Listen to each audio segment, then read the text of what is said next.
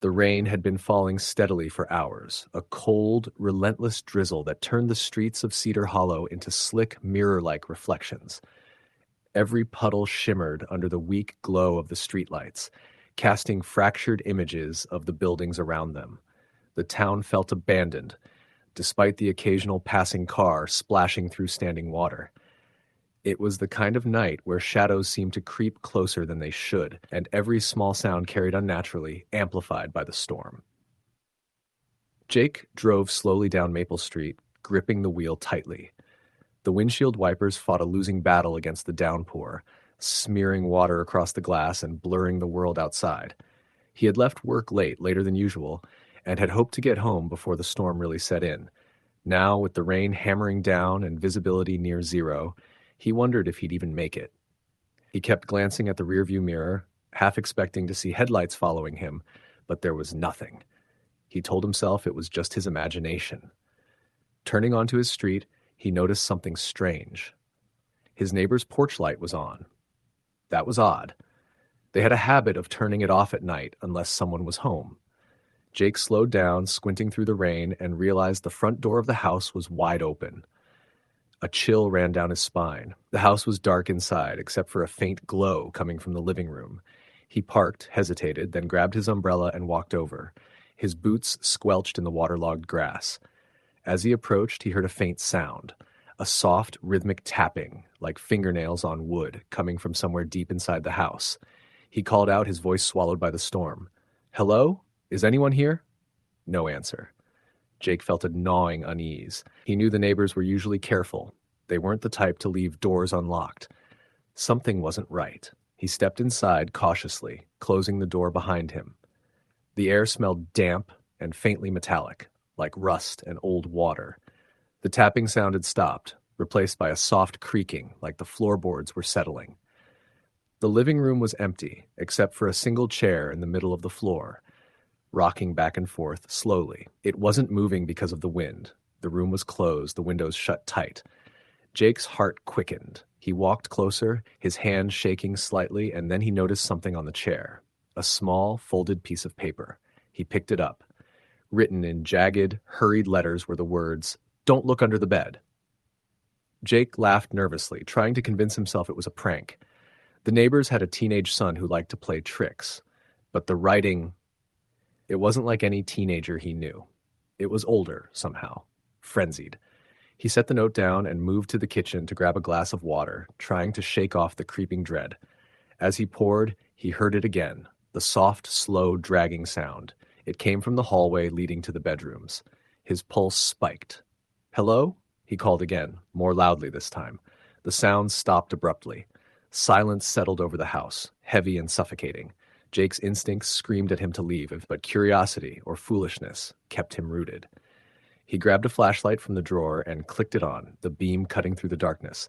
He edged toward the hallway, each step careful, deliberate. The dragging sound resumed, faint but persistent, moving closer. It was subtle at first, then unmistakable. Something was moving under the floorboards. Jake stopped, frozen, shining the light over the hallway. Nothing. The rooms were dark, the furniture casting monstrous shadows. He noticed the bedroom doors were all closed.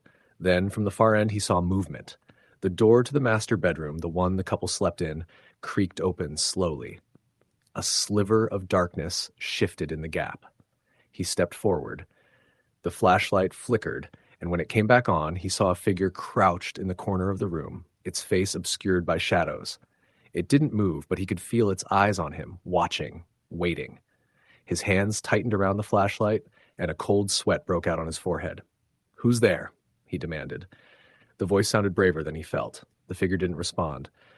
Then it did something that made Jake's stomach drop. It raised a hand, pointing directly at him. A wet, glistening hand. The kind of hand that didn't belong to a living person. And then it smiled. Not a friendly smile, an impossible, unnatural grin that stretched too wide, showing teeth that seemed sharper than human. Jake stumbled back, nearly dropping the flashlight, and it went out again. Darkness swallowed the room, complete and suffocating. He fumbled with the button, trying to get the light back. When it flickered on, the figure was gone. The room was empty. The air felt thick, oppressive. Then he heard it. A whisper coming from the closet. His own name, drawn out and hissed like multiple voices speaking at once. Jake. Jake. His knees nearly gave out. He backed away slowly, realizing the noise wasn't just coming from the closet. It was all around him, from under the bed, the walls, even the ceiling. A low, wet, dragging sound began again, circling him. Jake ran, bursting out of the bedroom and back into the hallway. The front door loomed ahead, salvation, but when he reached it, he froze. Another note had appeared, pinned to the door with a rusted nail. The words were written in the same frantic style. It's too late. They're inside. The dragging sound grew louder now behind him. He spun around and caught a glimpse of something under the staircase, a pale humanoid figure, arms unnaturally long, dragging itself along the floor. Its eyes were black voids, its mouth a grotesque grin. Panic surged through him. He yanked the door open and ran out into the rain, slipping and sliding across the wet driveway. His car was just ahead. He fumbled with the keys, hands trembling, and finally managed to get the engine started. As he sped down the street, he looked in the rearview mirror. The house was dark again, the front door closed. But he swore he saw movement in the windows, shadows twisting and turning, watching him. He drove without stopping, the rain blurring everything until he reached the highway. Even there, he felt it. The eyes, the presence following, lingering just beyond the edge of his vision. When he got home, exhausted and soaked, he locked every door and window, triple-checking each one. He told himself it had been a nightmare, a combination of stress, darkness, and the storm. But deep down, he knew that wasn't true. Something had been in that house, something that wasn't human. The next morning, he tried to call the neighbors. Their phone was disconnected. The house had been empty for weeks, they said. No one lived there. Jake's nightmares began that night. Always the same, the dragging sound, the whispers, the smile. And sometimes in the quiet moments when the rain fell hardest, he thought he could see it. Just a glimpse of that pale figure, lurking in the corners of his vision, waiting. Weeks passed. Friends noticed he was different, jumpy, tense, afraid of the dark. He started carrying a flashlight everywhere, checking closets, under beds, every shadow. He rarely slept more than an hour or two at a time. One night, the storm returned. He had barricaded his apartment as best as he could, but it was no use. The whispering came first, soft at first, then louder, filling the room with a chorus of voices. They called his name, taunting, coaxing him toward the corners, the shadows. He tried to leave, but every door led to darkness. Every window revealed only rain and shadows that seemed to move independently. He realized with a sickening clarity that he wasn't alone. Something had followed him. It had found a way inside. The dragging sound returned, circling him now, relentless. He shone his flashlight under the bed. Then he heard the whisper from the closet. He opened the door. Empty. And then he felt it. Cold hands on his shoulders, pressing down, pushing him toward the floor. He struggled, screamed, but it was stronger. The room itself seemed to shift, walls stretching, ceiling lowering. The whispers grew louder, 1,000 voices overlapping, chanting, laughing. Jake's flashlight flickered and died. Darkness consumed him. He was pulled toward the floor, toward something wet and cold, something that smelled of rust and decay. He thrashed, clawed at the carpet, tried to scream, but the voices drowned him, wrapping around him, pulling him under. The next morning, the building's maintenance staff found the apartment empty. No sign of Jake. No signs of a struggle. Just a room in disarray. The rain still dripping through the ceiling from the storm outside. People whispered about him. Some said he had left town. Others swore they saw him walking the streets during storms, soaked and wild-eyed, muttering to himself. And some, the ones who had been brave enough to check his apartment, swore they could hear dragging, whispering, and a chorus of voices calling out a name whenever the rain fell hard against the windows. The storm never really ended in Cedar Hollow. It just came and went, always leaving a residue of wet darkness, shadows that moved against the walls, whispers that seemed to come from nowhere. And the house where Jake disappeared? It remained, silent and waiting. Doors locked or unlocked, it didn't matter. Something inside always listened, always watched, always hungry. No one who went near it ever stayed long. Some said they felt eyes on them, even from across the street. Others claimed to see figures crouched in the windows, staring, grinning. And sometimes, when the rain was heavy and the night was dark, the faint sound of dragging echoed through the empty house, and a chorus of voices whispered names that were never meant to be called.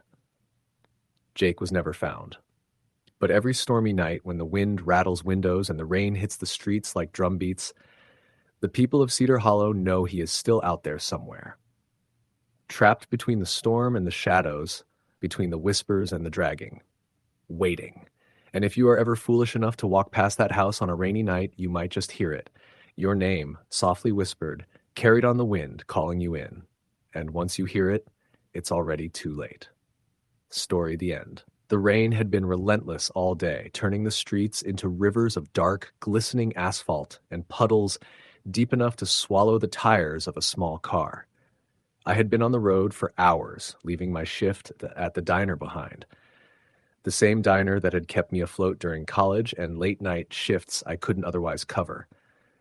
The roads outside the town were nearly empty, just me and the steady rhythm of the windshield wipers cutting through the storm. Streetlights flickered occasionally, and the reflections on the wet pavement made it hard to judge the distance of the oncoming headlights. I could feel my shoulders tense as I drove, the ache from standing all night or giving way to the creeping unease that comes with long drives through unlit country roads in the rain. About 20 miles out, I took a familiar curve near an old farmhouse that had been abandoned for decades. The house leaned slightly, paint peeling, windows boarded up, the front yard a tangle of weeds and broken furniture. Normally, I would have driven past it without a second thought, but tonight something felt different. The air seemed heavier here, and I thought I saw movement at the edge of the road. I slowed down, squinting through the rain, but nothing was there, just the distorted outlines of trees and the crumbling barn behind the house. I shook my head, muttering to myself that I was imagining things. A few minutes later, as I rounded another bend, I saw her, a figure standing in the middle of the lane, soaking wet, hair plastered to her face, clothes dark and torn. My foot slammed the brake, the car skidding slightly on the slick surface. My heart jumped into my throat. She didn't move, didn't flinch, just stared at me with eyes wide and unblinking. There was something wrong about her, something unnatural. Her expression was blank, but her gaze felt like it was piercing through me. I rolled the window down slightly, shouting over the storm, "Are you okay? Do you need help?" She tilted her head slowly, a deliberate motion that made my stomach churn. Then she stepped aside just enough for me to drive past, and I did, but not without catching something in her hand. A small, dark object that glimmered faintly in the headlights. I couldn't tell what it was. A knife, maybe, or a piece of metal. My pulse raced as I sped away, checking the rearview mirror over and over.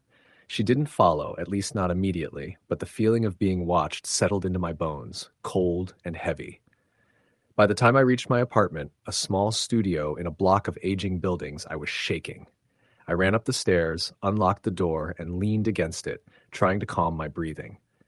The storm had intensified, wind rattling the windows, rain hammering the roof like nails driven by some unseen hand. I plugged my phone into the charger and waited, but the screen remained black. Battery dead, even though it had been full before. I muttered curses under my breath. Coincidence, probably. A glitch, maybe. I tried to shake off the unease, telling myself that it was just the storm, just the long drive, and the dark roads playing tricks on my mind. But later, when I sat on the couch, wrapped in a blanket and listening to the wind, I noticed movement outside my window. A figure at the edge of the street, silhouetted in the dim light of the flickering street lamp.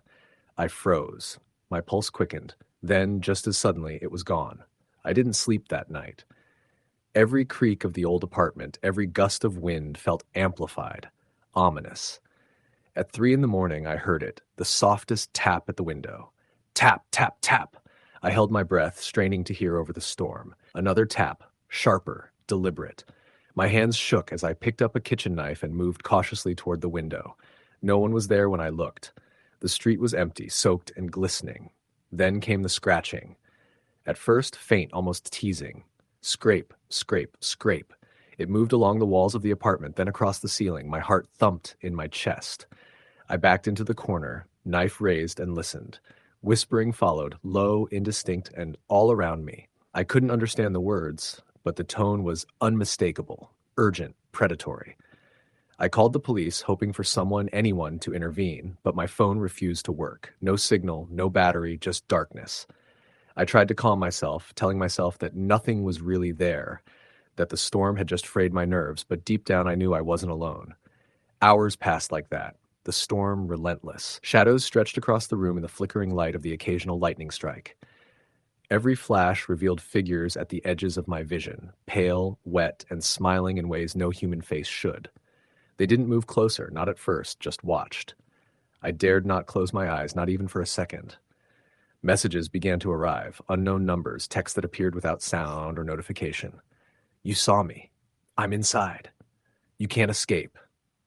My hands trembled as I read each one. Sometimes images were attached, blurry photos of shadows, of wet footprints across the floor, of myself or something that looked like me, staring back with a twisted grin. I couldn't tell what was real. Days passed, or maybe it was weeks. I stopped eating properly, stopped sleeping. I barely left the apartment. I would peek through the blinds, and there she would be, at the edge of the street, always wet, always smiling. Sometimes she vanished when I blinked.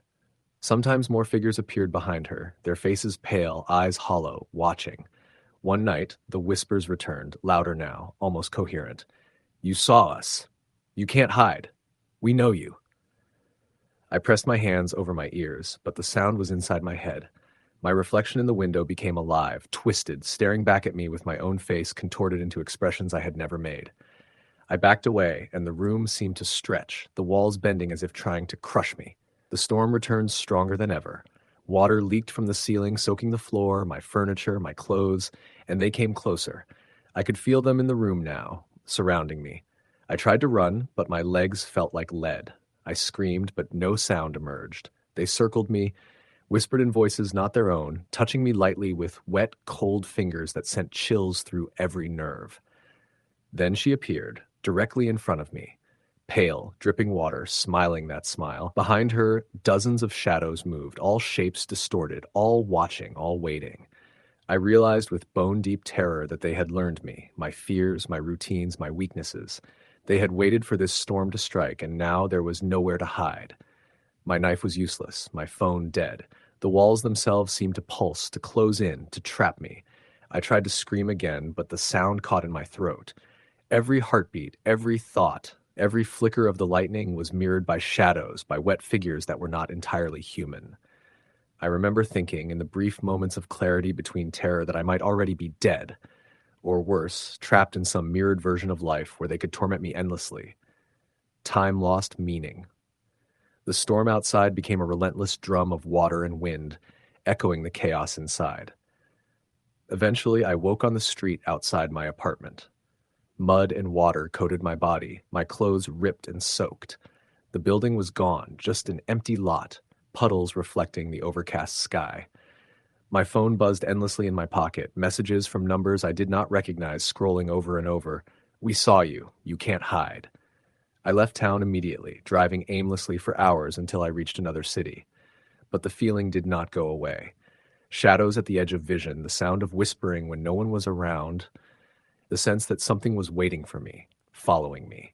I stopped using mirrors when possible, avoided windows on stormy nights.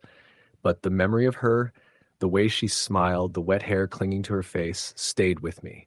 Sometimes when the rain falls hard enough, when lightning flashes in the distance, I feel it. The brush of wet fingers, the soft whisper of my name, the unmistakable sensation of eyes on me that aren't human, that have been watching me all along. And I know, with terrifying certainty, that one day I will see them again. Story the end. The storm had been relentless all evening, drumming against the asphalt in sheets that made the streetlights look like blurry halos. Rain poured in thick curtains that made it impossible to see more than a few yards ahead, and wind tore at the skeletal branches of trees along the deserted suburban streets. Sarah's car wipers struggled to keep up, and the tires hissed as they cut through puddles forming along the roadside. She hadn't planned to be out in this weather, but a late shift at the hospital meant she had no choice. She could have called a ride, but the storm had knocked out cell service, and she had no signal even to check. By the time she turned off the main road onto the winding lane that led to her apartment complex, the darkness felt suffocating. The streetlights along the lane were few and far between, and the intermittent flashes of lightning barely illuminated the wet asphalt. Sarah's heart beat a little faster, a mix of fatigue and unease gnawing at her. The night was too quiet, the kind of quiet that made even the softest sound, a distant thump of a branch against a roof, the squeal of tires on wet asphalt, startling. Her apartment complex was a small, aging building, 2 stories with long, narrow corridors and peeling paint. When she parked and stepped out, the rain instantly soaked her coat. She tugged the hood over her head and hurried to the entrance, her boots splashing in the puddles. Inside, the lobby was dimly lit, the hum of a single overhead light barely cutting through the gloom. The walls were lined with faded, water-stained wallpaper, and the smell of damp carpet and old wood filled her nose. As she fumbled for her keys at the door, a sound made her freeze, a low, dragging noise, like someone sliding a heavy object across the wet floor outside. She glanced toward the empty street through the lobby's glass doors. The rain blurred everything into a gray smear. Shaking her head, she told herself it was just the wind and debris, and pushed the door open. Inside the apartment, the storm made everything feel heavier. The lights flickered, casting shifting shadows across the narrow hallway. Her apartment was small, a single bedroom, a living room barely bigger than the kitchen, and a bathroom with a perpetually leaking faucet. She dropped her soaked coat near the door, grabbed a towel, and wrapped herself up, trying to shake off the damp chill. Then she heard it again, the sound of something heavy being dragged. This time it wasn't outside. It came from the hallway that led to her bedroom. Her pulse spiked. She froze, straining to hear over the rain pounding on the roof and the soft drip of her faucet. The sound came again, slower, deliberate, closer. She grabbed a kitchen knife from the drawer, a flimsy defense but better than nothing, and inched toward the bedroom. The hallway was empty, just the dim outline of her furniture in the flickering light. Nothing moved. She exhaled shakily, telling herself she was imagining things. She had been working night shifts for months now, alone in the hospital corridors, and maybe her mind was finally cracking. Shaking off the fear, she locked the apartment door behind her and tried to settle on the couch, blanket wrapped tightly around her. The rain seemed to grow louder, battering the windows with a ferocity that made the walls shudder. She tried to focus on the TV, but static filled the screen. A sudden flash of lightning illuminated the room in stark white light, and for a brief second she thought she saw a figure standing at the end of the hallway. Her breath caught. She blinked, and it was gone. Thinking she was losing her mind, she decided to check the security cameras in the building's lobby. The small monitor was in the kitchen, plugged into a surge protector, barely visible in the dim light. She powered it on, squinting at the grainy feed. The lobby was empty, the rain dripping from the awning outside creating ripples in the puddles on the concrete. Nothing seemed out of place. Then she noticed it, a shadow, long and thin, slipping along the side of the building outside. Barely moving, but moving. She leaned forward, straining to see through the rain and the grainy video. The shadow paused near the parking lot, just out of camera view. And then it shifted again, coming closer. Her hands shook so badly she nearly dropped the monitor. She told herself to calm down. It was probably a neighbor, someone late getting home, waiting under the awning. But her gut twisted with unease. There was something wrong about the way the figure moved. Too deliberate, too silent, like it wasn't just walking but stalking. Suddenly, the building's lights flickered and went out. Darkness swallowed the hallway, leaving only the storm's light through the windows and the faint glow of her monitor. She heard it then, the slow, deliberate dragging again. Not outside, not on the street, but inside the building, coming from the stairwell that led up to the second floor. Panic clawed at her chest. She grabbed her phone to call 911, but there was still no signal. The storm had taken everything: power, communication, safety. The dragging sound grew louder, closer, echoing off the walls. Her apartment door rattled under a sudden gust of wind, or something else trying to push in.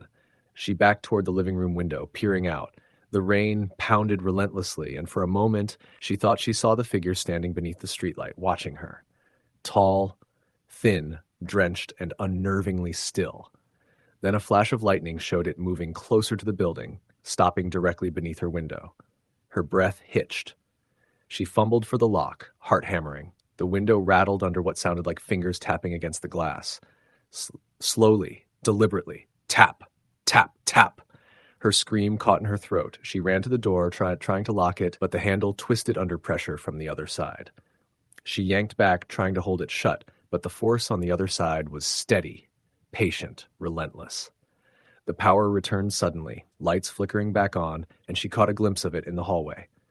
Not outside, not a shadow. It was inside the building, tall, pale, water dripping from its hair, face obscured, standing in the center of the corridor, staring at her apartment door. Bare feet left dark, glistening footprints on the wet tile floor. She stumbled backward, almost dropping the knife. The figure tilted its head slowly, unnaturally. The dragging sound had stopped. Now there was only silence, heavy and suffocating, punctuated by the rain outside. She ran to the bedroom, locked herself in, and called the building manager. No answer. She tried her neighbors. Silence. Only the storm answered her. Minutes or hours passed. She didn't dare move. Every flicker of lightning made her flinch. Every roll of thunder made her heart jump. Then she heard it again. The dragging. Coming closer. Up the stairs. The footsteps stopped outside her door. Slow, deliberate. She could hear wet, slippery sounds on the carpeted stairwell. The doorknob rattled. Tap, tap, tap. Sarah pressed herself against the far wall, clutching the knife, trying not to breathe.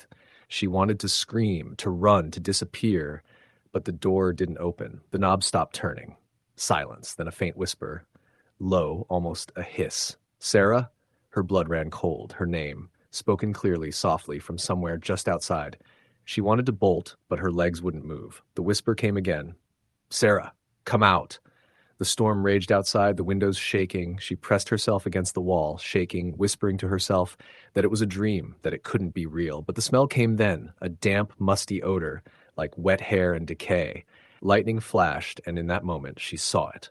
Outside her bedroom door, pressed against the glass panel in the middle of the door, though the apartment doors weren't supposed to have panels, was a face. Pale, wet hair plastered to it, black eyes staring straight through her. Its mouth opened, water dripping in slow, deliberate streams. The door rattled again, and the whisper came louder. Sarah, come out, come out. In a frenzy, she grabbed her coat, yanked the window open, and leapt onto the fire escape. Rain lashed her as she slid down the metal steps, heart hammering. She hit the ground hard, slipped in the mud, and ran. Across the parking lot, into the storm. She didn't look back. She ran until the building was a blur, until the rain drowned out every other sound. Hours later, exhausted, soaked, and trembling, she found herself at a 24-hour diner on the edge of town. She collapsed into a booth, trembling, trying to explain to the clerk what had happened, but the words stuck in her throat. She could still hear the whispers, still see the face pressed against the door in her mind. When dawn came, she returned to her apartment, thinking it had all been a nightmare, a product of exhaustion and fear. The building was quiet, the storm gone. But the footprints remained, bare, wet, and dark, leading from the stairwell up to her apartment door, stopping at the threshold. No one ever explained the figure. No one saw it besides her. She never stayed another night there. But sometimes late at night, she swore she could hear the dragging sound in the rain, slow and deliberate, coming closer with every flash of lightning. Story the end. The rain started sometime after 6, soft at first, like the kind of drizzle that barely wakes you, but it didn't stay soft for long. By the time Colin Matthews left his shift at the gas station on the outskirts of Trenton, Ohio, it had become a relentless downpour. The streetlights flickered through sheets of rain, turning the familiar roads into slippery, dark rivers. Puddles formed in the uneven asphalt, reflecting the glow of the few neon signs that hadn't burned out yet. Every reflection, every shadow seemed to twitch in the wet glow, making the world feel smaller, more dangerous, more alive. Colin's old sedan creaked under the stress of the storm, windshield wipers squealing as they fought the deluge. He liked driving at night. He liked the isolation, the way the headlights cut through the darkness, giving him a sense of control over a world otherwise so unpredictable. But tonight, there was something in the air that made him tense, a subtle wrongness that he couldn't place. The smell of wet asphalt, the earthy tang of soaked soil, and the faint metallic hint of the storm itself felt almost too heavy, About 20 minutes into the drive, he saw movement at the edge of the road. At first, he thought it was just a trick of the rain, a shadow distorted by the headlights. But as he drew closer, he realized it was a person, standing perfectly still, soaked to the bone, hood pulled over their head. The posture was rigid, unnaturally so, and something about it made Colin's chest tighten. But the figure didn't wave, didn't signal, didn't even turn toward him. They just stood there, waiting. Colin slowed instinctively, gripping the wheel tighter. "Hey!" he called, rolling the window down slightly. Rain sprayed in, cold and biting. "You need a ride?" No response. Colin's heart started to pound. Something about the figure felt wrong, not just in the moment, but in a way that sank deep into his bones. He should keep driving. He knew that. He should leave them there. But the rational part of his brain was drowned out by a mix of curiosity and unease, a gnawing feeling that whatever this was, it wasn't going to be good if ignored. He unlocked the passenger door, his hands trembling. The figure moved toward the car, and Colin froze for a moment. There was a pause in the world, as if time itself had slowed.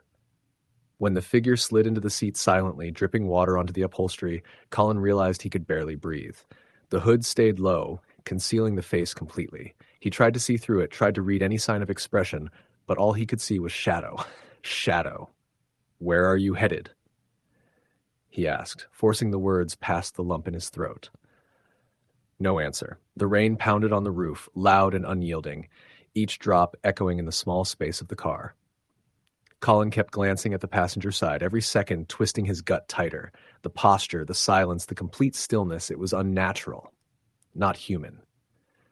"Are you okay?" His voice barely carried over the storm. Then the figure moved. Just a slight shift of the head, enough for Colin to notice. It wasn't a natural movement, not casual or hesitant. It was deliberate, controlled, intentional. His heart leapt into his throat. Something was very wrong. The car swerved slightly as Colin's pulse raced. His instincts screamed at him to drive, to escape, to run, but the figure's hand was on the gear shift before he could react. He yanked the wheel.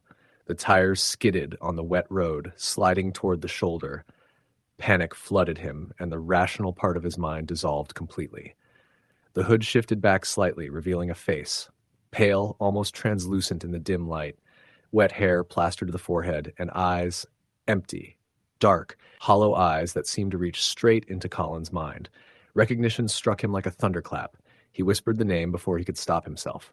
Sarah. It was impossible. Sarah Palmer had disappeared nearly 8 years ago from this very town. A missing person case that went cold, whispered about in local bars and on social media. And now, here she was. Or what claimed to be her.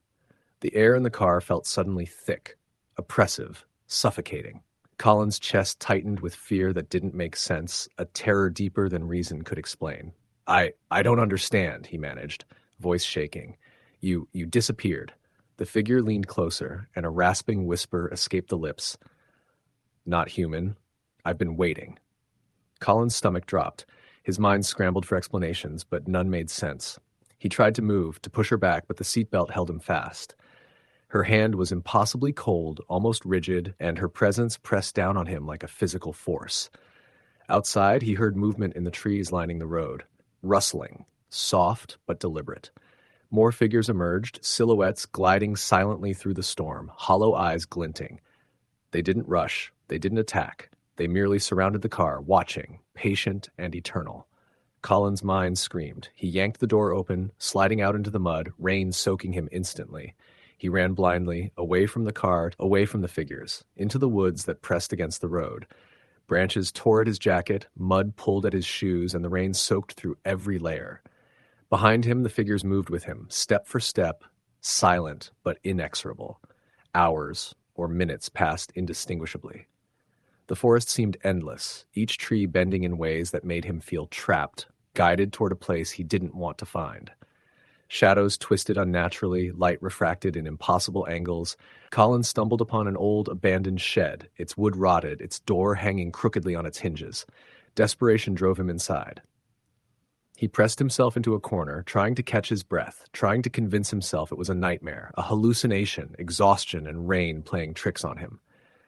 But the tapping came next, slow and deliberate, at the cracked window. He froze. The figures outside didn't enter, didn't speak. but their presence pressed in, a tangible weight. He could feel them circling, patient, relentless. The storm outside became irrelevant. The oppressive presence of the figures and of Sarah, or what she had become, was all that existed. His thoughts fragmented, memories from the past mixing with the impossible present. He remembered Sarah's laugh, her notebook, the way she had looked at him with distrustful eyes, and now all of it was twisted, distorted into something unnatural. Then the shed door creaked. He looked up and saw her standing there, dripping wet, hair plastered, eyes hollow, lips curling into a semblance of a smile. The shadow of her body moved, slow and deliberate, closer.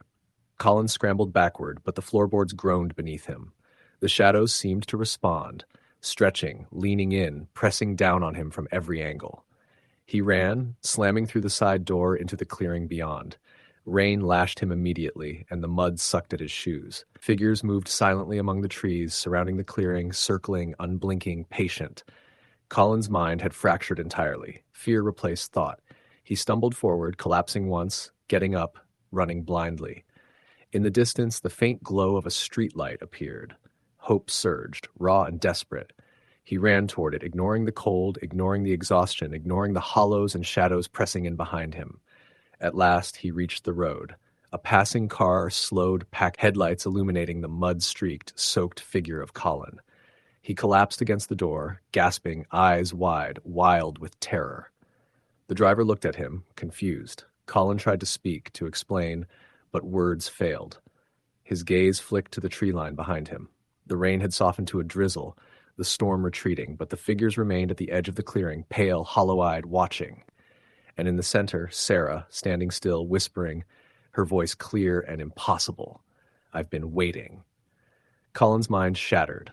The world around him became unreal, twisted, unrecognizable. The rain continued, relentless and indifferent, washing over him, drowning the streets in darkness. He would never forget the hollow eyes, the whispers, the patient waiting of those figures that existed somewhere between nightmare and reality. Story, the end. The rain had been falling since early evening, thick sheets of it sweeping across the quiet neighborhood and pressing everything into a suffocating darkness. The gutters were overflowing, water rushing down the streets like shallow rivers, and the few cars that passed through left rippling wakes in their headlights. By the time it reached midnight, the storm had only grown worse. Thunder rattling the glass panes of windows, lightning flashing enough to cast skeletal shadows across walls. Daniel sat alone in his small rental house on the outskirts of town, the kind of place that was cheap precisely because no one wanted to live there. It wasn't falling apart exactly, but it bore the signs of a structure long neglected. Peeling paint, creaking floors, the faint smell of damp wood that only worsened in weather like this. He had taken the house in a rush a month ago, eager to move out after his last roommate's situation fell apart in ugly fashion. He told himself this was temporary, that he'd save some money and find someplace better. But now, on this particular night, as the rain slammed against the house and the power flickered, he felt like he'd made a mistake being there at all. He was supposed to be working on paperwork. His boss had asked him to finish inventory reports, but he couldn't concentrate. His hands itched to keep busy, but his mind kept wandering, listening to the storm, catching strange noises that he couldn't easily explain. The wind made the siding groan, the branches outside scraped against the roof, but sometimes, just beneath all of that, there were other sounds, knocks, faint and deliberate, like someone testing the strength of the walls. He tried to ignore it, poured himself another coffee, and told himself it was nothing. But then it came again. 3 distinct knocks, this time at the back door. Daniel froze, his cup halfway to his lips. No one ever came to the back door. The little yard was fenced in, overgrown, and the gate had been swollen shut with rain since the day he moved in. For someone to knock there, they'd have to climb over the fence in a storm. He set the cup down and moved slowly toward the kitchen. The house was almost pitch black except for the soft light of the small lamp in the living room, and the power threatened to cut out with every thunderclap. He stood by the doorway, staring toward the back, listening. Another 3 knocks. Harder this time. His first instinct was to grab his phone, but when he flicked the screen awake, he realized the storm had killed the signal. No bars, no internet. Just a glowing screen in his hand showing him the time, 12:37 a.m. He thought about calling out, but his voice caught in his throat. If someone was back there, he didn't want to let them know he was standing just a few feet away. He waited, pressed against the wall, every muscle in his body locked with tension. The knocking stopped. For a long time there was nothing, only the endless roar of rain. Finally, he stepped forward and flipped the kitchen light on. It flickered once, buzzing like an angry insect, then steadied. He stared at the door. The glass in the upper panel was fogged with condensation, rain streaming down its surface, distorting the view outside. He forced himself to move closer, just enough to peek. There was nothing, just the yard, dark and blurred with storm. He turned the lock just to check, then pulled back, leaving the light on as he went to the living room. His heart was hammering. He told himself it was probably just the storm, wood swelling and shifting, something falling against the door. It had to be. He sat back on the couch, forced himself to focus on the paperwork, and pretended everything was fine. But the uneasy feeling didn't leave him. By 2 a.m., the rain had not let up. The thunder had grown sharper, closer, and the power dipped again and again, making the lights dim until the room seemed to breathe around him. He was half asleep, slumped over the coffee table with his papers scattered when another sound snapped him awake. This time, it wasn't knocking. It was footsteps. Slow, deliberate, heavy, moving across the porch. Daniel's head jerked toward the front door. The sound was unmistakable. He sat frozen, listening as the steps came closer, stopped, then came again. Whoever it was wasn't rushing, wasn't desperate. They were walking like they had every right to be there. And then 3 sharp knocks on the front door. He jolted upright, his chair scraping against the floor. His chest tightened, panic seizing him. He didn't move toward the door. Instead, he stepped back, reaching for the nearest thing he could use as a weapon, a fireplace poker propped in the corner. He gripped it tightly, sweat slicking his palms despite the chill in the room. The knocks came again. Daniel's throat was dry. He wanted to shout, "Who is it?" But the words stuck. Something about the sound was wrong, too calm, too steady. And beneath it all, he thought he could hear breathing, slow and measured, just on the other side of the thin wood. Then silence. He waited. 10 minutes. 15. His heart never slowed. Finally, when the only sound left was rain, he dared to inch forward and look through the peephole. No one was there. But when he looked down, his stomach dropped. Bare footprints. They were faint in the rain, nearly washed away, but still visible on the porch. 2 long, pale shapes leading right up to his door. No shoes, no boots, just bare feet pressed against the soaked wood. He stumbled back, nearly dropping the poker. His skin crawled, his body screaming at him to do something. Call the cops. Call anyone. But his phone was still dead, no signal, and even if he drove out, he'd have to make it through flooded roads in a storm that had only grown worse. He locked the door again, checked the windows, then dragged the couch across the room and shoved it up against the entrance. His chest heaved with every breath. He told himself morning would come soon, that it was just a few more hours. But morning never felt further away. By 3:30, the power went out completely. The house dropped into silence, broken only by the rain and thunder. The darkness was total. Daniel fumbled for a flashlight and sat on the couch, the poker in one hand, the light in the other. He aimed it toward the windows, sweeping back and forth, waiting for the next sound. It came sooner than he wanted. From upstairs. The creak of a floorboard. Daniel's blood turned cold. He lived alone. He hadn't been upstairs in hours. He slowly turned the flashlight toward the staircase, the beam trembling as badly as his hands. For a long time, nothing moved. Nothing stirred. He told himself the house was old, wood swelled with the rain, boards shifted. That was all. Then another creak, and another. Footsteps, slow, heavy, moving across the second floor. Daniel's heart slammed against his ribs. He couldn't breathe. Every instinct screamed at him to get out, but the storm made that impossible. He sat frozen, staring at the darkened staircase, waiting for something, anything, to reveal itself. The footsteps stopped. Silence swallowed the house. He held his breath, waiting. And then from upstairs came the sound of a door opening. Hinges groaning, long and slow. Daniel's flashlight slipped in his hands. He scrambled for his phone, hoping for a signal, but the screen only glowed uselessly. He thought about running out into the storm anyway, but the image of those bare footprints kept him in place. Whoever, whatever was inside had already made it past the doors. The locks hadn't mattered. A whisper drifted down the stairs then, so faint he thought he'd imagined it. Just one word. Daniel. He nearly dropped the flashlight. The sound was clear, deliberate. Someone upstairs was calling his name. He didn't move. Couldn't. His mind reeled, trying to place the voice, but it was flat, emotionless, unfamiliar. Another creak of footsteps. Closer to the stairs now. Daniel bolted. He grabbed his keys, yanked open the back door, and plunged into the storm. The rain hit him like ice, soaking him instantly, blinding him. He didn't care.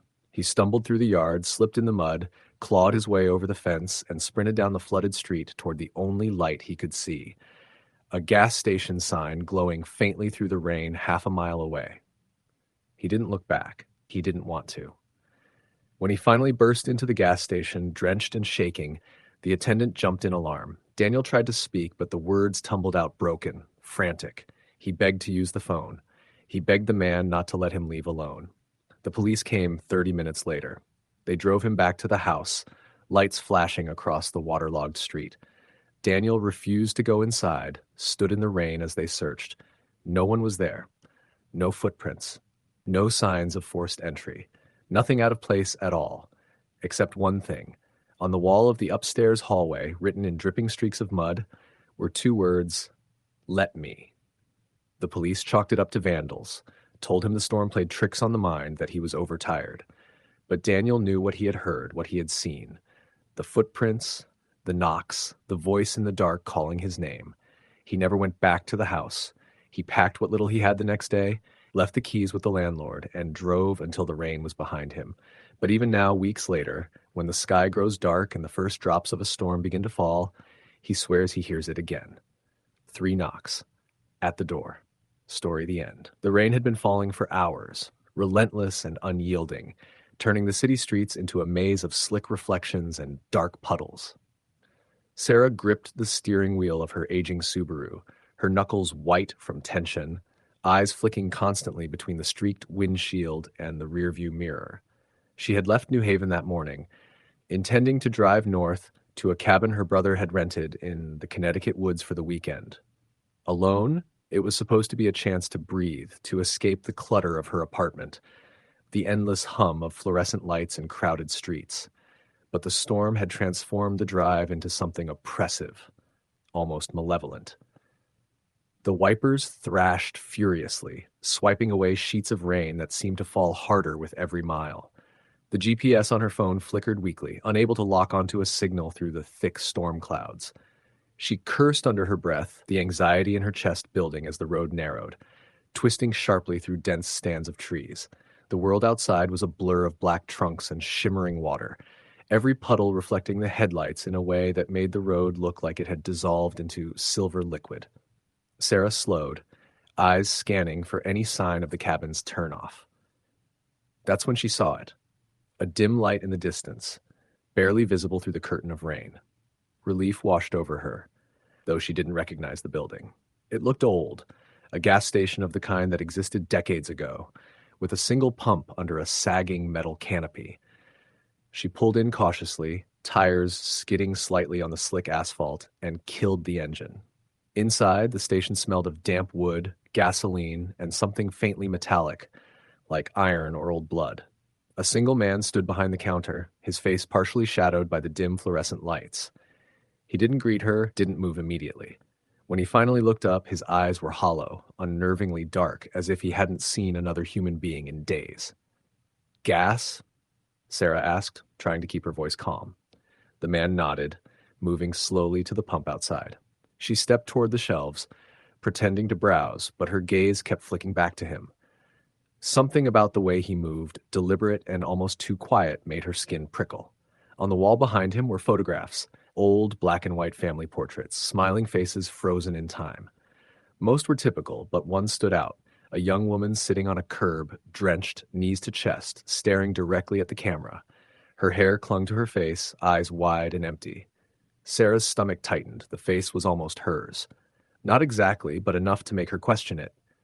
She forced herself to look away, telling herself it was coincidence. a trick of memory. The man's voice cut through her thoughts. Looks like someone you know, doesn't it? Sarah jumped, the sound foreign and harsh in the stillness of the station. I guess, she stammered, swallowing.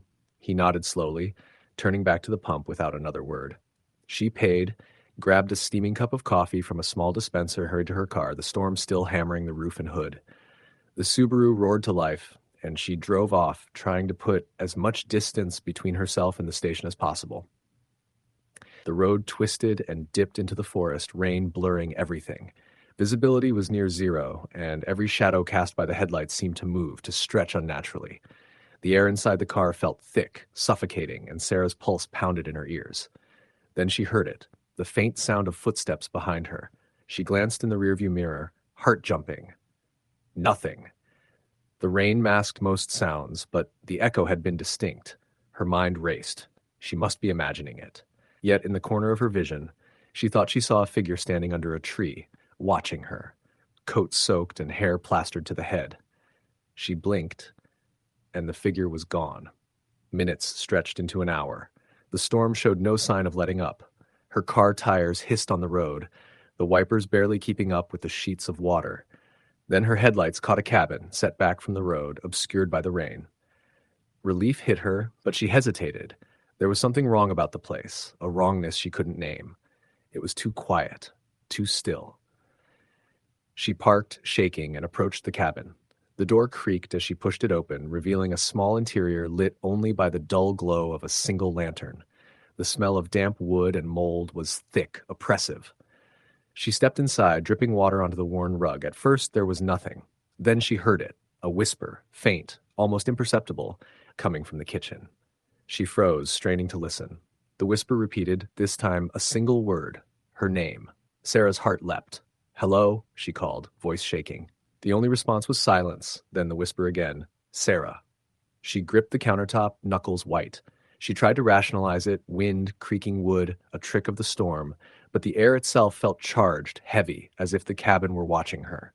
She moved toward the kitchen, flashlight in hand, the beam cutting through the darkness. The sink was empty, the countertops bare. But written across the fogged window was a message, smeared as though drawn by fingers through condensation. You can't hide. A scream rose in her throat, but it was swallowed by the wind. She stumbled back, heart racing, tripping over the edge of the rug. The flashlight flickered and died, plunging her into near darkness. The whispering grew louder, surrounding her, coming from every corner, every shadow. Shapes began to emerge from the darkness, indistinct but moving toward her with unnatural speed. Sarah backed toward the door, fumbling with the lock, but the handle wouldn't budge. She pounded on it, shouting, but the cabin seemed to absorb her voice. The shadows advanced, forming vaguely humanoid shapes, faceless and wet, their movements jerky and inhuman. The flashlight flickered back on for a moment, revealing her own reflection in a mirror on the wall. But it wasn't her. The face was pale, eyes hollow, drenched as if she had been standing in the rain for hours, a twisted mockery of herself. The whispers became voices, multiple, overlapping, chanting her name, taunting, calling her toward the corners of the room. She tried to turn, but the floorboards creaked unnaturally, as if the cabin itself were shifting beneath her feet. Panicked, she broke a window with a nearby chair, glass shattering into the rain. She scrambled through, cutting her hands, water soaking her clothes immediately. Outside, the storm was no less violent, but at least the air didn't press against her chest.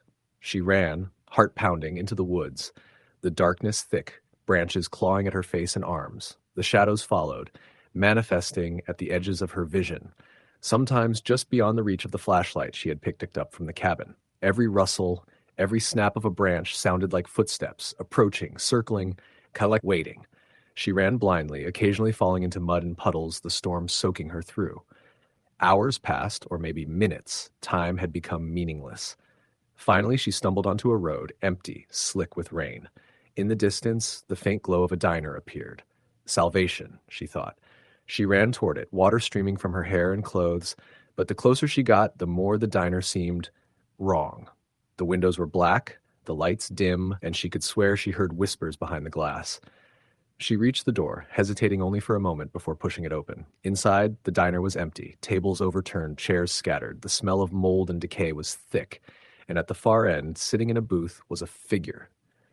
Pale, wet, familiar. Her own face twisted into a smile that didn't reach the eyes. "You should never have come alone," the figure said, voice matching hers, yet hollow, distant. Sarah tried to run, but the floor gave way beneath her, plunging her into darkness. She landed hard, the cold earth beneath her seeping into her bones. Shapes pressed from the shadows, reaching, whispering, laughing. She screamed, thrashing, but the darkness swallowed her, pulling her deeper into itself. When she awoke, she was back in the Subaru, rain pelting the roof, her hands gripping the wheel. The road stretched endlessly before her, empty, gray, unyielding. Her phone buzzed. No signal, yet messages appeared. "We see you. You can't leave. Next time." The storm had not ended. The whispers had not stopped, and every reflection in the windows, every shadow at the edges of her vision, reminded her that she would never be alone again. No matter how far she drove, how fast she went, the rain would follow, the shadows would follow, and the whispers would call her name. Years passed. Sarah became a ghost, driving through storms, through empty highways, avoiding cities, that motels, anyone or anything that might stop her. Every rainy night, the whispers grew louder, the shapes more defined, always reminding her of that cabin, that diner, the face that was hers but not hers. Sleep became impossible. Even the brightest daylight carried the memory of the storm, the wet shadows, the voice calling from everywhere at once. And still she drives. Through rain-soaked roads, through forests and abandoned highways, the storm relentless, the shadows watching, whispering. She knows one day she will be caught, pulled into the darkness fully, absorbed by the rain and the voices she cannot escape. Until then, she drives, heart pounding, eyes wide, a prisoner of the storm, a traveler in a nightmare that will never end. Story. The end. The rain came down in sheets, relentless and unforgiving, turning the streets into rivers of murky water. Streetlights flickered, their weak illumination barely cutting through the downpour, casting long, quivering shadows across the wet pavement. I gripped the steering wheel tighter, the car sliding slightly as I navigated the familiar yet strangely alien roads of the outskirts of Cedar Creek. The town had always seemed sleepy, benign even during the day, but nights like this stripped it bare, revealing a raw, unsettling undercurrent I had never noticed before. I had left work late, again, because my shift at the factory had run overtime. The rain had started while I was still clocking out, and by the time I reached my car, it was a full-blown storm. I knew the shortcuts through the back roads would get me home faster, but something about the darkness, the isolation, made my instincts scream at me. Still, I took the risk, telling myself the drive would only take 20 minutes if I stayed calm. At first, it was nothing more than the usual annoyances, water pooling on the road, the occasional car splashing past, wipers struggling to keep the windshield clear. Then I noticed it. A figure, or maybe more than one, standing at the edge of the road. At first, I thought it was a person trying to hitch a ride, but the posture was wrong. The figure didn't shift as a human would. It just stood there, arms hanging at its sides, motionless in the rain. My heart skipped a beat, but I shook it off, telling myself it was just a trick of the light, a shadow distorted by the rain. I kept driving. The car's headlights illuminated the figure for only a brief moment, but when I blinked, it was gone. My pulse quickened.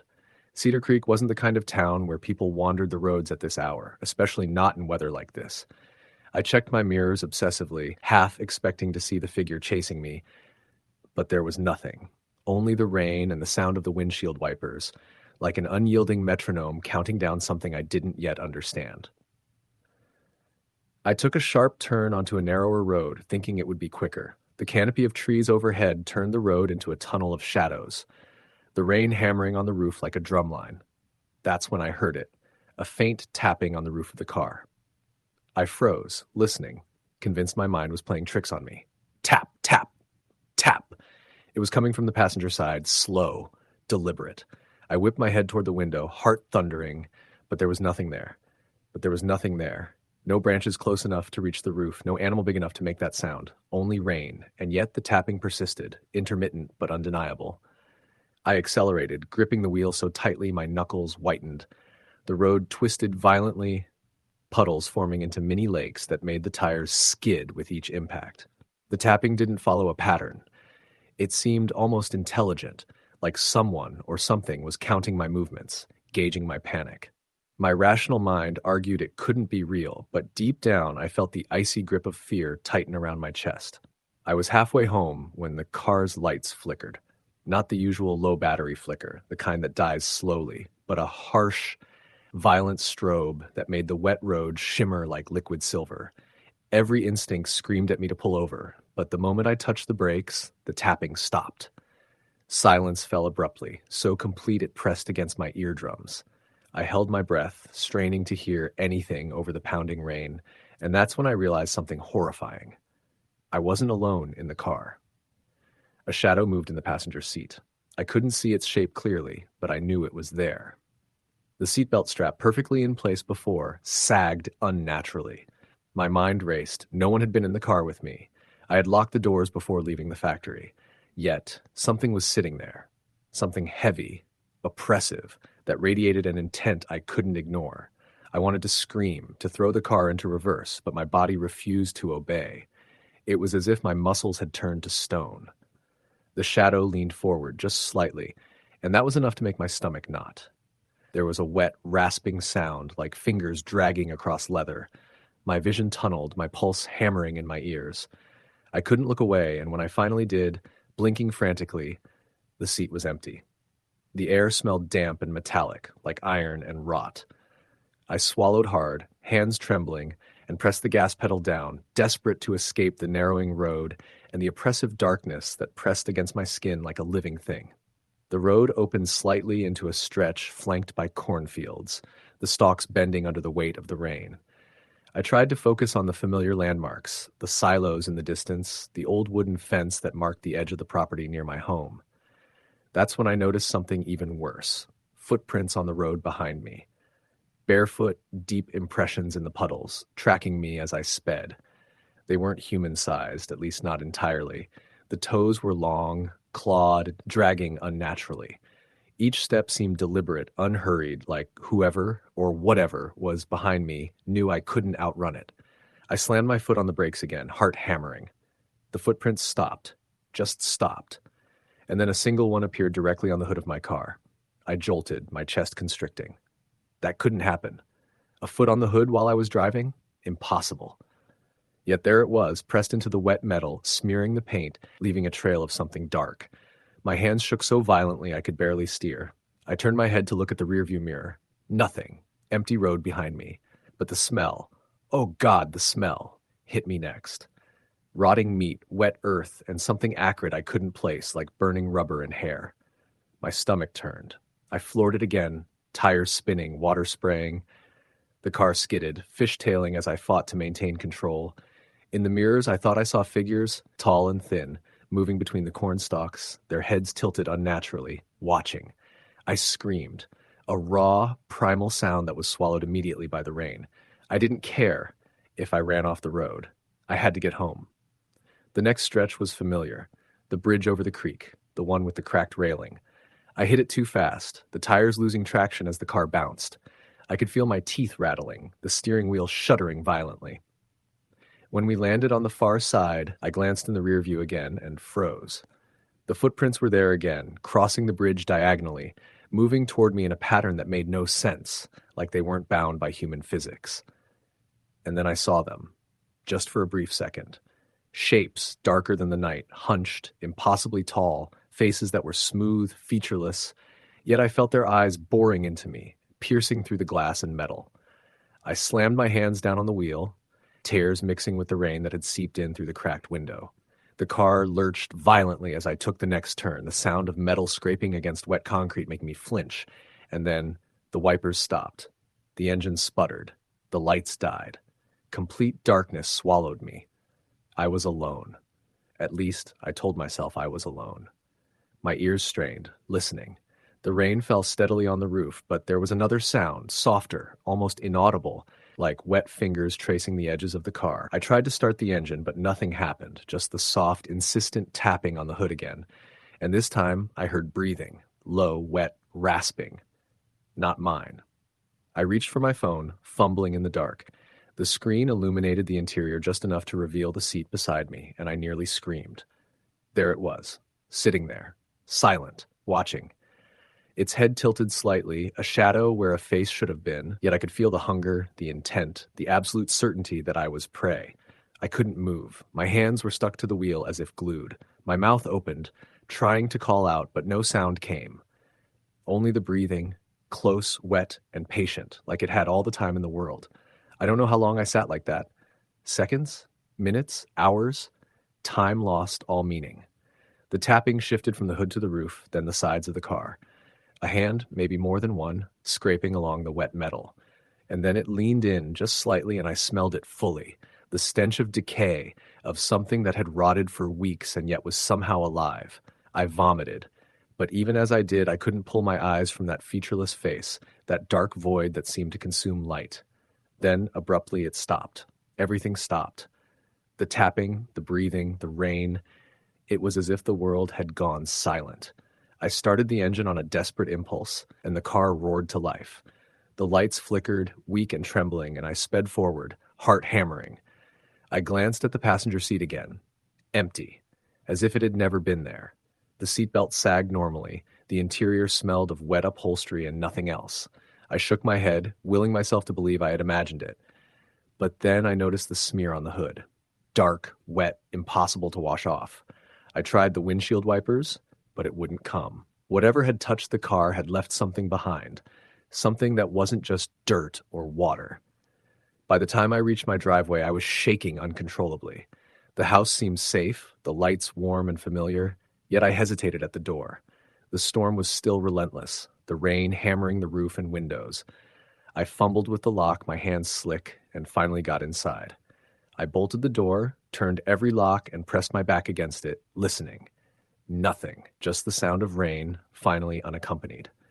I told myself it was over, that I had escaped whatever that thing was. I took a long shower, trying to wash off the stench, the fear, the feeling of its presence. But as I stood there, water cascading over me, I felt it. The tap, soft, deliberate, coming from the bathroom mirror, and the whisper, low and wet, curling around the edges of the room, "You can't leave." I ran from the shower, dripping water onto the tile floor, and the mirror fogged up, steam curling across its surface. And there, written faintly, as if etched by a hand I couldn't see, were words that made my blood run cold. "We're already here." I didn't sleep that night, and the rain didn't time I glanced out the window. Every shadow in the corner of the room, every flicker of lightning, I saw it, or them, waiting, patient, hungry, watching. The house, once a place of safety, felt like a cage, and I knew, with a certainty that chilled me to the bone, that whatever had followed me home wasn't done. It would never be done.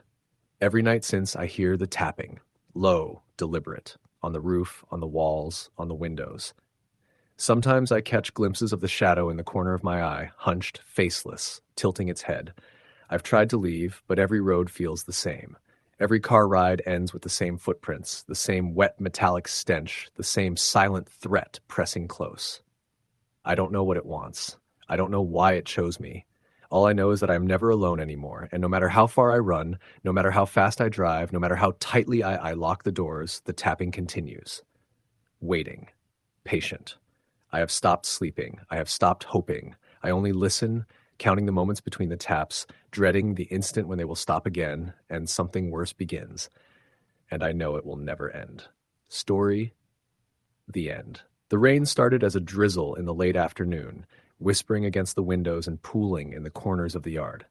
By evening, it had turned relentless, hammering the roof and streaking the roads with rivers of water.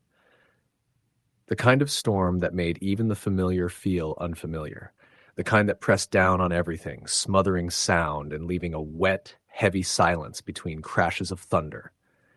Jacob sat in his car at the edge of a nearly empty parking lot, the windshield wipers moving furiously, unable to keep up with the sheets of rain. The small diner across the street was dim, the neon sign flickering like it was struggling to stay alive. He was waiting for his sister, who had promised to meet him after her shift. The storm had slowed traffic to a crawl, and he was beginning to regret not leaving home earlier. The rain made the lot deserted and eerie. The streetlights cast halos on the wet asphalt, but they couldn't chase away the darkness at the edges, where shadows stretched and twisted. Jacob felt exposed, small, and uneasy in the vast, empty space. Every sudden flash of lightning revealed something momentarily. An abandoned shopping cart, a tipped-over trash can, but the shadows would reclaim them before his eyes could focus. Then he saw movement. At first, it was nothing more than a blur along the far edge of the lot. But when lightning split the sky, he saw a man walking toward him. His clothes were dark and soaked, and he moved with a purpose that made Jacob's stomach tighten. The man didn't run, didn't hesitate, just came steadily, head down against the rain. Jacob unlocked the car doors instinctively. The man's eyes, when he lifted his head, were hard to see in the dim light, but there was something in them that made Jacob's throat dry. They were sharp, alert, and he had the feeling that the man wasn't just passing through. "Hey," Jacob called, trying to sound casual, though his voice caught in his throat. The man didn't respond, just continued walking. When he reached the car, he stopped and stared, soaking wet, rain dripping from the brim of a soaked baseball cap. He leaned slightly toward the driver's side window. "Can I sit in your car for a second?" the man asked, voice low and steady. "It's too wet out here." Jacob hesitated. The storm was fierce, but something about the man's presence screamed danger. He shook his head. "Sorry, man. Can't. Please, stay dry." The man's lips twitched, not quite a smile, but enough to unsettle Jacob. "Just a minute," he said, and stepped closer. Lightning struck nearby, and in that brief flash, Jacob saw something on the man's jacket, a dark, sticky stain, glistening wet in the light. He blinked, and it was gone. "Please," Jacob said again, his hands tightening on the wheel. "I can't." Suddenly, the man slammed his hand against the car roof. The sound was sharp and violent against the storm, making Jacob jump. "I said, just a minute." The air seemed to tighten, and Jacob felt trapped. His mind raced, thinking about how far the nearest police station was, how unlikely it would be to call for help without leaving the car and exposing himself. The man's eyes glinted in the dim streetlight. He didn't move again, just stared and then slowly lifted his hand. He traced a line down the side of the car as if testing it.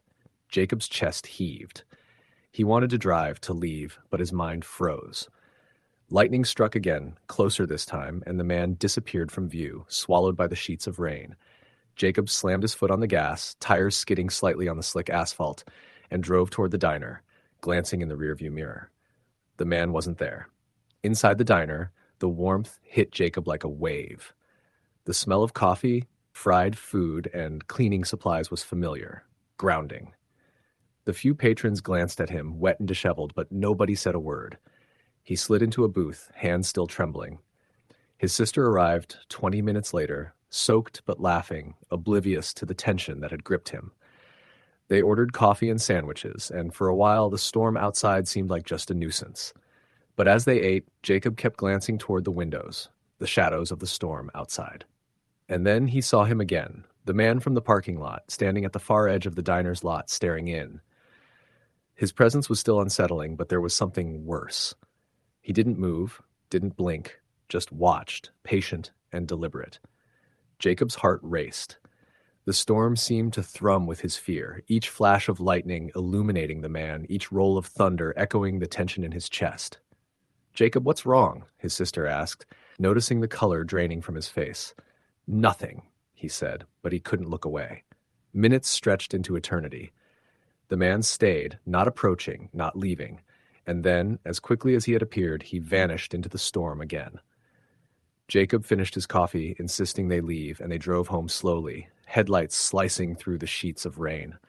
But he couldn't shake the feeling of being followed, of eyes watching them from the darkness beyond the windshield. When they arrived at his house, the storm had dulled to a persistent drizzle.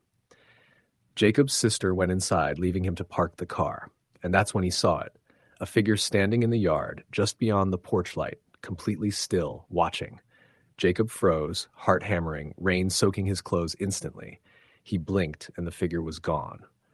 But the memory of those eyes, unblinking and sharp, stayed with him, pressed into his mind like the storm pressed against the world outside.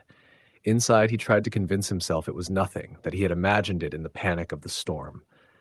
But deep down, he knew the truth. Storms had a way of revealing things. And that man wasn't just part of the night. He was waiting. Jacob couldn't sleep that night. Every sound, the rain against the roof, the branches scraping the windows, the distant hum of traffic, felt amplified, sinister.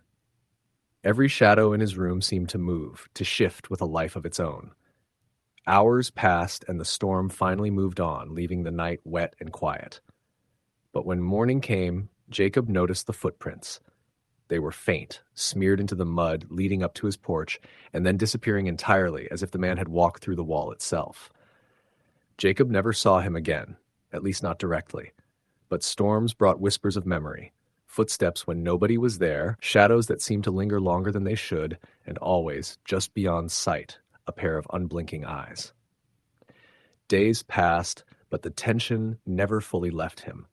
He started locking doors at times he never used to, checking the yard at night, listening for sounds that weren't there.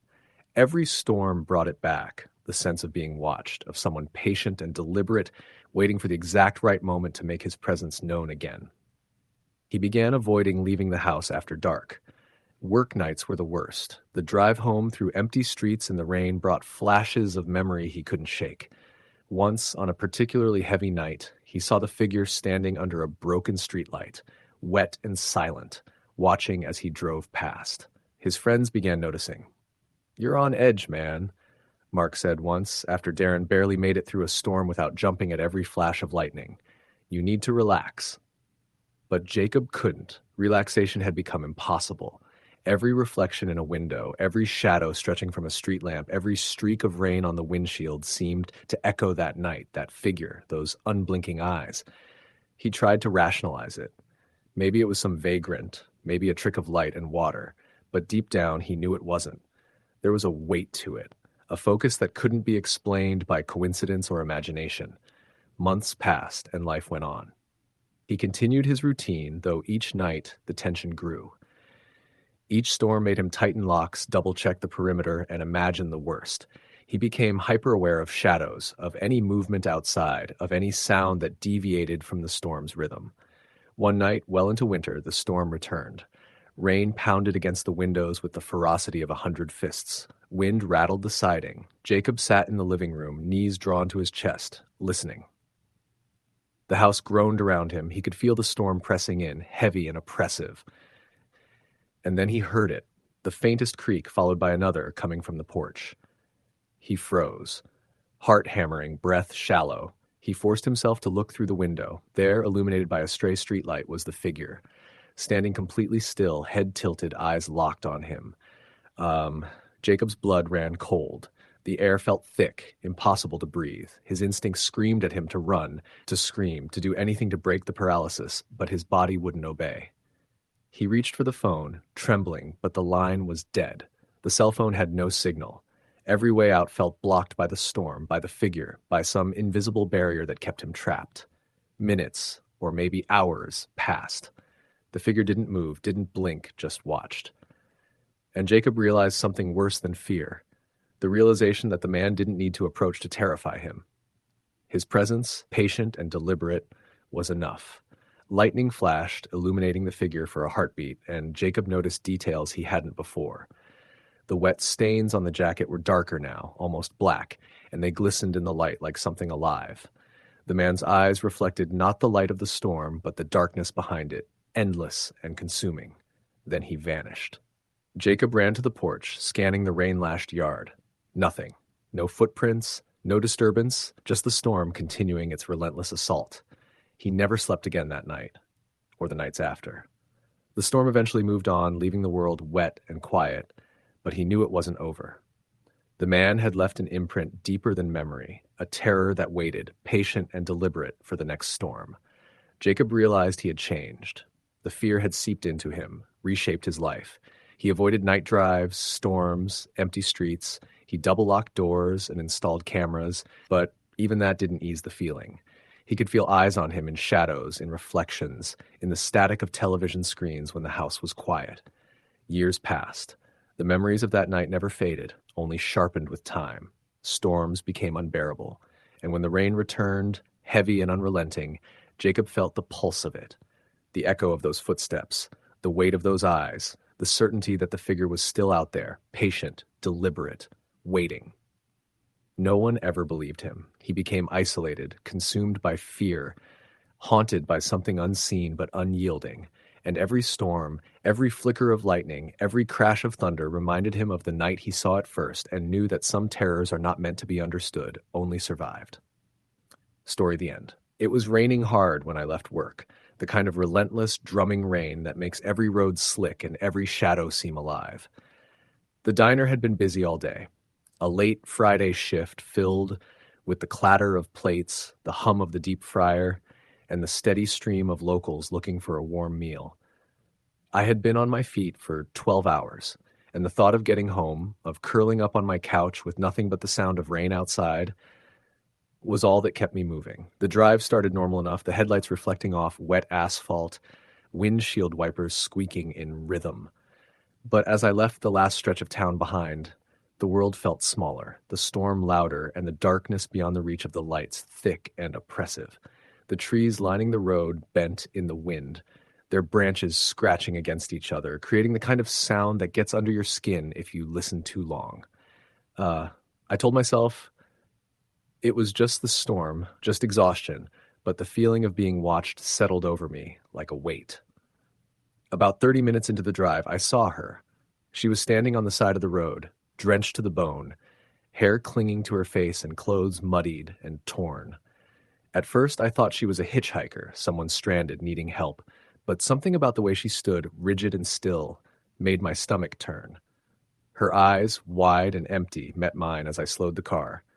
I gripped the wheel tightly, unsure if I should stop. "Are you okay?" I shouted over the roar of the storm. She didn't answer. She tilted her head slightly, a deliberate motion that felt almost wrong in its precision. Then, without moving out of the road, she raised a hand, pointing toward the trees behind her, toward the darkness beyond the road. I blinked. Something about the gesture made me feel like she was warning me, or maybe daring me. I slammed my foot on the accelerator and drove past her, the tires skidding slightly on the slick road. I kept glancing in the rearview mirror, but she didn't follow. Still, the unease didn't leave. Every shadow at the edge of my headlights made me flinch. Every flicker of movement in the trees felt like her, or something else entirely. When I finally reached my apartment, a small, third-floor studio with peeling paint and a single street lamp outside, I parked quickly and ran up the stairs, my coat plastered to my body, the hair dripping with rainwater. I locked the door behind me and leaned against it, trying to calm my racing heart. The storm battered the building, the wind whistling through cracks in the walls. I told myself I was imagining things, that fatigue had made me see someone where there was no one. But then I saw the figure in the reflection of my window. Not outside, but behind the glass, as if floating just beyond the apartment. She didn't move, just stared. Her face pale, eyes hollow. I blinked, and she was gone. I told myself I had imagined it, but the cold sweat on my back argued otherwise. I tried to sleep that night, but the storm made it impossible. Every creak of the building sounded like footsteps. Every gust of wind sounded like whispers. Around 3 a.m, I heard it, soft tapping, almost imperceptible at first, then growing louder, moving along the window frame. My heart jumped into my throat. I grabbed the kitchen knife from the counter and approached slowly, each step heavy with fear. When I looked, no one was there. But the tapping continued, now coming from the door. Slow, deliberate, like someone testing whether I was awake. I pressed myself against the wall, knife in hand, every nerve screaming. Then the scratching began. Light at first, then louder, moving across the floor, the walls, the ceiling. Whispering followed, low and urgent. Voices I couldn't make sense of, yet they made me understand with perfect clarity. I was not alone. I tried to call the police, but my phone refused to work. No signal, no power, just darkness. The storm outside had grown fiercer, rain lashing against the windows, thunder shaking the walls, and yet inside the apartment felt colder, heavier, as if the air itself had weight. The shadows in the corners stretched and twisted in ways that defied reason. Messages began arriving, unknown numbers, texts appearing without notification. You saw me. We are inside. You cannot hide. Images sometimes accompanied them, blurry, dark photos of shadows moving in the corners of my apartment, or of me staring back with a face I didn't recognize. I didn't understand. Was I losing my mind, or was something real in the storm, something watching and waiting? I stopped sleeping. I stopped eating. I barricaded myself inside, blinds closed, lights on, hoping to convince whatever it was that I was untouchable, that I was invisible. But it didn't work. Every time I peered through the blinds, I saw her at the edge of the street, always watching, smiling that twisted, impossible smile. Sometimes she disappeared when I blinked. Sometimes more figures appeared behind her, all pale, all staring. One night, the whispers returned louder than before. You saw us. You cannot hide. We are coming. I pressed my hands over my ears, but the sound penetrated, deep inside my skull. My reflection in the window was alive, contorting into expressions I had never made. My apartment seemed to stretch, walls bending, corners elongating, trapping me. The storm returned with violence. Water poured forward from the ceiling, drenching everything, and they came closer. I could feel their presence, surrounding me, pressing in from every direction. I tried to run, but my legs wouldn't move. I screamed, but no sound came. Cold, wet fingers brushed against my skin, and I realized that this was not an attack meant to hurt me. It was something far worse. It was control, a consumption of fear and panic, an assertion of dominance. She appeared in front of me, pale, dripping, smiling. Behind her, dozens of shadowy figures moved in sync, circling me, whispering my name, describing my thoughts, my fears, my deepest secrets. I understood then that this had been happening all along. They had been learning me, waiting, timing their arrival with the storm. There was nowhere to run, no escape. The knife felt useless. The phone was dead. The walls themselves seemed to shift, closing in, trapping me. I could barely think, barely breathe. Every heartbeat, every flicker of lightning, every drop of rain seemed mirrored by them, by figures that were not human, shapes that defied reality. Time lost meaning. The storm outside matched the chaos within. The whispering voices, the shadows, the pale figures. They were all part of the same entity, the same nightmare that had become my life. Eventually, I blacked out from fear or exhaustion or both. When I woke, I was outside my apartment, drenched, clothes torn, the building gone. An empty lot stretched before me, puddles reflecting the overcast sky. My phone buzzed endlessly, messages scrolling across the screen. We saw you. You cannot hide. I left town immediately, driving for hours, hours that blurred together. But the feeling didn't leave. Shadows lingered at the edges of my vision. Whispers followed me in the quiet moments, and the memory of her, pale, wet, smiling, haunted me. Rain became a terror, reflections a trap. Even now, years later, when a storm rolls in, when the sky darkens and the wind wails through the trees, I feel it. The brush of cold, wet fingers against me, the soft whisper of my name, the unmistakable feeling of being watched by something that has waited and will wait for me forever. Story the end. The rain had started early that evening, a relentless downpour that hammered the streets of Cedar Falls with a furious intensity. Garrett had spent the day at the hardware store, stocking shelves and assisting customers, and by the time he left, the storm had already transformed the town into a wet, gray blur. He tightened the straps of his backpack and ducked under the awning of a closed cafe, watching as the puddles on the sidewalk rippled under the weight of the rain. By the time he reached his small apartment on the outskirts of town, his clothes were soaked and his shoes squished with every step. The building was old, the kind that groaned and creaked as the wind blew against its siding. Inside, the faint smell of mildew mingled with the lingering scent of rain. Garrett kicked off his shoes and hung his jacket on the coat rack, trying to shake off the dampness that had settled deep into his bones. He turned on the lights, but the dim bulbs did little to brighten the apartment. Shadows clung to the corners like unwelcome guests. He went to the kitchen to make himself a cup of coffee, the sound of water dripping from the faucet a steady counterpoint to the storm outside. As he waited for the coffee to brew, a strange tapping caught his attention. It was faint, almost imperceptible, but it seemed deliberate. Garrett froze. The sound was coming from the window by the kitchen sink. He wiped his hands on a towel and approached it cautiously, the coffee forgotten. Through the rain-streaked glass, he could barely make out the outline of the small backyard. Nothing moved, just the relentless curtain of rain. Shaking his head, he muttered to himself that he was imagining things. The storm had been wearing on him, and maybe his mind was playing tricks. He returned to the living room with his mug, trying to focus on the muted television. But then he heard it again, a soft, deliberate knock, not on the window this time, but at the back door. He set his coffee down, heart beginning to race. He knew no one had a key, and the building's entrance was locked from the outside.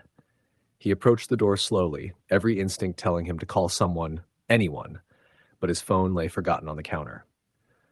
The knock came again, 3 sharp raps, like someone testing the wood. Garrett's hand trembled as he reached for the deadbolt. The door was locked. He checked the chain, secure. But then a shadow moved behind the glass, a dark silhouette blurred by the rain. He gasped, stepping back, tripping over the edge of the rug. The figure didn't move, didn't knock again. It simply waited. Garrett backed into the living room, grabbing the flashlight he kept near the couch. He held it tight, the beam shaking slightly as he swept it toward the back door. Nothing. The rain continued its relentless assault on the roof, masking any other sounds. He tried to calm himself, taking deep breaths, telling himself it was just someone seeking shelter from the storm, maybe a homeless person trying to find cover. But the more he tried to rationalize, the more the apartment felt alien, unsafe. The storm raged into the night, and sleep was impossible. Every creak of the old building, every drip from the leaky ceiling felt amplified, sinister. He kept the flashlight across his lap, checking every corner, every shadow. Hours passed, or maybe minutes. Time had no meaning in the storm's oppressive rhythm. Then, a sound unlike the rest, a slow, deliberate creaking from the staircase leading to the basement. Garrett froze. He lived alone. No one should be there. He set the flashlight down and tiptoed toward the stairs, gripping a kitchen knife for courage. Each step he took seemed louder than the last, kind of echoing in the narrow hallway. The basement door was closed, but he could hear faint scratching from beneath it. "Hello." His voice sounded small, fragile against the storm. No answer. The scratching grew louder, more insistent, until it became a rhythmic pounding. Garrett's pulse raced. He had no choice. He had to see. He turned the doorknob slowly, bracing himself. The door creaked open, revealing the dark, empty basement. The beam of his flashlight cut through the blackness, illuminating boxes of old tools and forgotten furniture. Nothing moved. Relief washed over him, but it was short-lived. From the shadows, a low whisper, almost indistinct, brushed against his ear. "I'm here." Garrett spun around, flashlight swinging wildly. The basement was empty. He ran back upstairs, slamming the door behind him, locking it again. The storm continued, but now the rain seemed secondary to the fear settling in his chest. He stayed awake all night, listening. Sometimes the sounds were faint, just a creak, a whisper, a shadow, but other times they were unmistakable. Footsteps pacing the floor above him, tapping at the windows, scratching at the doors. By morning, the rain had eased, leaving the streets glistening and empty. Garrett stepped outside cautiously, scanning the perimeter of his building. No footprints in the mud, no signs of forced entry, nothing. Just the aftermath of the storm. He tried to convince himself it had been his imagination, stress from work, or the storm playing tricks. But when he returned to his apartment, he noticed the small details he had missed the night before. The kitchen window slightly ajar, despite remembering closing it, the back door chain mysteriously undone, and faint, muddy footprints leading from the back door into the living room. Garrett's stomach churned. He wasn't imagining it. The days that followed were tense, sleepless. Every shadow, every creak of the building sent him into panic. He installed new locks, even an alarm system, but nothing calmed the feeling of being watched, followed, hunted. And then the messages started. At first, subtle. Notes slipped under the door, written in a shaky hand. "I'm here. Watching. You can't hide." Each note coincided with storms, heavy rainfalls, nights when the wind whipped against the walls and the building groaned in protest. Garrett reported the incidents to the police, but without evidence, they could do nothing. Neighbors claimed not to see anything, and the building surveillance system captured only the empty halls. Nights became unbearable. Every storm triggered panic. Every shadow seemed to move with intention. He began to notice details he hadn't before. The pattern of the taps, the rhythm of the footsteps, the way the whispers seemed to echo his own thoughts. It was as if the presence knew him intimately, could anticipate his every move. One particularly fierce night, the storm was relentless, battering the building with wind and rain. Garrett stayed in the living room, clutching his flashlight like a lifeline. Then he heard it, the unmistakable sound of a door opening upstairs. He hadn't left any open. His apartment was locked. The footsteps came down the hallway, slow and deliberate. Garrett backed into the corner, heart hammering, tears streaming down his face. The flashlight flickered, and in that brief darkness, he saw the silhouette at the edge of the beam. Tall, wet, featureless. Its presence filled the room, pressing against him with suffocating weight. Then the whisper, louder this time, unmistakable, "You shouldn't have locked the door." Garrett bolted, fleeing through the apartment, past the back door, down the stairs, into the storm outside. Rain plastered his hair and soaked his clothes, but he didn't care. He ran until he reached the nearest street, where cars passed in a blur of red and white lights. He called a friend to stay at their house, unable to return to his own. The next day, he packed what he could and left Cedar Falls, never looking back. Months later, friends who visited the apartment reported strange occurrences. Taps at the windows during storms, doors unlocking on their own, whispers that seemed to come from the walls. Neighbors claimed the building had a history, stories of previous tenants vanishing during storms, of shadows moving against the wind, of a presence that lingered long after the rain had stopped. Garrett never returned. The apartment remained empty for years, a silent witness to countless storms. Each night when the rain fell, the few brave enough to walk past the building swore they could hear faint knocks, soft whispers, and footsteps pacing the empty halls. And sometimes, if you listened closely, they said you could hear a voice calling out from inside, warning you, or perhaps inviting you. The town tried to forget, tried to erase the stories, but storms always brought them back. Those who knew the history steered clear of the building during heavy rain, but curiosity had a way of drawing people in. And the apartment, it waited, patient, silent, but always watching. Garrett moved across the country, but the fear never left him. Every storm, every sudden knock, every shadow in the corner of his room brought him back to that night, to that relentless presence, to the whispering that had followed him all the way out of Cedar Falls. He tried therapy, medication, anything to calm the constant tension, but deep down, he knew some things couldn't be explained. Some presences were not bound by reason or understanding, and some nights were not meant to end peacefully. The storm was a reminder, a signal that it had not forgotten him, that it was patient, and that one day it would return. Garrett's life became a careful series of routines, checking doors twice, never sleeping with windows open, avoiding storms whenever possible. But inevitably, storms came, and with them, the fear. And each time he felt the tapping, the whispering, and the chilling certainty that he had not escaped, that whatever had followed him from Cedar Falls had chosen him, and it was still out there, waiting for the night when the rain would fall heavy again. He often thought about the building, imagining the empty apartment with its cracked windows and peeling paint, picturing the figure waiting silently in the shadows. He knew others would inevitably move in, others who would hear the taps and the whispers, others who would feel the cold presence in the rooms. And for Garrett, knowing that it was still out there, biding its time, was the worst part. Even now, as he sat in a rented apartment halfway across the country, he could hear it. Not clearly, just faintly. The tap of fingernails against a window, the creak of footsteps from the floor above, the whisper that seemed to seep through the walls. I'm here. The storm outside mirrored the storm inside him, and he realized the truth he had been avoiding. Some fears are not left behind. Some presences do not vanish. They travel with you, patient and relentless, and they wait for the right night. The night when the rain falls, heavy and unyielding, when the darkness presses in, and when you are alone. That night always comes. And when it does, Garrett knows he will hear the taps again, the whispers again, the footsteps approaching slowly, deliberately. He knows he will see the shadow move in the corner of his eye, feel the cold brush of air as it passes, and know with terrifying certainty that it remembers him, that it has not forgotten, and that the storm has not ended. Every thunderclap reminds him. Every flash of lightning casts shadows that seem alive. Every night of rain is a promise.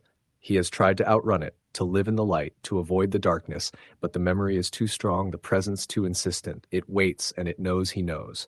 The taps, the whispers, the shadow. They are not mistakes, not imagination. They are real, and they are patient. They do not tire, they do not sleep, and they do not forgive. And on nights like this, when the rain falls and the wind howls and the world is nothing but dark, Garrett feels it in his bones, that it has returned, that it is watching, that it is waiting. No matter where he goes, no matter how far he runs, the storm will come again. The taps will follow, the whispers will echo, the shadow will move, and Garrett knows with a certainty that chills him to the core that one day it will find him. Until then, he waits, tense, sleepless, and haunted. The rain will fall, the storm will rage, and the presence will continue its vigil. And he will hear the tapping, faint at first, then insistent, until he knows without doubt that it is here, that it has come for him, and that there is nowhere left to hide. Story the end. The rain had been relentless all evening, hammering against the roof of the small rental house like a relentless drumbeat. The sky had turned a slate gray hours ago, and the kind of darkness that settles into your bones had swallowed the neighborhood. Inside, Megan sat huddled on the threadbare sofa, her laptop perched on her knees, flicking through job listings in a dimly lit room. The power flickered occasionally, but it held. That little flutter of electricity made her flinch each time, the shadows in the corners seeming to lengthen with every blink of the lights. She was alone. Her roommate, Julia, had gone to her parents for the weekend, leaving Megan with the whole house to herself. Initially, she'd thought it would be a relief, but now, with the rain drumming endlessly, every creak of the old wooden floor sounded exaggerated, amplified by the storm outside. Around 10:30 p.m., she finally closed her laptop and headed to the kitchen for a cup of tea. The house smelled faintly of mildew mixed with the remnants of dinner, nothing inviting. She filled the kettle and flicked it on. The sound of water heating was comforting, almost mundane, but as she leaned against the counter, she thought she heard it. The faint, almost imperceptible sound of footsteps above her. She froze, her heart jumping. The house had a second story, but she knew she was alone. "It's just the rain," she muttered, trying to convince herself. The footsteps continued, light and irregular, as if someone were pacing. Megan's grip on the counter tightened. "Hello?" she called softly, her voice trembling slightly. "Nothing." The footsteps stopped. She exhaled, trying to laugh at her own nerves. Just the wind, she told herself again. The old house settling in the storm. She poured the boiling water into her mug and carried it back to the living room. Sitting down, she pulled a blanket around her shoulders and tried to immerse herself in a movie, but the sound of rain hitting the windows seemed unnaturally loud, almost masking other noises. And then she heard it again, a faint scratching, like fingernails against wood, coming from the hallway near the stairs. Her heart skipped a beat. She leaned forward, straining to listen. It was brief, almost tentative, and then silence. She told herself again, just the house settling. Maybe a branch had fallen against the siding. But something about the way it had felt deliberate made her stomach tighten. By midnight, she had convinced herself to go to bed, hoping sleep would wash away the tension. The bedroom was small, and she had left the door slightly ajar, a habit she had picked up after years of living alone. She climbed under the covers, pulling the blanket up to her chin, trying to ignore the occasional creaks of the house. The storm outside seemed to have intensified, wind rattling the window panes violently. Then a low, dragging sound came from the hallway outside her door, not like footsteps, but more like something heavy being pulled across the floor. Megan froze, straining to hear. The sound stopped. Then, after a moment of silence, came a soft, deliberate tap, tap, tap on her bedroom door. She didn't move. Her mind raced. There was no one in the house. It had to be her imagination. But the tapping continued, methodical, slow. She wanted to scream, to run, but her body felt paralyzed. And then the whisper. Faint, barely audible, but unmistakable. Megan. Her breath caught in her throat. She hadn't told anyone her name was Megan except Julia and her own family. Her hands gripped the blanket tightly, knuckles white. "Who's there?" She whispered back, her voice shaking. No answer. The tapping stopped.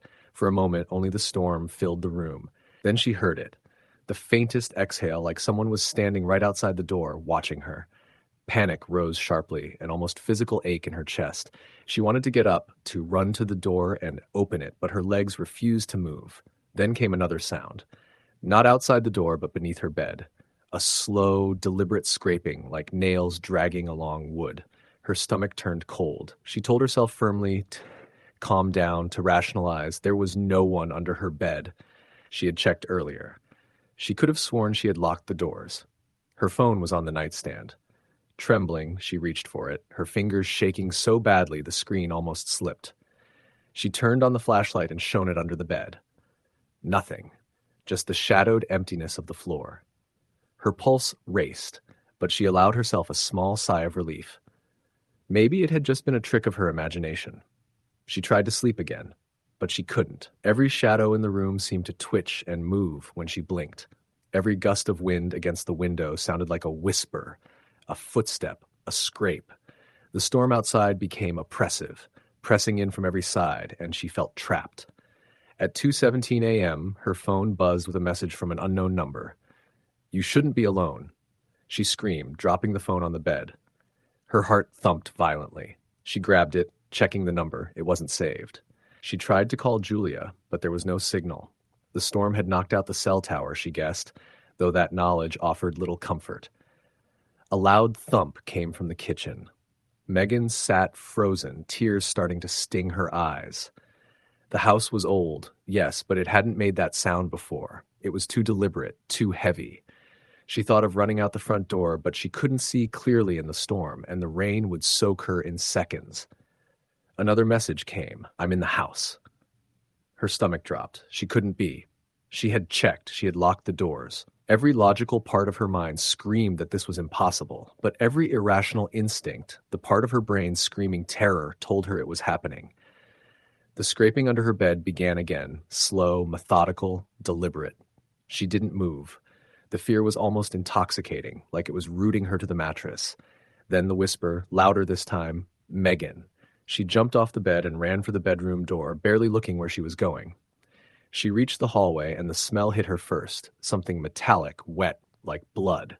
Her stomach churned. Then she saw it, a dark figure standing near the bottom of the stairs, its form just barely visible in the dim light. She froze. It didn't move at first, just stood there, watching her. And then it began to slowly move toward her, step by step, silent but impossibly fast. Her mind screamed for her to run, but her legs betrayed her. She stumbled back, hitting the wall, the figure advancing steadily. She scrambled to the kitchen, fumbling for anything she could use as a weapon. Her hands grabbed a heavy skillet, shaking uncontrollably. The figure followed, never making a sound, always just a step behind, and every instinct screamed that if it touched her, something horrible would happen. The lights flickered and went out completely. Darkness swallowed the room. She could hear breathing, uneven and ragged, circling around her. The rain outside pounded like a drum, deafening. Then the whisper again, directly in her ear, "You can't hide." She swung the skillet blindly, hitting nothing but air. Panic overtook her completely. She ran toward the back door, only to find it locked, jammed somehow. She didn't remember locking it that way. The figure emerged from the shadows, closer now, a shape impossible to fully comprehend, something not quite human. And then the scratching started again, right behind her. She spun around, screaming, but there was nothing there. Yet, when she turned back, the figure was closer, its dark form coalescing. Its eyes, if they were eyes, glinting with a malevolent awareness. Her mind raced. She remembered the small bathroom with the window. She ran, flinging the door open and yanking the window. It was high off the ground, but she managed to squeeze through, rain soaking her instantly, cold searing her skin.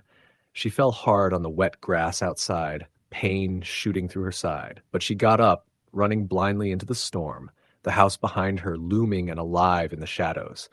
She ran until her lungs burned and her legs felt like lead, until she reached the empty street near the next block. The rain had drowned most of the world into silence, but she could see lights from a gas station nearby. She ran there, breathless, soaked, and collapsed in the doorway, shaking, sobbing, trying to explain herself to the cashier. The man at the counter looked at her strangely, but called the police when she begged them. 2 officers arrived, umbrellas in hand, and followed her back to the house. When they arrived, the front door was wide open, swinging gently in the wind, water dripping from the roof onto the porch. They searched the house thoroughly.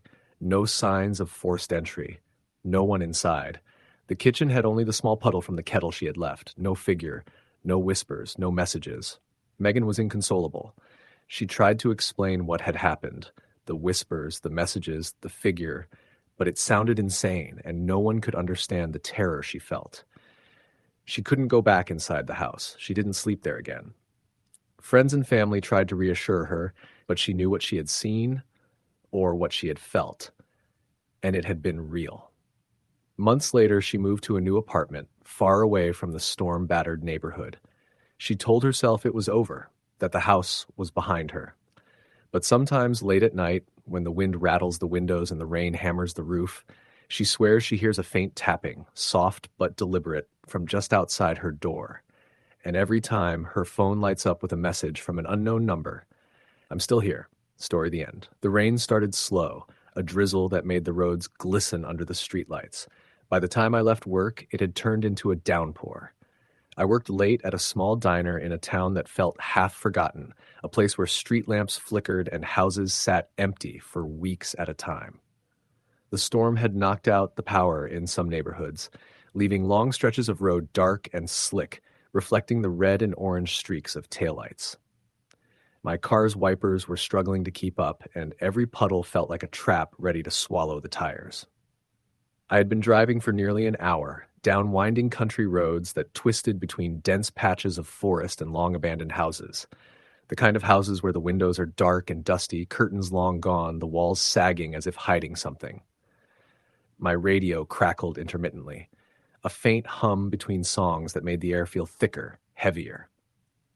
I had never liked driving in storms, but tonight I couldn't shake the feeling that I was being watched. It started subtly at first. Movement at the edge of the road, a shadow that darted behind a tree just as my headlights passed. I told myself it was a deer, maybe a stray dog. But as the minutes dragged on, the shadows didn't stop. They seemed to follow, moving with me, appearing and disappearing just out of reach. Then I saw her. Standing in the middle of the road, hair plastered to her face, clothes dark and soaked. I slammed on the brakes, fishtailing slightly on the slick asphalt. She didn't flinch, didn't move, just stared, wide-eyed, as if waiting for me. I could see her pale skin under the dim glow of my headlights. Her eyes were empty, hollow, yet somehow penetrating, like she was looking straight into my chest, into my soul. I wanted to scream, but the sound caught in my throat. I pressed the horn, hoping she'd move. But she just tilted her head slightly, a slow, deliberate motion that made my stomach twist. I took a deep breath and muttered, "Go away, please." My voice sounded foreign in my own ears. She finally moved, stepping to the side just enough for me to pass. But as I drove past, I caught a glimpse of something in her hand. Something small and dark that gleamed in the reflection of my headlights. I didn't stop to look closer. I sped away, my heart hammering, hands gripping the wheel until my knuckles went white. I should have gone straight home, locked the door, and tried to forget her. But I didn't. I drove through the winding roads, taking shortcuts that I hadn't used in years, trying to convince myself I'd imagined her. Every turn I made, every shadow I passed, she seemed closer. I could see her in reflections, in the rain streaking down the windshield, always just at the edge of my vision. By the time I reached my apartment, a small third-floor studio with peeling paint and a flickering street lamp outside, I was shaking. I parked hastily, ran up the stairs, and locked the door behind me. I leaned against it, listening to the storm hammering against the roof, the gutters rattling as if they had a heartbeat. I tried to call someone, anyone, but my phone was dead. I checked the charger. The cord was fine, but the battery would not take a charge. I told myself it was just a coincidence. But when I sat down on the couch trying to calm my breathing, I noticed the window. The rain streaked down the glass, but behind it, in the shadows of the dim streetlight, I thought I saw her. She was standing there, motionless, staring. I blinked. She was gone. Hours passed. Sleep came in short, shallow bursts. Every time I closed my eyes, I saw her face. Pale, wet hair stuck to her cheeks, eyes hollow but piercing. Every time I opened my eyes, the room seemed different. The shadows longer, darker, pressing closer. Around 3 a.m, I heard the first sound, a soft tapping like fingernails against the window frame. My heart leapt into my throat. I froze, listening. The tapping grew, slow at first, deliberate. Then came a low scraping, like metal dragged across wood. I grabbed a kitchen knife, my hands shaking uncontrollably, and crept toward the window. I pressed my forehead against the glass, trying to see through the rain. Nothing. But the tapping continued, moving now to the front door. My breathing caught, and I realized the sound wasn't just outside, it was inside. The air seemed heavier, damp, and cold, even with the heater on. I could hear whispers, soft and indistinct, but unmistakably human. They weren't speaking words I could understand, just syllables, murmurs that seemed to echo inside my skull. The scratching began next. Light at first, almost playful, tracing the walls, the ceiling, the floor, then louder, more insistent, like claws on the wood. I backed into the corner of the room, knife raised, and pressed myself against the wall. The lights flickered, then the doorknob rattled violently, like someone was trying to break in. I screamed, a raw, desperate sound that felt swallowed by the storm outside. Silence followed. I dared to breathe, inching toward the door, but when I looked outside, the hallway was empty. Nothing. No footprints, no wet stains, no sign of anyone ever being there. I returned to my living room, heart pounding, and sat against the wall, knife still clutched in my hand. That's when the phone buzzed. A text from an unknown number. I'm inside. I dropped it. My hands trembled so badly I could barely pick it up again. I tried to rationalize, to convince myself it was a prank, but the cold sweat on my back told me otherwise. Something was in the room with me. Something that wasn't human. I could feel it, an oppressive presence that made my chest tighten and my vision blur. Then the whispering returned, louder now, almost intelligible. You saw me. You can't hide. We are waiting. The voice seemed to come from all directions at once. I pressed my hands over my ears, but the sound penetrated anyway, resonating inside my skull. My apartment felt smaller, the walls closing in. I backed into a corner and tried to make myself invisible, hoping whatever it was would leave. Hours dragged on. The storm outside showed no signs of letting up. Rain pounded against the windows, thunder shook the walls, and lightning illuminated the room in brief, stark flashes. In each flash I saw them. Pale figures, shadows that weren't quite human, standing at the edges of the room, just out of reach. Each one smiled that same twisted smile, and I realized with horror that they were staring right at me. I lost track of time. Days, hours, minutes, they all blended together in a haze of fear. I stopped eating, stopped sleeping. I couldn't leave the apartment, couldn't even open the blinds. Every time I thought about going outside, I saw her, the woman in the wet clothes, always smiling, always watching. Messages kept coming. Texts from unknown numbers. You can't escape. We know where you are. We are watching. Photos, always blurry, always showing a shadow in the corner of my apartment. Sometimes it was me, or something that looked like me, twisted and wet, staring back at the camera. I couldn't tell what was real anymore. My own reflection became suspect. Mirrors, windows, anything reflective, I saw them, watching, waiting. Then came the voices in my dreams.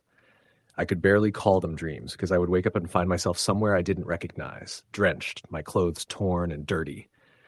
The whispers followed me everywhere. They knew my thoughts, my fears, my secrets. I tried telling the police, but they laughed. Stress, they said. Storm got to your head. But I knew better. Something was stalking me, feeding off my fear, learning me. One night, I can't remember how many nights had passed, I woke to the sound of heavy breathing. Close, too close. I reached for the knife, but it wasn't there. The lights flickered, then went out entirely. I was plunged into darkness, the storm outside muffled, almost gone. The breathing continued, slow, deliberate, moving closer. I could feel the weight of them around me, the room full of presence.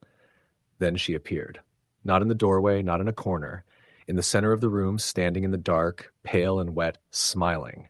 And behind her more figures, shadows that shouldn't exist, shapes that defied reason. They moved in sync, circling me, whispering my name, telling me things I couldn't repeat, things I had never told anyone.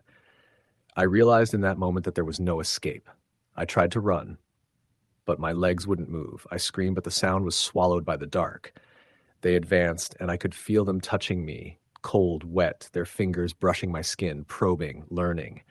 The storm seemed to rise again, rain pounding from above as if the ceiling itself had opened to let it in. I was drenched, frozen, unable to fight. And then, the worst part, the smile.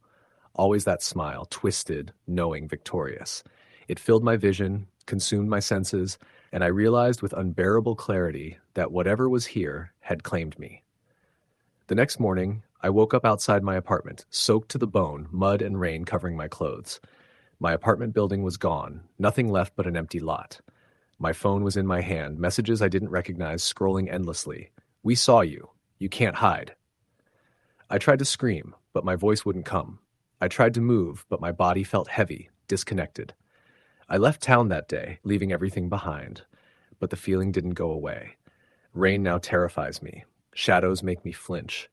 And sometimes late at night when I close my eyes, I feel the same cold, wet fingers brush against me, hear the whispers calling my name, and I know without a doubt that one day they will find me again. Story the end. The rain came down in sheets, hammering against the windows of my apartment with a ferocity that made every shadow twitch in the dim light of the street lamps outside. The city had gone quiet, save for the occasional distant honk or the rumble of a truck splashing through the flooded streets. I sat on the couch, half drunk, coffee in hand, listening to the rain pound against the glass and thinking about how I should have never taken the night shift. I worked at a small call center downtown, the kind that outsourced technical support for cable companies and internet providers. The night shifts were terrible, empty streets, eerie silence, and the occasional delivery truck that sounded like a monster crawling past your door. But the pay was better, and I was desperate. Around midnight, I left the office, taking the usual route home.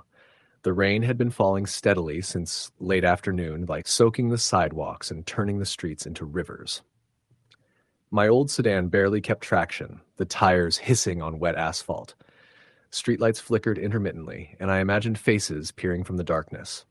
The thought made me quicken my pace, my knuckles white on the steering wheel. I passed the intersection by the old church, the one that had been boarded up for years. Its windows were shattered, but the occasional glow of a streetlight would catch on the shards, making it seem like someone or something was watching. I shook the thought away. I always did. My neighborhood had its stories, break-ins, missing pets, a rumor about a man who had vanished without a trace last summer. But I'd never seen anything myself. Until that night. I was halfway down my street when I saw movement in the corner of my eye. A figure standing at the end of the block, motionless. I slowed the car instinctively. The rain was coming down harder now, and I had to squint through the windshield to make out details. The figure was tall, wearing what looked like a dark hoodie, standing perfectly still despite the storm.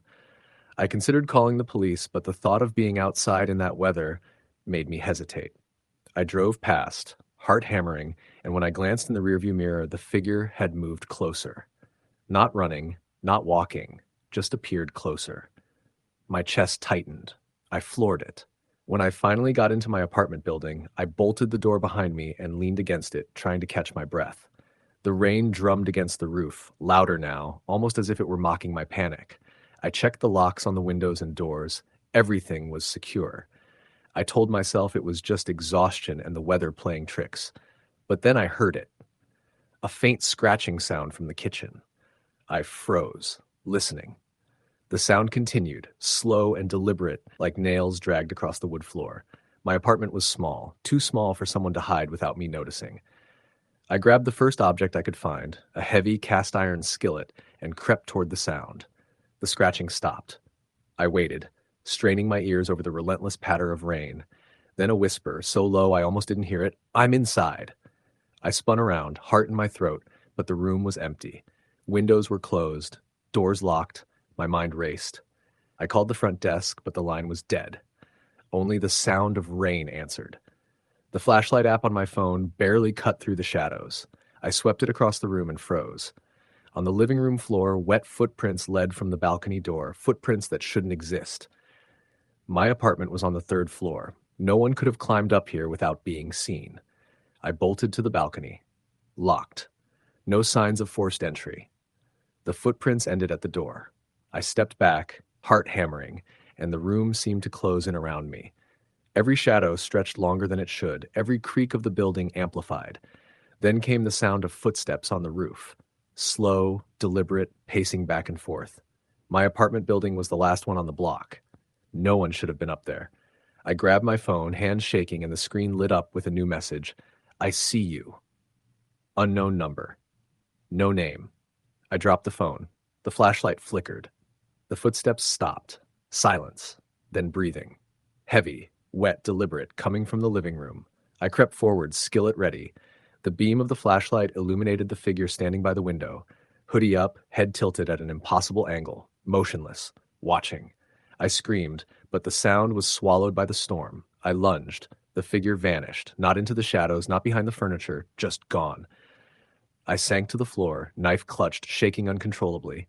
Sleep didn't come that night. Every creak, every gust of wind against the windows felt like someone was moving just outside. I stayed awake until dawn, too terrified to close my eyes. When morning came, the rain had stopped, leaving the streets shiny and empty, peaceful as if nothing had happened.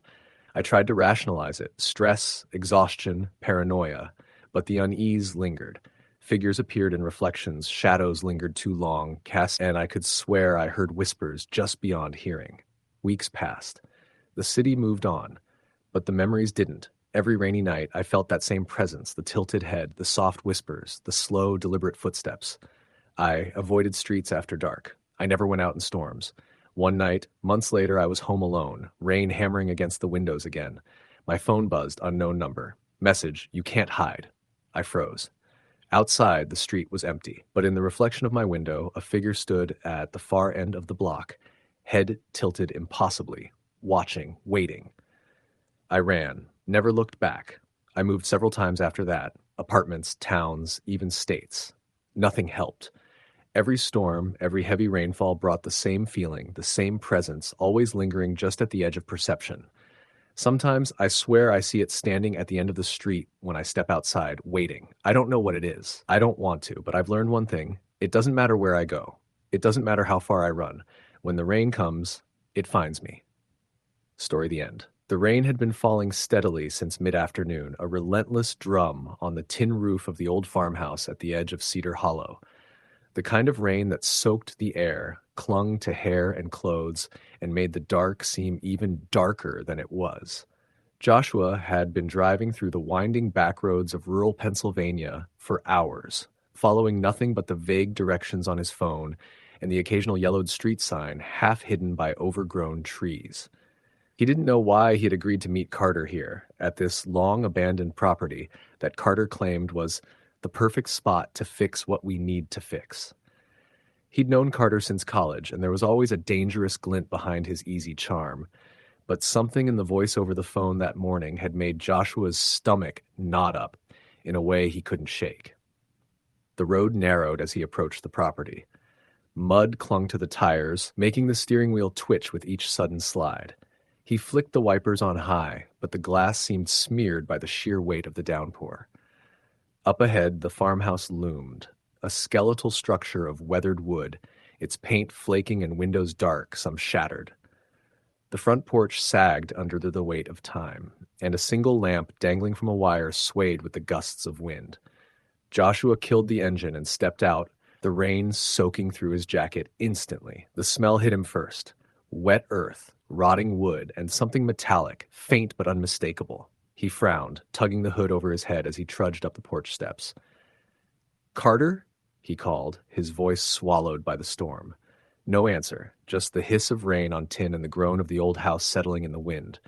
Inside, the air was thick with dampness and decay. Joshua flicked on the flashlight he always carried in the glove compartment. The beam cut through the gloom, revealing peeling wallpaper, scattered newspapers, yellowed and brittle, and the furniture, old, threadbare, some pieces broken or overturned. Footsteps, wet, squelching, echoed from upstairs. He froze, heart pounding. "Carter?" No answer again. The silence that followed felt heavier, almost oppressive. He took a step forward, and the floorboards creaked in protest. The stairwell smelled worse than the rest of the house. Something sharp, sour, almost iron-like, clung to the air. Joshua's mind raced as he ascended, each step deliberate. At the top, he found the hallway, dimly lit by the weak flicker of a dying candle, its wax pooled around the base, blackened. The walls were lined with old family portraits, faces warped by water damage, eyes seeming to follow him. And then he saw it.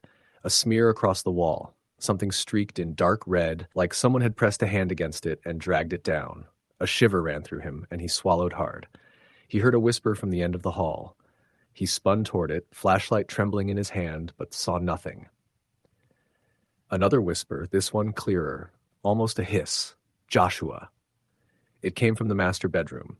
He approached, each footstep loud against the wooden floor. The door was ajar, and as he pushed it open, the smell hit him fully. Metallic, coppery, unmistakable. He froze. The bed was empty, but the sheets were stained, dark and clotted.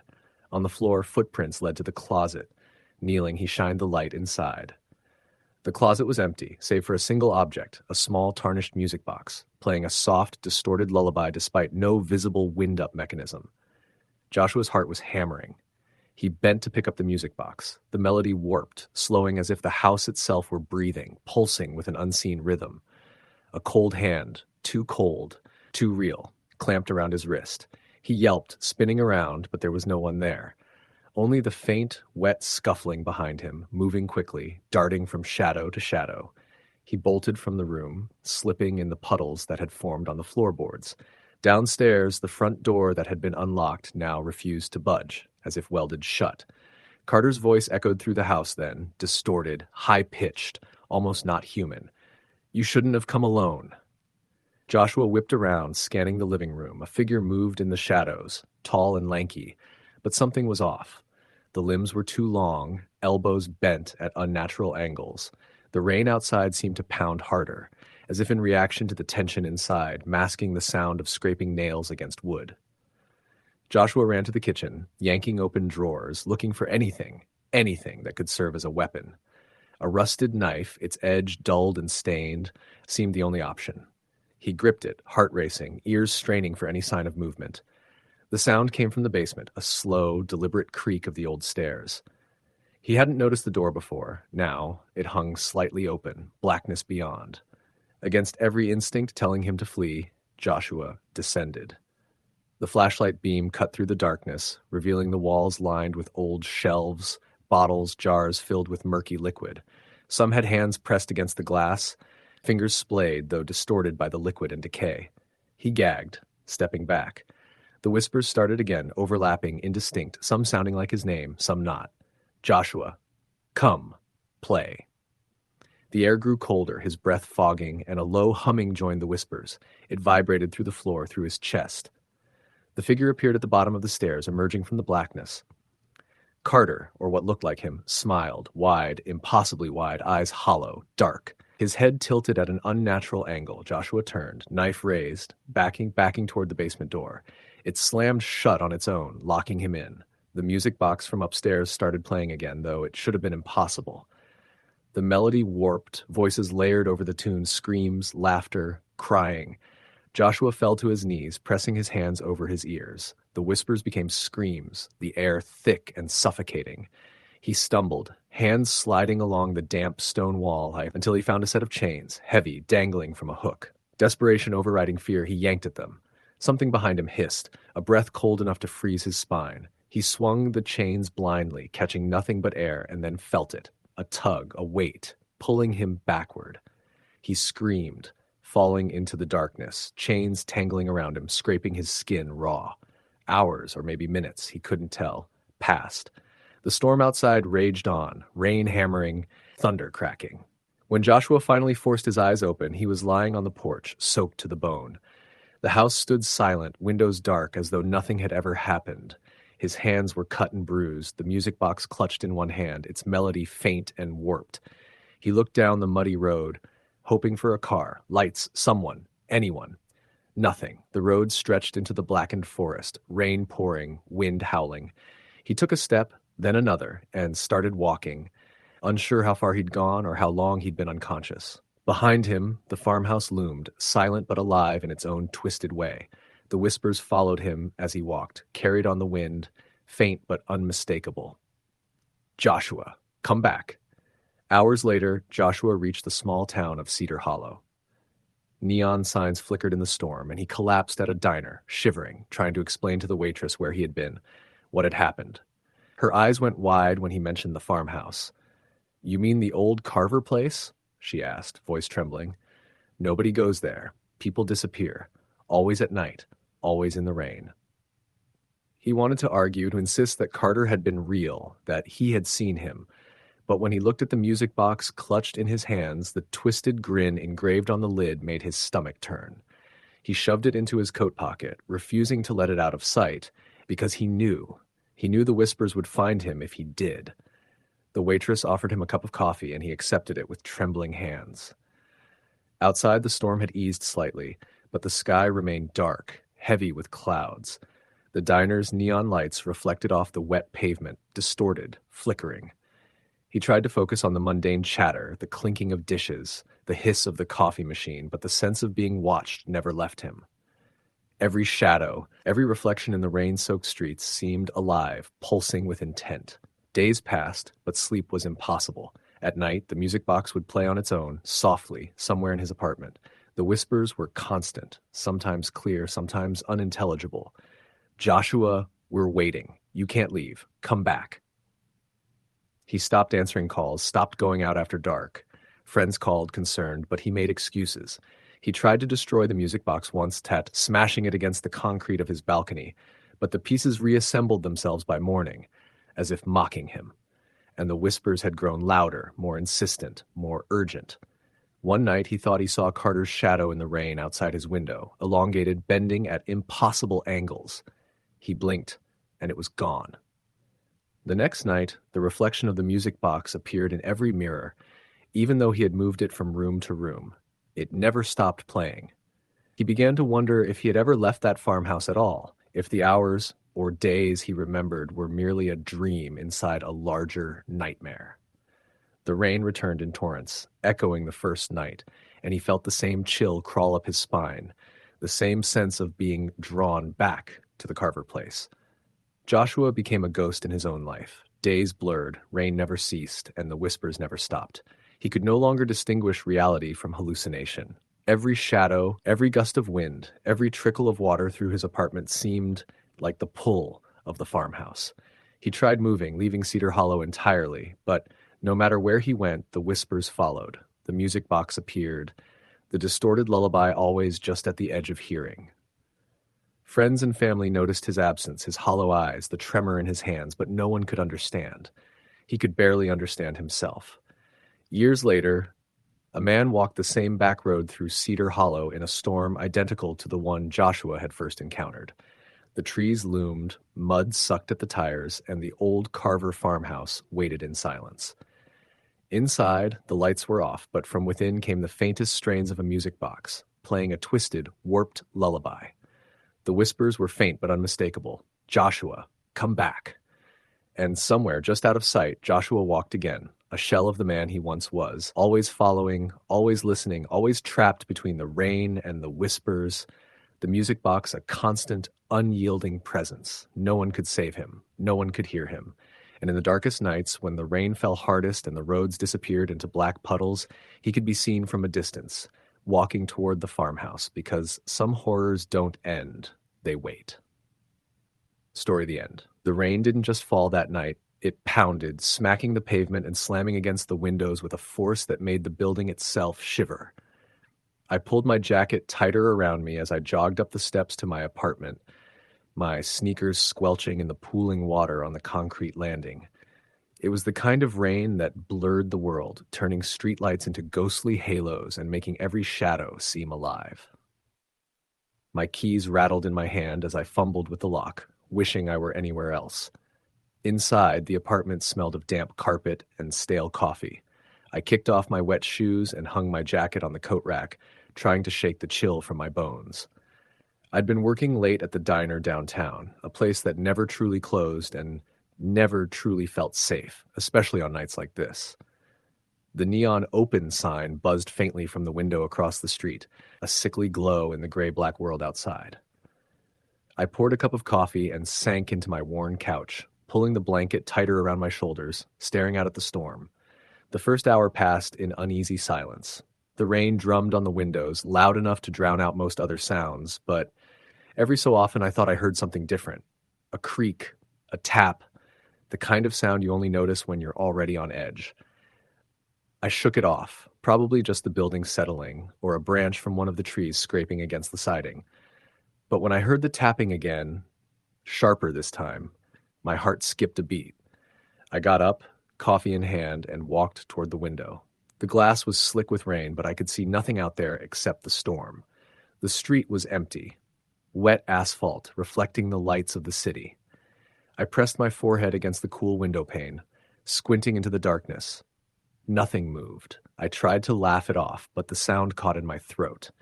The air inside felt heavier somehow, thick, almost like the room itself was holding its breath. I turned back to the couch, thinking maybe I was just overtired, when I noticed something odd. The corner of the living room, the one where I usually stacked boxes I hadn't unpacked yet, was darker than the rest of the room. My eyes darted toward it, and I thought I saw movement. Just for a second, like a shadow had shifted against the wall. My heart started hammering. I rubbed my eyes, trying to convince myself I was imagining it. That's when I heard the voice. It was soft, almost a whisper, barely audible over the rain. My name. I froze. "Who's there?" I called out, my voice cracking, but there was no answer. Only the rain, only the wind rattling the window frames. I moved toward the corner cautiously, coffee still in my hand, and the whisper came again, slightly louder. It wasn't coming from the window. It wasn't outside. It was inside the apartment. I dropped the cup in panic, the hot coffee splashing on the floor, but I didn't dare take my eyes off the shadow. It was taller now, or maybe I just felt smaller, trapped in my own apartment.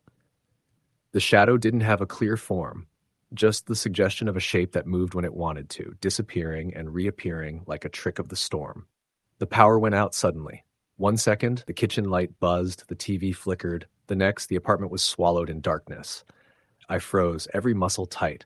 My own breathing sounded deafening, and then I heard it again, the soft, deliberate footsteps, moving toward me. I grabbed my phone, fumbling in the dark for the flashlight. The beam cut across the living room, slicing through the black. Nothing. Just my furniture, my boxes, the walls. The rain outside had slowed, but the storm inside me raged harder. I backed toward the hallway, toward my bedroom. That's when I saw it, just in the corner of the light's beam. A face. Or maybe not a face. Something faceless, black as the shadows it came from, taller than any human. It moved just a little, a tilt of the head, and I realized it was aware of me. Watching. Waiting. I ran. Down the hall, my bare feet slapping against the wet floorboards, my heart hammering like a drum. I slammed the bedroom door behind me and locked it, throwing myself against it, chest heaving. The whispering started again, outside the door this time. My name. Over and over, like it was carving itself into my mind. I reached for my phone again, but the battery had died. Of course it had. Every rational part of my mind screamed at me to leave, to get out of the apartment, but the rain outside was relentless. I couldn't risk it. Not yet. The doorknob rattled. A slow, deliberate shaking. Whoever, or whatever, was out there knew the door was locked. I pressed myself against it, trying to be as small as possible, and waited. The rattling stopped. Silence. Then the whisper again. Closer. More insistent. I heard the faintest scratch on the floor, like nails across wood. My skin crawled. I wanted to scream, but my voice wouldn't work. I wanted to run, but my legs felt glued to the carpet. I just listened, heart pounding, trying to make sense of the impossible. Then it stopped. Complete silence. I stayed pressed to the door, every nerve ending on fire, until the first light of dawn crept through the blinds.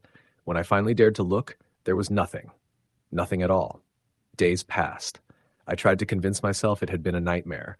The stress of work, the storm, my own exhaustion. But small things kept happening. Objects I knew I hadn't moved were slightly shifted. Sometimes I'd hear tapping from inside the walls, soft, rhythmic, like someone pacing. And always, always, the whispering when I was alone. Not clear words anymore, just fragments of my name, calls in the darkness. Sleep became impossible. I started sleeping in the living room with the lights on, trying to convince myself I was safe. But even then I felt it, the presence, just on the edge of my awareness. Watching. Waiting. Every stormy night, the tapping would start again. Every shadow would feel heavier. I installed locks, cameras, motion sensors, all of it. Nothing worked. The recordings showed nothing, just static or empty rooms. I called friends, tried to explain, but they laughed, called it paranoia, exhaustion. But they weren't there. They didn't hear it. They didn't feel the cold press of air that seemed to follow me, even when the apartment was otherwise warm. Weeks turned into months. I stopped going out except for essentials. Stop letting anyone visit. The stormy nights were the worst.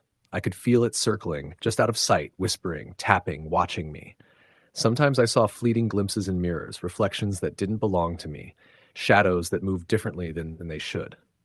One night I woke to a sound that froze me in place. Breathing. Not my own, not the wind, but deliberate, slow, almost patient breathing. I turned on the bedside lamp, but the apartment was empty. The window was closed. The door was locked. And yet I could feel it. In the room, near me. I couldn't scream. I couldn't move. I lay there, shaking, listening to my own heartbeat and the breathing that wasn't mine. Then a whisper. You can't leave. I bolted upright and stumbled backward, knocking over the nightstand. The lamp fell, shadow, tall, faceless, stood at the foot of the bed. I tried to run, but my body betrayed me. It extended a hand, and I felt a cold so intense it was like fire in my veins. Then it vanished, just like that. The whispering stopped. The storm outside ended, the rain easing to a drizzle. I was alone, or so I thought. Days later, I still couldn't sleep. I stayed in the apartment, lights on, door locked, curtains drawn. I kept my phone charged, my keys in hand, every possible precaution, but nothing mattered. The presence was always there, just out of sight, in the corners, behind walls and reflections. It didn't even need to touch me anymore. Awareness alone was enough to terrify me. Sometimes I hear my name whispered over the wind when it rains.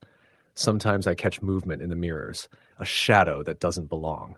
Sometimes I feel a chill crawl across my skin, like icy fingers tracing my spine, and I know deep down that it never left. It never will. I haven't moved. I can't. Not really. Wherever I go, it will follow. Waiting, patient, knowing I am alone. Every stormy night, I wait. The tapping starts, the whispering begins, and I remember that night, the first time I saw it, and I know there is no escaping what has found me. I live in the apartment. I live with the storm. I live with it. It is part of my life now, part of every shadow, every corner, every night I try to sleep. I can hear it pacing outside the door, even now, tapping, whispering. I know what will happen if I try to leave. I know that it will not let me go. The rain has started again. I sit by the window, heart pounding, watching the street blur into gray and black. I know what is coming. I know that as the storm intensifies, the tapping will begin, slow, deliberate, patient. I will hear my name whispered, soft, insistent, and I will remember that I am not alone, because I never am. I close my eyes and wait for it. The storm is only a veil. It hides it, teases me, lulls me into false safety, but the moment I let my guard down, it will be there. Always there, watching, waiting, and I know, tonight, it will come. Story the end. The rain came in sheets that night. A relentless, drumming deluge that washed the streets clean, but left a heavy, oppressive darkness in its wake. It was the kind of storm that makes even familiar streets feel alien, the kind where shadows twist and stretch in strange shapes, and the sound of water hitting pavement becomes almost deafening. Jenna had been driving home from her late shift at the diner, the headlights of her old sedan cutting weakly through the foggy, rain-slicked roads. The dashboard clock read 11:47 p.m., and she knew she had another 20 minutes before she would reach her apartment, but the roads were congested with the few brave or foolish souls out in the storm. The radio buzzed and popped, a low static occasionally breaking the music she had been listening to. She turned it down, trying to focus on the road. Her mind was already on the warm shower waiting for her, on crawling into bed with her cat curled beside her. The diner had been especially grueling that night, a constant stream of customers and clanging dishes, the fluorescent lights overhead giving her a dull headache. But the storm outside made her want to get home, to lock the world out and disappear under blankets until morning. She turned onto Maple Street, a residential area lined with old, weather-beaten houses, their gardens overgrown, the paint on their siding peeling from years of neglect. One house in particular caught her eye, an old two-story with shutters hanging crookedly and a sagging porch. A single dim light glowed from one of its upstairs windows. She blinked, shaking her head. She had driven this street 100 times, but something about the house tonight felt different, almost alive, in a way that made her stomach tighten. Pulling into her apartment complex's parking lot, she felt a momentary relief. The lot was mostly empty, save for a few cars with rain running down their windshields. She parked, grabbed her umbrella, and dashed to her apartment, the wind and rain lashing her face. The lobby was empty, the usual smell of damp carpet and stale air filling her nose. She swiped her key and hurried inside, eager to escape the storm. Her apartment smelled of the faint mildew that came with older buildings, and she immediately kicked off her wet shoes and hung her coat near the door. The lights flickered once, then stabilized, casting a warm glow that made the small space feel safe, almost. She dropped her bag on the couch, sank into it, and tried to shake off the uneasy feeling that had been creeping up her spine since she saw that house on Maple Street. Minutes later, her phone buzzed. A text from her friend, Lisa. "Storm's brutal out there. Stay safe." Jenna typed back, "Yeah, made it home finally. This rain is insane." She hit send and then set the phone down, staring at the muted shadows in her living room. Even though the apartment was small, quiet, and familiar, the storm seemed to make the corners darker, the walls closer, the silence heavier. The soft hum of the refrigerator, the occasional creak of the old building, and the rain against the windows formed a tense, eerie soundtrack. She tried to distract herself by watching TV, flipping through channels until a documentary about unsolved crimes filled the screen. The host's voice, calm and measured, narrated stories of people disappearing, strange sightings, and home invasions. She should have felt alarmed, but the sound of the storm outside drowned out any fear for a while, her mind focusing on the details of each case instead, until a loud clap of thunder shook the apartment, rattling the windows, and the lights flickered again. Jenna flinched and jumped slightly, her heart pounding. She wrapped herself in a blanket and sat closer to the couch, trying to ignore the storm and the chill that crept in through the walls. Then came the knock. It was soft, almost tentative, but unmistakable. Jenna froze. The sound came again, slow and deliberate, echoing faintly in the empty hallway outside her apartment door. Her stomach tightened. She wasn't expecting anyone. Visitors were rare at this hour, and with the storm, no one would be foolish enough to come calling.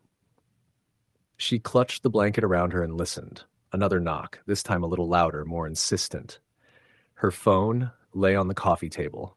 She wanted to call someone, but her hands were shaking too much. Another soft knock, then a pause, then a whisper so faint she thought she imagined it. "I know you're in there." Her breath caught.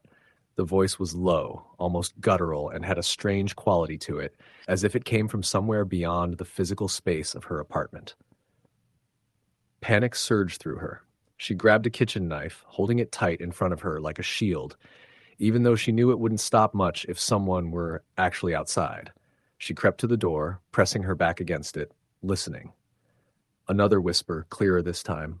"Don't hide." Jenna's hands shook violently as she pressed her ear to the door. The hallway was silent except for the rain and the distant rumble of thunder. Her mind raced. Was someone actually out there? Or was this some sick joke? Someone playing on her fear of storms? The thought barely formed before a loud scraping sound started from somewhere outside, like fingernails dragged slowly across concrete. Her heart pounded so hard she thought it would burst from her chest. She backed away from the door, her gaze darting to the window. A flash of lightning lit up the living room, and for a split second she saw a shadow move outside. Not fleeting, not the wind through the trees, but a solid human-like shape, standing in the shadows beyond the window. Jenna gasped and stumbled back, tripping over the rug, and the shadow didn't move. It just stood there, watching. And then it pointed slowly, deliberately, as if acknowledging her. A scream tore from her throat, raw and instinctive. She scrambled to her bedroom, slamming the door shut behind her and locking it. Her cat, usually timid, was huddled in the corner, eyes wide, fur standing on end. She pressed the knife against her chest, trembling uncontrollably, listening to the sounds outside. The scratching returned, louder this time, closer, as if whatever it was had found a way to reach her apartment directly. Minutes felt like hours. The storm raged on, and Jenna sat in the dark, barely daring to breathe. The scratching stopped for a while, replaced by silence. Then came the whispering again, right outside her bedroom door. "I'm inside." Tears streamed down her face as she clutched the knife, her mind racing through every horror story she had ever read, every warning she had ever ignored. She thought about running, about leaping from the window, anything to escape, but the storm made that impossible. The whispers grew closer, forming words she could barely hear over the pounding rain. You can't hide. Suddenly, a loud crash erupted from the living room, the sound of furniture being overturned. Jenna screamed, pressing herself against the wall. The cat bolted under the bed, hissing. Her phone buzzed. It was a notification from the weather app. Severe storm warning. Stay indoors. She laughed bitterly through tears, knowing that staying inside was exactly what had put her in danger. She thought of calling 911, but the line was dead, static on the phone instead of a dial tone. Panic became pure, unfiltered terror. She had to escape, but the apartment was no longer familiar, no longer safe. Every shadow seemed to pulse with menace, every sound amplified. She crawled to the window, ignoring the rain soaking her clothes, and tried to peer outside. Lightning illuminated the yard, and she saw it. Again, a figure, tall, hunched, standing beneath the porch light of her neighbor's house. Its face was obscured by shadows, but the presence was undeniable. The figure moved toward her, slowly, deliberately, as if it knew she could see it. Jenna backed away, tripping again, heart hammering. She ran to the kitchen, grabbing the largest knife she could find, and prepared to defend herself. Another flash of lightning lit the room, and she swore she saw multiple figures now, all standing in the rain, staring at the apartment. Then came the sound that made her blood run cold. The front door handle rattled, softly at first, then violently, like someone trying to force it open. She screamed, throwing herself against the door, knife raised. The handle stopped moving. Silence returned, but it was oppressive, heavy, suffocating. Jenna sank to the floor, shivering, too exhausted to move, too terrified to think. Hours passed, or maybe minutes, until the storm finally began to subside. Jenna, pale and trembling, dared to peek outside. The figures were gone. No footprints, no evidence anyone had been there. Only the rain-slicked pavement and the distant sound of dripping water. She collapsed onto the couch, holding the knife, and tried to convince herself it had all been a nightmare. But deep down, she knew it hadn't been. She didn't sleep that night. When morning came, she packed a bag and left, never returning to that apartment. The thought of the figures, the whispers, the scratching stayed with her. Even years later, when the wind blows through the trees and rain falls in sheets, she can hear it. The scratching at the door, the whispers in the dark, the presence that watches patiently from the shadows. And she knows, without question, that it waits. Always. Watching. Waiting. Story the end. The rain had been falling steadily since late afternoon, a persistent curtain that soaked the earth and drummed against the windows of the small rental house on the edge of town. The kind of rain that seemed endless, the kind that blurred everything into gray shadows and left you with a sense of unease you couldn't quite shake. By nightfall, the streets were empty, the steady rush of water in the gutters the only sound cutting through the thick, wet air. Claire sat on the couch in the dim light of the living room, her laptop balanced on her knees, though she hadn't typed a word in over an hour. She had moved into the house 2 weeks earlier, needing a cheap place while she tried to piece her life back together after the breakup and the job she'd lost. The house wasn't terrible, just old, drafty, the sort of place that held onto the cold and smelled faintly of mildew whenever it rained. But it was hers, at least for now, and she thought maybe solitude would help her find her footing again. She took another sip of the wine she had poured earlier and listened to the storm. The rain was heavy, but beneath it there was something else, a sound she couldn't place. It came faintly from the back of the house, almost lost in the drumming of water on the roof. She set her glass down and muted the TV, straining her ears. There it was again, a dull, rhythmic thump, like something knocking against the siding in the yard. Claire sighed and pushed herself up. She told herself it was probably a branch blown loose in the wind, or maybe something had tipped over near the porch. The house came with a small yard, fenced in but neglected, weeds and ivy crawling up the wood slats. She grabbed her phone for the flashlight and headed through the dark kitchen toward the back door. When she opened it, the cold hit her like a slap. Rain poured down in sheets, and the motion sensor light flickered weakly, struggling to stay on. The yard glistened with standing water, but nothing seemed out of place. No trash can knocked over, no branches against the siding. The fence creaked as wind pushed against it, and for a moment she thought maybe that was all she'd heard. Then the light went out. The yard fell into blackness, and Claire's heart skipped. She swung her phone's flashlight around, catching the pale outlines of the fence and the wet grass. She could feel the rain seeping into her socks as she stepped out just far enough to shine the light along the back wall. Nothing. No branch, no loose shutter. She shook her head and muttered to herself, probably just the old house settling in the storm. She stepped back inside quickly and shut the door, locking it out of habit. When she returned to the living room, the sound was gone, but the unease stayed. The night stretched on. The rain only grew heavier, and the house seemed to groan under its weight. Claire tried to distract herself with her laptop again, but every creak in the walls and every shudder of the windows had her lifting her head, listening. She thought about calling someone, but she didn't know many people in town yet. She could call her sister, but it was late, and she didn't want to sound paranoid. By midnight, she had given up on pretending to work and turned off the lights to try to sleep. The bedroom was at the back of the house, where the sound had come from earlier, and she lay in bed staring at the ceiling, listening to the rain hammer against the window.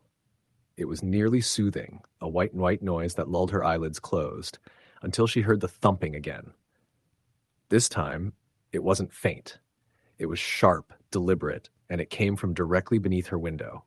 Her eyes flew open, and she lay frozen, straining to listen. The sound came again, 3 hard knocks, like knuckles against wood. She sat up in bed, heart racing, and grabbed her phone. The screen's glow was blinding in the dark, but it comforted her somehow, gave her something solid to hold on to. She wanted to look outside to see if anyone was there, but the thought of pulling back the curtain made her stomach twist. Instead, she opened the flashlight again and shone it at the window from inside, hoping to catch a glimpse of anything. The rain streaked the glass, turning it into a blurry mess. She saw nothing, just the distorted shadows of the yard. The knocks stopped. Claire didn't sleep the rest of the night. She sat propped against the headboard, phone clutched tight, until the first pale light of morning began to seep through the curtains. When she finally dared to look outside, the yard was empty. The ground beneath her window was a muddy mess, but when she leaned closer, she saw something that made her chest tighten. Footprints. They were faint in the mud, washed out by the rain, but she could still see them, bare feet, pressed deep into the wet earth, pacing back and forth beneath her window. The sight chilled her to her core. She locked every door and window, double-checked them twice, and spent the day in a haze of exhaustion, trying to convince herself she had imagined the whole thing. Maybe they weren't footprints at all, just patterns from the water running down. That had to be it. She couldn't let her mind spiral. But that night, as the storm returned heavier than before, the knocking came again. This time, it was at the front door. 3 hard knocks, just after midnight. Claire sat rigid on the couch, the TV still playing but completely forgotten. She stared at the door, heart pounding so hard she could hear it in her ears. Whoever it was didn't call out, didn't move, didn't knock again. Just 3 knocks, then silence. She stayed where she was, barely breathing, for what felt like an eternity. Finally, she crept to the peephole and looked through. The porch was empty, but when she turned back, she nearly screamed. A shape stood in the reflection of the darkened TV screen behind her. It was faint, distorted by the rain's dim light leaking through the curtains, but unmistakable, a tall, thin figure standing near the window, unmoving. She spun around, but there was nothing there. Her breath came in ragged gasps, and she stumbled backward, clutching the phone in her hand. She thought about calling the police, but what would she say? That she'd seen a reflection? That someone had knocked and vanished? They would think she was drunk or losing it. She didn't sleep again that night. The days blurred after that. The storm didn't let up, as though the rain had settled in for good. Every night brought new knocks, sometimes at the window, sometimes at the door, sometimes faint, sometimes loud enough to shake the walls. She stopped going near the curtains, terrified of what she might see beyond them. She barely ate. She barely left the house. And always in the mornings there were footprints in the mud, bare, pale, too long, too thin. On the 4th night, she woke to the sound of the back door rattling. Someone was trying the handle, shaking it hard enough that the whole frame groaned. She grabbed a kitchen knife and crouched in the hallway, heart racing, whispering to herself that the lock would hold. But after a long, tense moment, the rattling stopped. The next morning, when she finally worked up the courage to open the back door, she found something new. Carved into the wood just above the handle were words, "Let me in." Her scream tore out of her before she could stop it. She slammed the door shut again and backed away, shaking so violently she nearly dropped the knife she still held. She called the police then, finally, and told them everything about the knocks, the footprints, the words. 2 officers came out, looked around the property, took her statement. But there was nothing for them to act on. No forced entry, no signs of anyone around. They told her it was probably just a prank, maybe some local kids messing with her. She tried to insist the footprints were real, that someone had been watching her, but they exchanged a look that told her exactly what they thought. Paranoid, lonely, drinking too much in an empty house. That night, the knocking didn't come. But at 3 a.m., Claire woke to the sound of breathing. It was soft, steady, unmistakably human, and it was coming from inside her bedroom. Her eyes flew open, and in the dim light from the window, she saw it. A figure, tall and thin, standing in the corner of the room. She couldn't move, couldn't breathe. Her phone was on the nightstand, but she couldn't reach for it, couldn't take her eyes off the thing watching her. Its face was lost in shadow, but its outline was unmistakable. Arms too long, head tilted slightly like it was studying her. She blinked, and it was gone. But the muddy footprints on the floor in the morning told her she hadn't imagined it. By the 7th night, she was broken. She hadn't slept in days. She jumped at every sound, every flicker of light on the curtains. She had tried leaving the house once, but the rain was too heavy, and the roads out of town were closed due to flooding. She was trapped. The knocking came again, louder than ever, pounding against the walls, the doors, the windows, all at once. She covered her ears, sobbing, rocking back and forth on the floor. It went on for hours, relentless trap, shaking the house as though it would tear it apart. And then, just before dawn, it stopped. When she finally dared to look up, every door and window in the house was standing open. Mud trailed across the floors, across the carpet, up the stairs. She followed the tracks, shaking until they led back to her bedroom. The bed was soaked, sheets dragged to the floor, pillows torn open. And on the wall, scrawled in long streaks of mud, were the words, "You let me in." Claire's scream echoed through the empty house, drowned out only by the endless roar of the rain. No one ever saw her again. Story the end. The rain had been falling since early evening, first as a light drizzle, then as a steady downpour that seemed endless. The sound of it against the windows carried through the entire small house, sometimes gentle, sometimes sudden and hard as the wind pushed sheets of water against the glass. Inside, the lights flickered on and off every now and then, not enough to go dark completely, but just enough to make nerves tense, to remind whoever sat in the living room that the storm was far from over. Darren leaned back into the couch, staring at the muted television, the flickering screen giving his face a pale glow. The power had already surged twice, and he didn't trust the cable to hold. The house itself was old, his grandmother's before it became his, and storms always made it feel more fragile than it already was. It creaked at odd times, the roof groaning like it resented the weight of water. The storm had ruined his night.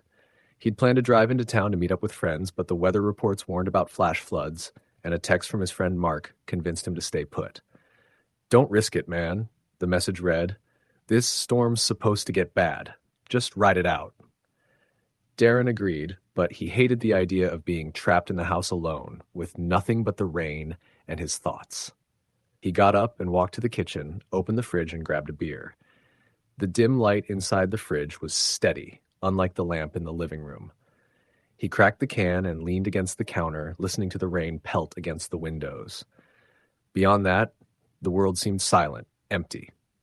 Then came a knock. It was faint at first, so faint Darren thought maybe it was just the storm pushing a branch against the porch. But then it came again. 3 clear knocks. His stomach tightened. Nobody was supposed to be out here. His house sat on the edge of a wooded road, far enough from neighbors that a walk in this weather would be ridiculous. He put the can down, suddenly aware of how quiet everything inside was. Even the refrigerator seemed to hum lower. He walked slowly to the front door, the old wood floor creaking under his weight. His breath fogged the small window in the door as he leaned to look outside. Rain streaked the glass, blurring everything. At first he saw nothing, just the dark shape of the porch railing and the shadows of trees whipping in the wind. Then lightning split the sky, bright and sharp. For half a second, Darren saw the outline of a figure on the porch. He jumped back. The thunder crashed a moment later, rattling the windows. Darren's heart pounded. He looked again, squinting through the glass. The figure hadn't moved, but now it looked like someone standing completely still, their head slightly tilted toward the door. He hesitated. He thought about not opening it at all, just waiting it out until whoever it was went away. But the storm was fierce, and what if it was someone in trouble? The road often saw accidents during bad weather, and maybe they'd come here for help. Darren opened the door. A man stood there, soaked to the bone, his hair plastered to his forehead. His clothes clung to him, dark with rain. He looked maybe mid-30s, but the way his eyes locked onto Darren made him seem older, heavier somehow. "Car broke down," the man said, his voice steady despite the weather. "Phone's dead. Can I come in?" Darren hesitated, gripping the doorframe. The man's tone wasn't desperate, not even pleading. It was flat, almost practiced. The storm hissed around them, water dripping from the man's fingertips onto the porch boards. "Yeah," Darren said finally. "Yeah, come in." The man stepped inside, dripping a small puddle onto the entryway. Darren closed the door, and the house immediately felt smaller, warmer, but also heavier. He pointed toward the couch. "Sit down. I'll grab you a towel." The man sat without a word. Darren went to the hall closet, pulling out an old towel, his mind racing. Something about the man's presence unsettled him. Maybe it was the lack of urgency in his voice, or maybe it was the way he hadn't looked around the room, hadn't shaken himself dry, just sat still as though waiting. When Darren handed him the towel, the man draped it over his shoulders without bothering to dry his face. "Where'd your car break down?" Darren asked. "Couple miles back," the man said, his eyes on the muted television. "Which road?" "Yours." The answer was strange, but Darren tried not to show it. He cracked his beer again, trying to act casual, though his hands were unsteady. "Phone's in the kitchen if you need it," Darren said. The man didn't move. He just sat there, water still dripping from his sleeves onto the couch. "I'll get it," Darren muttered, standing. In the kitchen, he picked up the landline. The dial tone buzzed, steady and reliable. He turned back to call out, but the words died in his throat. The man was no longer on the couch. Darren froze, his hand gripping the receiver. His eyes darted around the living room. The towel lay folded on the armrest, perfectly neat, as though placed there intentionally. His heart thudded. He stepped forward cautiously. "Hey," he called. "You okay?" No answer. He checked the hallway, the bathroom, empty. He checked the back door. Locked, untouched. The man couldn't have gone anywhere without Darren hearing. Then from upstairs came the sound of footsteps. Slow, deliberate. Darren's stomach dropped. Nobody was supposed to go upstairs. That was his grandmother's old space, her things still in boxes untouched since she passed. "Hey!" Darren shouted, forcing his voice to stay strong. "You can't go up there!" The footsteps stopped. He grabbed the nearest thing he could use as a weapon, an iron fireplace poker leaning against the hearth, and started toward the stairs. His reflection flashed in the dark window by the staircase, pale and tense. Halfway up, a faint creak sounded ahead of him, like someone shifting their weight on the old floorboards. He reached the top, holding his breath, straining to hear. Lightning lit the hallway, and for just a second Darren saw the man standing at the end, his face half hidden in shadow. His clothes were still dripping, even though he hadn't been outside in minutes. His eyes didn't blink, didn't move, just stared directly at Darren. The thunder shook the walls, and the hallway went dark again. When Darren flipped the light switch, the hall was empty. His pulse roared in his ears. He rushed down the hall, checking each room. Nothing. Not even wet footprints. Every door was closed, untouched. He returned to the top of the stairs, gripping the poker so hard his hand hurt. The storm raged outside, louder than before, but inside the house there was only silence. Then he heard it, a faint dripping sound. It came from the guest bedroom. He pushed the door open slowly. The room was empty, except for the steady drip of water onto the wooden floor. In the corner, a small puddle had formed beneath the rocking chair that used to belong to his grandmother. The chair creaked once, as though something had just been sitting in it. Darren's skin crawled. He backed out of the room, slammed the door, and bolted downstairs. The towel was gone.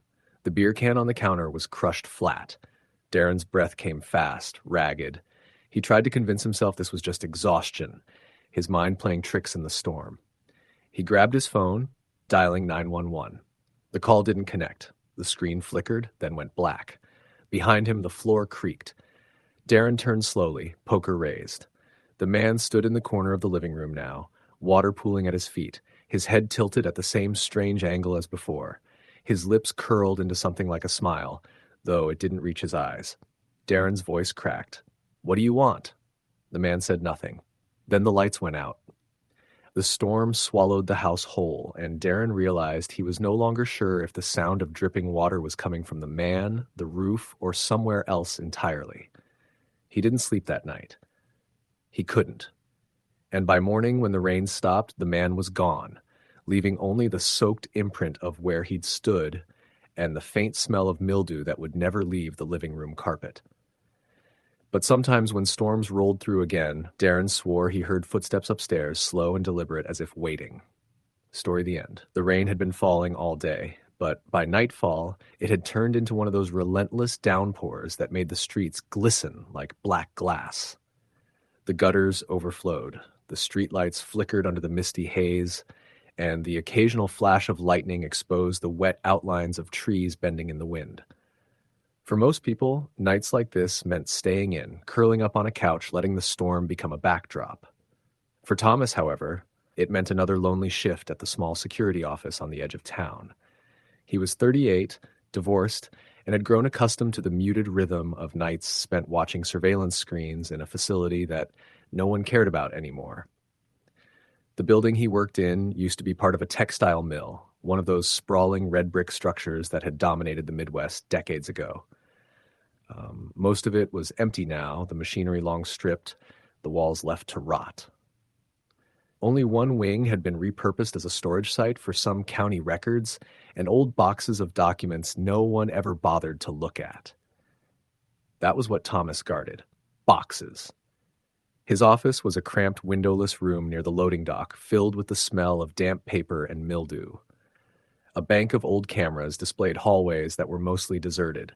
The only sounds were the hum of fluorescent lights and the distant patter of rain hitting the tin roof of the dock. He sipped coffee from a thermos his sister had given him, listening absent-mindedly to the storm's rhythm. Around 9, the power flickered. The screens went dark for a moment, then hummed back to life. Thomas didn't think much of it. Storms always toyed with the wiring in old buildings, but when the cameras stabilized, he noticed something off. In the far hallway, one of the lights was out. That wasn't unusual either, except the darkened stretch of corridor wasn't empty. A figure stood there. At first glance, Thomas assumed it was just one of the maintenance guys. The building had a couple of them on call, though they rarely worked this late. But as he leaned forward, squinting at the screen, he realized the figure wasn't moving. It was just standing there, half-turned, barely visible in the gloom. He adjusted the camera angle, tapped the side of the monitor, but the figure remained still, frozen like it didn't belong in motion. After a few moments, he leaned back and shook his head. Probably a trick of the light, he told himself. Maybe a mop or a supply cart someone had left behind. He flipped through the other cameras, trying to shake the unease. By 10, the rain was pounding so hard that water leaked through the roof in the corner of his office, dripping into a bucket that had been there longer than he had. The cameras fuzzed with static from time to time. When he flipped back to the hallway feed, the figure was gone. Relief washed over him until he noticed something else. On the floor, near where it had been standing, were wet footprints. He blinked at the screen, confused. The floor glistened in the dim light, and the prints looked too defined to be shadows, bare feet. The sight of them raised the small hairs on his arms. He sat there, staring, debating whether to check in person. But he stayed put, telling himself again it had to be some sort of camera glitch. At 11, his phone buzzed. It was a text from his ex-wife, Melissa. Just a simple line about their daughter, "Don't forget Mia's school play tomorrow." He typed back, "I'll be there," and put the phone down. That small tether to reality calmed him a little. until he glanced back at the screen. The same hallway camera now showed the figure again, this time closer. It was standing near one of the office doors, facing the camera directly. Its shape was indistinct, blurred by shadow, but Thomas could make out details he wished he hadn't. The wet sheen of its hair clinging to its face, the pale outline of skin too bright against the dim corridor. And those feet. Bare, dripping, leaving small puddles on the floor tiles. His breath caught. He reached instinctively for the phone to call the building supervisor, but before he could dial, the screen went black again. The power flickered, lights overhead buzzing. Then, slowly, the cameras returned. The hallway was empty. Thomas sat frozen. He tried to rationalize. Maybe he'd dozed off and imagined it. Maybe the storm was interfering with the signal. But the dread didn't leave. He forced himself to get up, grab the flashlight from the wall, and step into the corridor. The building was a labyrinth of narrow hallways and damp-smelling rooms filled with boxes. His boots squeaked on the tile as he made his way toward the wing he'd seen on the camera. Each step echoed unnaturally, swallowed quickly by the thick air. He told himself over and over that he'd find nothing, that it was a glitch. But when he reached the hallway in question, he stopped dead. There were footprints. Just like on the screen, wet and bare, leading from one end of the hall to the other. They glistened faintly under the flickering fluorescent bulb, stopping at the office door where the figure had stood. His throat tightened. Slowly, he reached for the doorknob and turned it. The office was empty. Boxes stacked against the walls, a desk covered in dust. But the air was wrong, cold, damp, smelling faintly of rot. He scanned the room with the flashlight, his pulse pounding. In the far corner, near the floor, he saw it, a dark stain spreading across the tiles like water seeping up from below. The sound came next. Drip, drip, drip. He swung the flashlight toward the stain and caught sight of water droplets falling from the ceiling. But when he followed the trail upward, his stomach lurched. There was no crack, no pipe, just smooth plaster. The water was dripping from nowhere. The flashlight flickered. He backed out of the room, his heart racing, and hurried back to his office. Once there, he slammed the door shut, locked it, and sat heavily in the chair, breathing hard. He told himself he'd make it through the night. Just one more shift. But the cameras told another story. When he glanced at the hallway, feet again, the figure was there. Closer than before, now only a few feet from the security office door. Thomas's hand trembled as he reached for his phone again. He tried calling the supervisor, then maintenance, but the storm must have knocked out service. The calls wouldn't go through. All he could do was sit there, staring at the feed, watching as the figure inched closer, frame by frame, every time the camera fuzzed with static. At midnight, the building seemed to breathe. The walls creaked, the pipes groaned, and the rain outside beat harder. Thomas tried to steady himself with coffee, but his hands were shaking too much to hold the thermos. The figure appeared on another camera now, moving down a separate hallway, closer to the loading dock, always barefoot, always dripping. By 1 a.m, Thomas was desperate. He thought about running for his truck, but that meant leaving the safety of the office and venturing through those hallways. Instead, he sat rigid, trying not to blink as the cameras showed the figure moving inexorably closer. Sometimes it vanished for minutes at a time, only to reappear nearer than before. At 2, he heard it outside the office. A faint shuffle of wet feet on tile, the breath caught in his chest. He shut off the small desk lamp, leaving only the glow of the monitors, and held his breath. The sound came again, closer. He could see the shadow under the crack of the door, shifting, pausing like it was listening. Then came the knock. Soft, deliberate 3 times. Thomas gripped the flashlight like a weapon, his heart hammering against his ribs. He wanted to shout, to tell whoever it was to leave, but his voice wouldn't work. The knock came again, then silence. He sat there for what felt like hours, waiting, barely breathing. Finally, he dared to glance at the camera feed again. The hallway outside his office was empty. Relief was short-lived. On another screen, inside the office he had checked earlier, the figure now crouched in the corner, its hair hanging like a curtain, water pooling beneath it. And then, as though it knew he was watching, it slowly raised its head. Thomas recoiled. Its face was pale, bloated, eyes sunken and black. The mouth hung open, unnaturally wide, water spilling from it in steady streams. The feed cut out. By 3, Thomas was no longer thinking straight, his thoughts scattered between running, hiding, or simply waiting for daylight. But the storm showed no sign of letting up. The building groaned with each gust of wind, and the cameras kept failing one by one, static swallowing them. Finally, he made his choice. He grabbed his keys, yanked open the office door, and bolted down the hall. His boots splashed through puddles that hadn't been there before, water dripping from the ceiling in sheets. The air reeked of rot, thicker now, clinging to his lungs. He rounded the corner toward the loading dock and froze. The figure was there, standing at the exit, blocking his way, bare feet leaving dark stains on the concrete, head tilted unnaturally. Its black eyes locked on him, mouth still spilling water. Thomas stumbled backward, slipping on the wet floor. The flashlight clattered away, spinning its beam across the walls. When he scrambled up, the figure was gone. The door stood wide open, rain lashing inside. He ran, out into the storm, into the sheets of rain across the lot to his truck.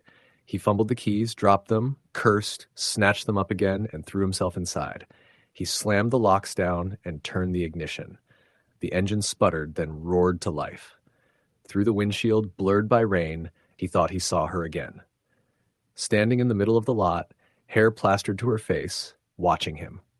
Water dripping steadily onto the asphalt. He floored it. The truck lurched forward, tires screeching on the slick pavement, and he tore out of the lot, heart pounding, not daring to look back. He didn't stop driving until he reached the gas station on the edge of town. Only then did he pull over, shaking uncontrollably, soaked in sweat despite the cold. He sat there for a long time, staring at the rain, trying to convince himself he'd imagined it all. But when he glanced down at the passenger seat, his breath froze. There, wet and unmistakable, were bare footprints leading across the seat and down onto the floor. Story the end. The rain had been falling all evening, heavy and relentless, hammering the tin awning above the porch and trickling in crooked paths down the windows. The old house sat on the edge of town, surrounded by tall skeletal pines that creaked in the storm. Every flash of lightning seemed to split the world open for a second, showing the long gravel driveway, the broken-down truck in the weeds, and the half-collapsed barn in the distance. It wasn't a house that most people would choose to spend a night in, not even on a clear summer evening. But for Amanda, there hadn't been a choice. She was driving back from visiting her sister 3 towns over when the storm swallowed the highway. Sheets of water blurred her vision, her wipers straining against the deluge. When she saw the detour sign, its reflective paint shining under her headlights, she cursed under her breath but followed it, steering down a narrow country road that twisted through woods and farmland. After 20 minutes, she realized she was lost. Her phone had 1 bar of service, enough to pull up a map, but not enough to load it. She drove another half-mile before her car sputtered, then died, the gaslight mocking her from the dashboard. She sat in silence for a moment, listening to the rain slam against the roof, and fought the urge to cry. That was when she saw the faint orange glow of a porch light through the trees. The house was old, probably built in the early 1900s, its siding weathered and peeling. The front steps sagged with age. Still, it was shelter, and with no other choice, she pulled her coat tight and ran up to the door, her shoes splashing in mud. She knocked once, then again louder, until she heard the shuffling of feet inside. The door opened a few inches, and a woman's face appeared in the gap. She looked to be in her late 60s, with gray hair tucked back in a bun and a shawl wrapped around her shoulders. Her eyes were pale blue, sharp and calculating, but her voice was kind enough. "You're drenched, dear. Come inside before you catch your death." Amanda hesitated, but the storm was merciless, and she stepped into the house. The smell of mothballs and wood smoke filled her nose. The entryway was dim, the wallpaper faded and curling at the edges. A grandfather clock ticked steadily against one wall, its face cracked, its pendulum swinging in uneven arcs. "I'm sorry to intrude," Amanda said, brushing water from her hair. "My car died on the road. I don't have much service, and..." The woman held up her hand. "You can explain later. I'll make you some tea. Warm up by the fire." The living room was lit only by the flames in the fireplace, and their light casting shadows across the furniture. A floral couch sagged in the middle, and a rocking chair creaked slowly, though no one sat in it. Amanda tried not to stare at it as she lowered herself onto the couch. The house felt colder inside than it should have, the kind of chill that went bone deep. The woman returned with a steaming cup of tea and placed it on the small table beside Amanda. She didn't sit, just hovered, watching her with that same unreadable expression. "What's your name, dear?" the woman asked. "Amanda. And yours?" "Evelyn." The name didn't seem to match the woman somehow. Evelyn sounded soft, graceful, but everything about her posture and her face was rigid. Amanda wrapped her hands around the cup, though she didn't drink yet. "Do you live here alone?" Amanda asked, more to fill the silence than anything. Evelyn's eyes flicked toward the hallway, then back to her. "For the most part." That answer hung in the air like smoke, and Amanda didn't press further. She blew on the tea, pretending to be more interested in it than she was. The clock in the hall chimed 9, though the sound was warped, as if the mechanism inside was rusted. Evelyn finally lowered herself into the rocking chair. The wood groaned under her weight, but the chair still rocked slightly on its own, even after she stilled her body. "Storms like this," Evelyn said, her voice distant, "they bring things out, not just from the sky, from the ground too. You'd be surprised what gets stirred up." Amanda tried to smile politely, though her nerves prickled. "I'm just hoping it passes by morning. I'll call for a tow truck as soon as I can." Evelyn didn't respond right away. She leaned forward, her face catching the light of the fire, and whispered, "Sometimes morning doesn't come." The words made Amanda's skin crawl. She looked down at her tea again, but she noticed something odd about it now. The liquid wasn't steaming anymore, though she'd just been handed the cup. When she tilted it, the surface barely rippled, thick like oil. She set it back down quickly. "Thank you," she murmured, forcing her voice steady. Thunder cracked overhead, shaking the house. Somewhere in the back rooms, something fell with a thud, but Evelyn didn't flinch. Amanda thought of her sister, of the warm apartment she'd left just hours ago, and she wished desperately she'd stayed the night there. She pulled her coat tighter and shifted on the couch, trying to keep her breathing even. From the hallway came another sound, a dragging shuffle, like feet moving slowly across the floor. Amanda froze. Evelyn didn't move either, but her eyes flicked toward the dark hallway and stayed there, unblinking. "Is someone else here?" Amanda asked, her voice thin. Evelyn's lips twitched into something that wasn't quite a smile. "I told you, for the most part." The shuffle grew louder, closer, until Amanda could see the faint outline of something at the edge of the firelight. A man, or at least what had once been a man, stood half in shadow. His clothes were filthy, his skin gray, his mouth slack and hanging open as if the muscles no longer worked properly. His eyes were milky white. Amanda's breath hitched. She scrambled to her feet, but Evelyn raised her hand sharply. "Sit!" Her voice was stronger than before, commanding, and against every instinct, Amanda felt her knees bend, lowering her back to the couch. Her body trembled as the figure shuffled fully into the room. The stench hit her next. Rot, mold, something far worse than death alone. "This is Harold," Evelyn said, as if introducing a dinner guest. "He doesn't talk much anymore. Lost the ability some time ago." Amanda couldn't move, couldn't speak. Her mind screamed at her to run, but her body felt like stone. Harold's milky eyes rolled toward her, then away. He moved to the rocking chair and stood behind it, placing one decayed hand on the wood. Evelyn leaned back, and the chair began to rock again, this time with Harold's help. Amanda's throat went dry. She needed to leave. She had to. She forced her voice through the tightness in her chest. I think I should go back to my car. Maybe the rain's letting up." Evelyn's head snapped toward her, and for the first time, Amanda saw true anger in her face. "You'll do no such thing. You came here into this house, and now you'll stay until it decides to let you go." Amanda's heart pounded so hard it hurt. "The house?" she whispered. The walls creaked in answer, as if the building itself had heard. The shadows from the fire lengthened unnaturally, stretching across the floor toward her feet. Amanda shot up from the couch, like adrenaline finally breaking the invisible weight that pinned her down. She bolted for the door, her shoes slipping on the worn rug. She grabbed the knob and twisted, but it wouldn't move. Locked, jammed, fused. She couldn't tell. She yanked harder, then turned back just as lightning lit the room. Evelyn was standing now, though she hadn't seemed to rise from the chair. Harold was closer, his face inches from hers, though she hadn't seen him cross the room. His breath reeked of soil and stagnant water. Amanda screamed and shoved past him, racing into the hallway. The house stretched longer than it had looked before, the walls narrowing, the floor groaning under her steps.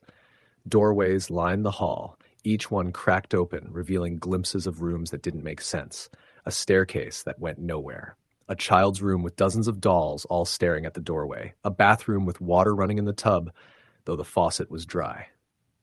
She stumbled into a kitchen, her breath coming in sobs. The window above the sink showed nothing but darkness, deeper than any night should be.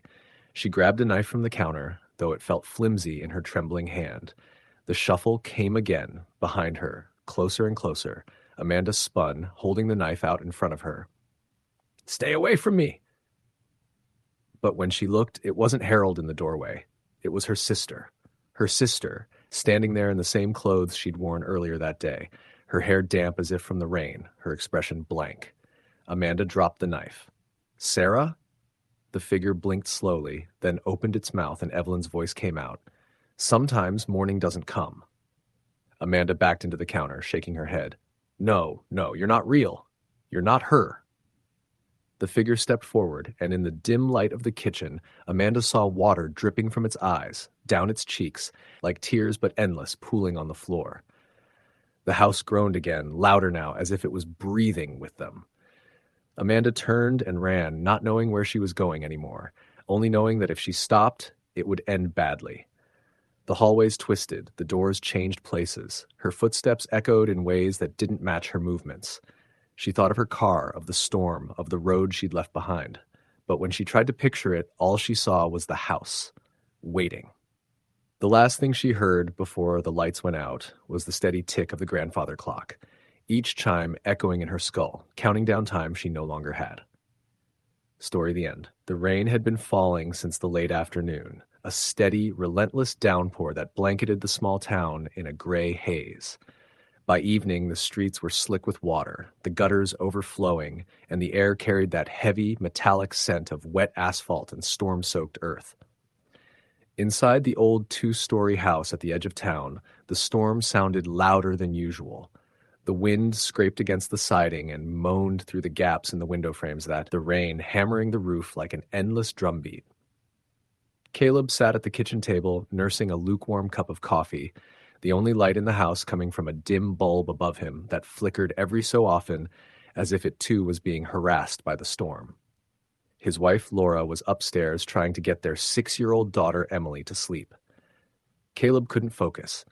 His eyes kept drifting toward the window over the sink, where the curtains were half drawn. Beyond them was only blackness. Their property backed onto a stretch of woods, and on nights like this, the trees disappeared into a wall of dark shapes swaying and bending in the storm. The house itself didn't make things better. It had belonged to Caleb's grandfather, who died 10 years earlier. It was the kind of home that creaked even when no one was walking around, the kind that always felt just a little too cold in the winter and too damp when it rained. The cellar smelled like wet stone and rust, and though Caleb tried to keep it clean, he always felt unsettled going down there. That night, the sound of water trickling steadily into the sump pump echoed up through the floorboards. Around 9 o'clock, Laura came downstairs, pulling her sweater tighter around herself. She gave Caleb a tired smile, but her eyes showed the same unease he felt. "She's finally asleep," she whispered, nodding toward the ceiling. "But the storm keeps waking her. She says she hears tapping at her window." Caleb frowned. "It's just branches, probably. The wind's insane tonight." Laura didn't answer. She busied herself making tea, though her hands shook as she poured the water into the mug. Caleb noticed, and for a moment he wanted to tell her something he hadn't mentioned earlier. When he came home from work that evening, before the storm had grown wild, he swore he saw someone standing at the edge of the woods. A tall shape, motionless, facing the house. At first, he thought it was just a tree trunk, but when he blinked, it was gone. He hadn't wanted to scare Laura or Emily, so he kept it to himself. But now, with the storm pressing against the house and the way Laura looked, he wished he hadn't. They sat together in silence for a while, listening to the house groan and the water hammer against the windows. Every now and then, Caleb swore he heard something else, like footsteps on the porch or a faint scrape against the siding, But when he strained his ears, the sound always dissolved back into the storm. At around 10, the lights flickered again, then went out completely. Laura gasped, and Emily's small voice called out upstairs almost immediately. Caleb grabbed the flashlight he kept in a drawer and clicked it on, the narrow beam of light making the kitchen feel even smaller, more claustrophobic. He handed the flashlight to Laura and lit a couple of candles. "I'll go check the breaker," Caleb said, though his stomach twisted at the thought of going into the basement. Laura nodded quickly, relief in her eyes that he would be the one to check. She stayed in the kitchen, clutching the flashlight, while Caleb grabbed another from the counter and headed for the cellar door. The basement stairs groaned under his weight as he descended, the beam of his flashlight dancing across the stone walls. The smell of damp earth was stronger down there, mixed with the faint odor of something metallic. The sump pump sputtered, gurgling as water poured into it, and Caleb could hear the wind howling through some unseen crack. He moved toward the breaker panel, but halfway across the basement, he stopped. There were wet footprints on the concrete floor. He froze, lifting his light to follow them. They were faint but clear enough to see, bare human feet, the water glistening in the beam of his flashlight. They started near the base of the stairs, trailed across the room, and then vanished into the shadows near the far wall. Caleb's throat went dry. He swung the light around, his heart thundering, but nothing moved. The basement was empty, or at least it looked that way. The old shelves were lined with dusty jars and boxes, the furnace sat hunched in the corner, and nothing seemed out of place. But those footprints shouldn't have been there. His first thought was that maybe he had tracked something down himself, though he knew he was wearing boots and the prints were clearly bare. He stepped closer, the sound of the storm muffled down here, and for a moment he thought he heard something else. A faint, raspy breathing coming from the shadows near the wall. He swallowed hard and forced himself to check the breaker. His hands shook as he flipped the switches, but it was no use. The power was out, and it wasn't coming back tonight. When he turned to leave, the footprints were gone. The floor where they had been was now just bare, damp concrete. Caleb's pulse roared in his ears. He stumbled up the stairs, slamming the cellar door shut behind him. Laura was waiting in the kitchen, Emily now curled in her arms, wide-eyed and trembling. "What took you so long?" she asked. Her voice was strained, almost accusing. Caleb lied. "Nothing. The breaker shot. Power's out for good tonight." He didn't tell her about the footprints or the breathing or the way his skin crawled like he was being watched even now. They decided to stay together in the living room. Caleb lit more candles, and the three of them huddled on the couch under blankets, the storms outside raging harder than ever. Emily kept whispering that she didn't like the tapping at her window. Laura hushed her, rocking her gently, though Caleb could see his wife's nerves fraying. Hours passed, though time felt strange, stretched thin by the storm and the oppressive darkness. Every noise seemed amplified. The creak of the house, the drip of rain down the chimney, the groan of branches scraping against the siding. At some point, Caleb dozed off, his chin against his chest, only to wake to a sound that made his blood run cold. The front door handle was turning. He sat up, heart pounding, and grabbed the flashlight. The beam quivered in his hand as he shone it toward the door. The handle twitched again, rattling softly, like someone was testing it from the other side. Caleb got to his feet, trying not to wake Laura and Emily, though Laura stirred and opened her eyes. She saw his face and froze. "Don't," she whispered. The handle went still. For a long moment, there was only the sound of the rain. Then came 3 soft knocks, slow, deliberate, almost polite. Caleb's mouth went dry. He didn't move. He didn't speak. He just stood there, gripping the flashlight so hard his knuckles ached. The knocks came again, louder this time. Emily whimpered in her sleep, and Laura pressed her hand gently over their daughter's ear. She looked at Caleb with wide, terrified eyes, shaking her head. "Don't open it." The knocks stopped. For a while they heard nothing, and Caleb dared to hope whoever it was had gone. But then came another sound, drifting through the house from upstairs, a window sliding open. Laura's face went pale. Caleb didn't wait. He lunged for the stairs, flashlight beam bouncing wildly as he climbed. At the top, the hallway stretched into darkness, doors closed, shadows deep. He moved toward Emily's room first, his stomach lurching as he saw the window wide open, the curtains whipping in the storm. Rain blew inside, soaking the carpet. He rushed to the window, shining the light outside, but saw only the storm and the trees thrashing in the wind. He slammed it shut, latched it, and turned around. The footprints were back. Wet, bare, leading from the window into the hallway. Caleb's hands shook so badly the flashlight beam jerked around the walls, catching glimpses of the trail leading toward the guest room. His pulse hammered in his throat as he followed them, each step heavier than the last. When he reached the guest room door, it was already open. Inside, the room smelled damp, earthy, like the basement. The footprints ended at the far corner of the room, empty. Except it wasn't. For a split second, as the flashlight swept past, Caleb saw a figure crouched in the corner, tall and thin, its skin pale and glistening with rainwater. Its face was hidden in shadow, but he could hear it breathing, slow and ragged. When the light hit it, it scuttled backward, impossibly fast, disappearing into the dark as if the walls had swallowed it whole. Caleb staggered back, slamming the door shut. He raced downstairs, his chest burning, his voice hoarse, as he gasped out what he saw to Laura. She clutched Emily tighter, eyes wide with disbelief and terror. For the rest of the night, they stayed huddled together in the living room, too afraid to move, listening to the sounds above them. Footsteps creaking across the floorboards, slow and deliberate. A whispering, faint but constant, like someone talking just beyond the edge of hearing.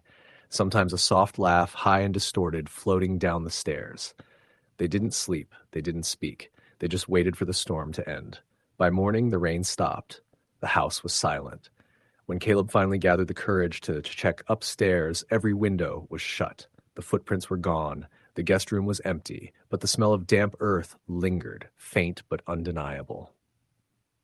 They moved out 2 days later. Story the end. The rain had been coming down since late afternoon. A steady, relentless curtain that blurred the streetlights into glowing halos and made the narrow back roads of the small American town look swallowed by shadows. Garrett sat on his couch in the dim light of his living room, the flicker of the muted television casting pale blue across his tired face. He had come home late from work, soaked through from the walk from the bus stop, and now he sat with a blanket wrapped around him, listening more to the storm than to the muffled voices on the screen. The rain was different tonight. It wasn't just the downpour, it was the sound beneath it, the irregular tapping against his windows, as if someone wasn't just letting the storm do its work, but joining in, testing the glass with careful, intentional fingers. He told himself it was just branches, maybe loosened by the wind, striking against the panes.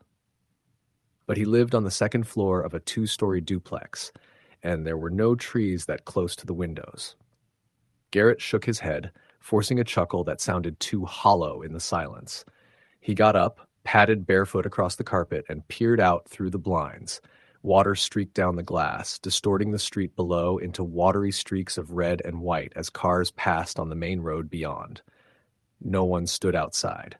Nothing looked out of place. He sighed and told himself it was the storm messing with him. But when he returned to the couch, the sound came again, sharper this time, 3 deliberate taps against the window closest to him.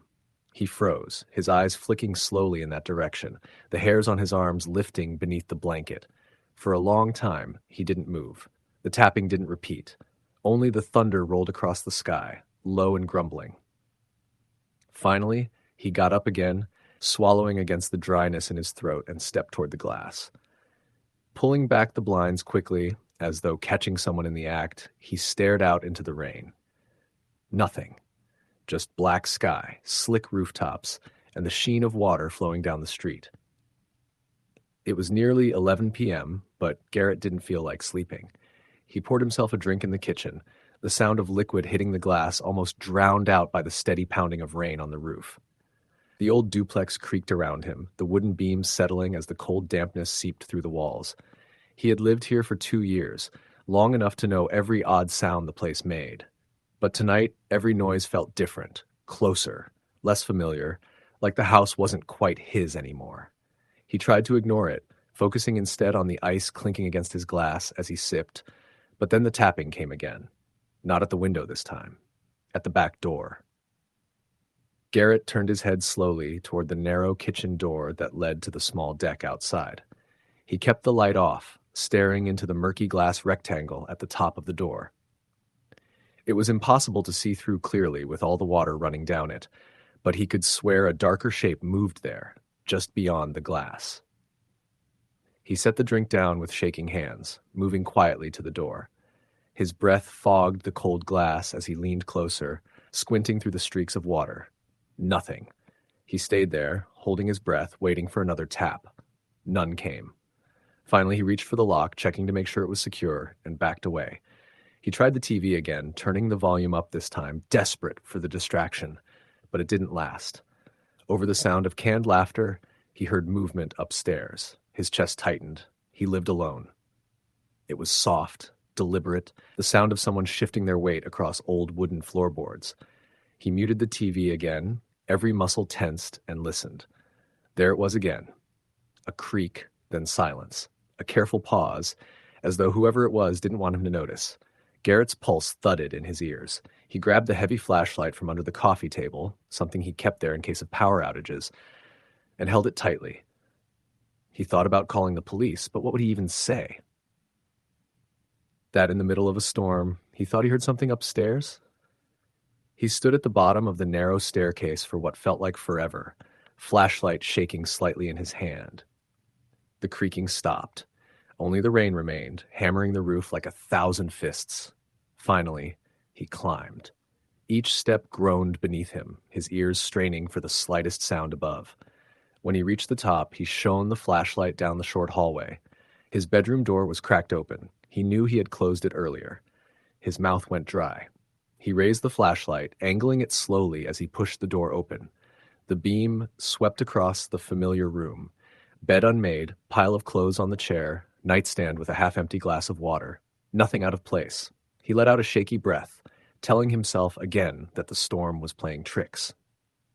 He closed the door firmly this time, checked the bathroom, checked the small spare room he barely used. Nothing. The house was empty. But when he went back downstairs, the front door was unlocked. Garrett froze halfway down the steps, gripping the banister so hard his knuckles whitened. He hadn't touched that door all night. Slowly, carefully, he descended the rest of the way, his heart hammering against his ribs. The door was closed, but the deadbolt was twisted open. He locked it again, his fingers trembling, and checked the chain. Secure. Then he backed away, staring at it for a long while, listening for anything, any sign that someone had come in or gone out. But the house remained still. Too still. He didn't sleep that night. He left every light on and sat in the living room with the flashlight across his lap, staring at the doors until the rain finally eased in the gray light of morning. The next day at work, Garrett told himself he'd just been tired, maybe imagining more than what was there. But when he came home that evening, he noticed something that made his stomach drop. On the outside of his living room window, traced faintly in the condensation, were 3 long streaks as if someone had dragged their fingers slowly down the glass. He wiped them away with shaking hands, but when night fell again, the storm returned, heavier than before, and so did the tapping. This time, it didn't stop. It came at the windows, the doors, the walls. Soft, deliberate, a rhythm that grew more insistent the longer he ignored it. Garrett sat frozen in his living room, the flashlight beam darting from corner to corner, every muscle in his body coiled tight. At one point, the tapping stopped altogether, and then his phone, lying face down on the coffee table, lit up. One new message. Unknown number. He picked it up with numb fingers and unlocked it. The message contained only 2 words. I'm inside. Garrett's hand shook so violently the phone nearly slipped. He sprang up, backing toward the kitchen, eyes darting to the dark staircase, the hallway, the front door. He dialed 911, but before he could hit call, the power cut out. The lights snapped off. The television went black. The house was plunged into silence, except for the storm. And footsteps. Slow, heavy, deliberate, moving across the floor upstairs. Garrett dropped the phone in panic, the clatter echoing in the dark. He swung the flashlight up toward the ceiling, the beam trembling as it illuminated the plaster above. The footsteps stopped. Then came the sound of the bedroom door creaking open. The storm outside roared louder as if trying to drown out what came next. The sound of breathing, low and steady, just at the top of the stairs. Garrett's throat tightened. His flashlight beam trembled across the railing, catching only empty shadows. Then, slowly, a hand appeared, gripping the banister. Wet, pale fingers curled around the wood. The rest of the figure followed, descending one step at a time. Garrett couldn't see the face, only the shape, tall, lean, soaked through as though it had been standing in the rain for hours. Each step it took was deliberate, never faltering, never hurrying. Garrett backed toward the kitchen, his flashlight beam bouncing wildly across the walls. He grabbed the nearest thing he could find, a kitchen knife, and held it out in front of him, his breath coming in quick, panicked bursts. The figure stopped halfway down the stairs. And then, in the silence between thunderclaps, Garrett heard it speak, his own voice. "You shouldn't have locked the door." The knife slipped from Garrett's hand and clattered to the floor. The figure tilted its head, a grotesque imitation of curiosity, before slowly continuing down. Garrett stumbled backward, crashing into the kitchen counter. His flashlight flickered, the beam struggling against the darkness. When it steadied again, the figure was gone. The house was silent. Only the rain remained. But Garrett knew he wasn't alone. Story the end. It was just past midnight when the first heavy drops of rain began hammering against the windshield of my old sedan. I was driving down Route 67, a stretch of highway that seemed to wind endlessly through the forested hills of West Virginia, the kind of road that wasn't built for speed, and certainly not for comfort on nights like this. The rain was relentless, drumming on the roof, washing the world in gray, turning the road into a slick, reflective ribbon that mirrored the headlights in warped patterns. Visibility was near zero, and the wipers barely kept up. I tightened my grip on the steering wheel and leaned forward, squinting through the mist. I was on my way back from visiting a friend in Charleston, and I had taken a detour because of construction on the main interstate. It was supposed to save me 20 minutes, but now, with the storm, I was beginning to question my decision. The forest closed in on both sides, trees bending and thrashing as gusts of wind tore through the branches. Somewhere in the distance, a branch snapped sharply, echoing like a gunshot. My pulse spiked. I told myself to relax. It was just a branch, just rain, nothing more. About 20 minutes into the drive, I noticed a figure on the side of the road, a man in a long, dark coat, drenched, thumb extended in a classic hitchhiker pose. The sight startled me. It was late, the storm was brutal, and I had been alone on this stretch of road for miles. My first instinct was to keep driving. But something about the way he stood there, motionless, just staring at me, made my stomach tighten. His face was obscured by the shadow of his hood, but there was a stillness that made me shiver. I slowed down, rolled the window halfway down, and asked, "Hey, are you okay? Do you need a ride?" He didn't answer. He just stood there, looking at me. For a brief second, I thought he might step away, maybe run off into the woods, but he didn't. I hesitated. My gut screamed at me to drive off, but curiosity and a small part of me wanting to do the right thing got the better of me. "Get in," I said, unlocking the door. He climbed in silently, water dripping from his coat and hair. He didn't say a word, just sat there, staring straight ahead. I tried to make conversation. "Rough night to be out here, huh?" No response. "Where are you headed?" Still nothing. The silence was oppressive, broken only by the patter of rain on the roof. I stole a glance at him in the rearview mirror. Even in the dim light, I could see that his face was pale, almost gray, and his eyes, there was something unnatural about them, a dullness that made my skin crawl.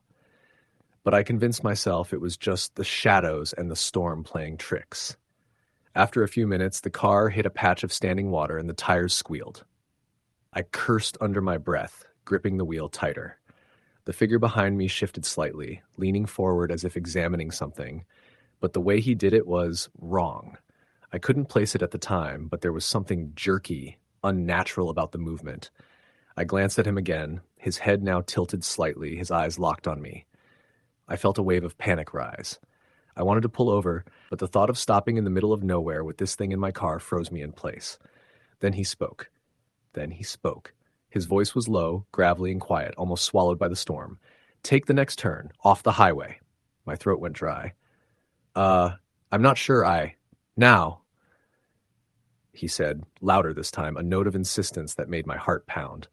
I didn't want to argue. I swerved onto the exit ramp, my tires throwing water in all directions, and ended up on a narrow, twisting road I hadn't planned on taking. The trees pressed in on both sides, branches scraping against the car like claws.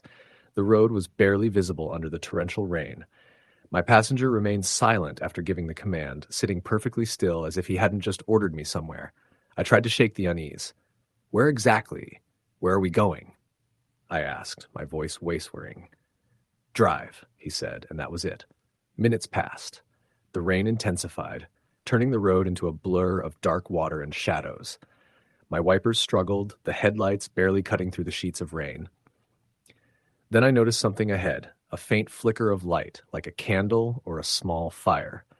I slowed down. It looked like a cabin, barely more than a shack, half hidden by overgrown trees. The road ended at a clearing where the building stood, crooked and unkempt, smoke rising from a small chimney. The figure gestured toward it. "Park," he said.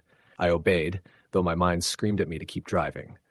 I killed the engine, the silence inside the car now almost deafening except for the rain. I glanced at him. He finally turned toward me, his face now fully visible, illuminated by the soft glow from the cabin. And then I realized why I'd felt such a deep unease. His eyes weren't human. They were black, reflective, without whites, without pupils, just endless darkness. My stomach dropped, bile rising. Before I could react, he opened the car door and stepped out. He didn't move toward me, didn't threaten me physically, but there was a weight in the air, a presence that made the hairs on my arms stand on end. I felt my legs lock, my hands gripping the wheel like it was a lifeline.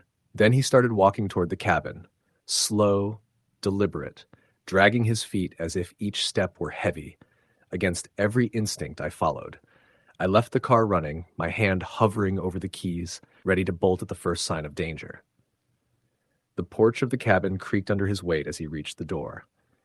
He stopped, turned slightly, and gestured for me to enter. The door was ajar, darkness inside thick and impenetrable. I stepped in, the smell hitting me first. Damp, rot, something metallic underneath.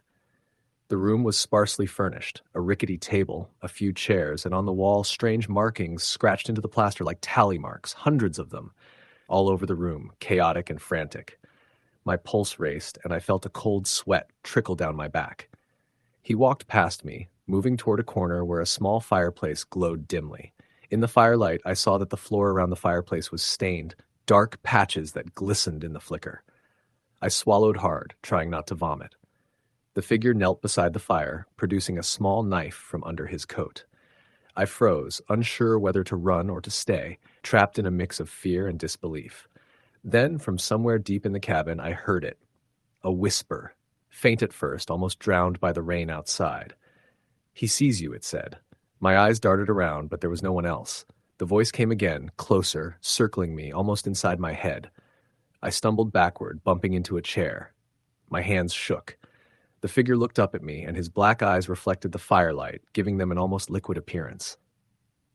"You shouldn't be here," he said calmly, but there was a menace beneath the calm. The whispering continued, overlapping, dozens of voices now, urgent, screaming, pleading.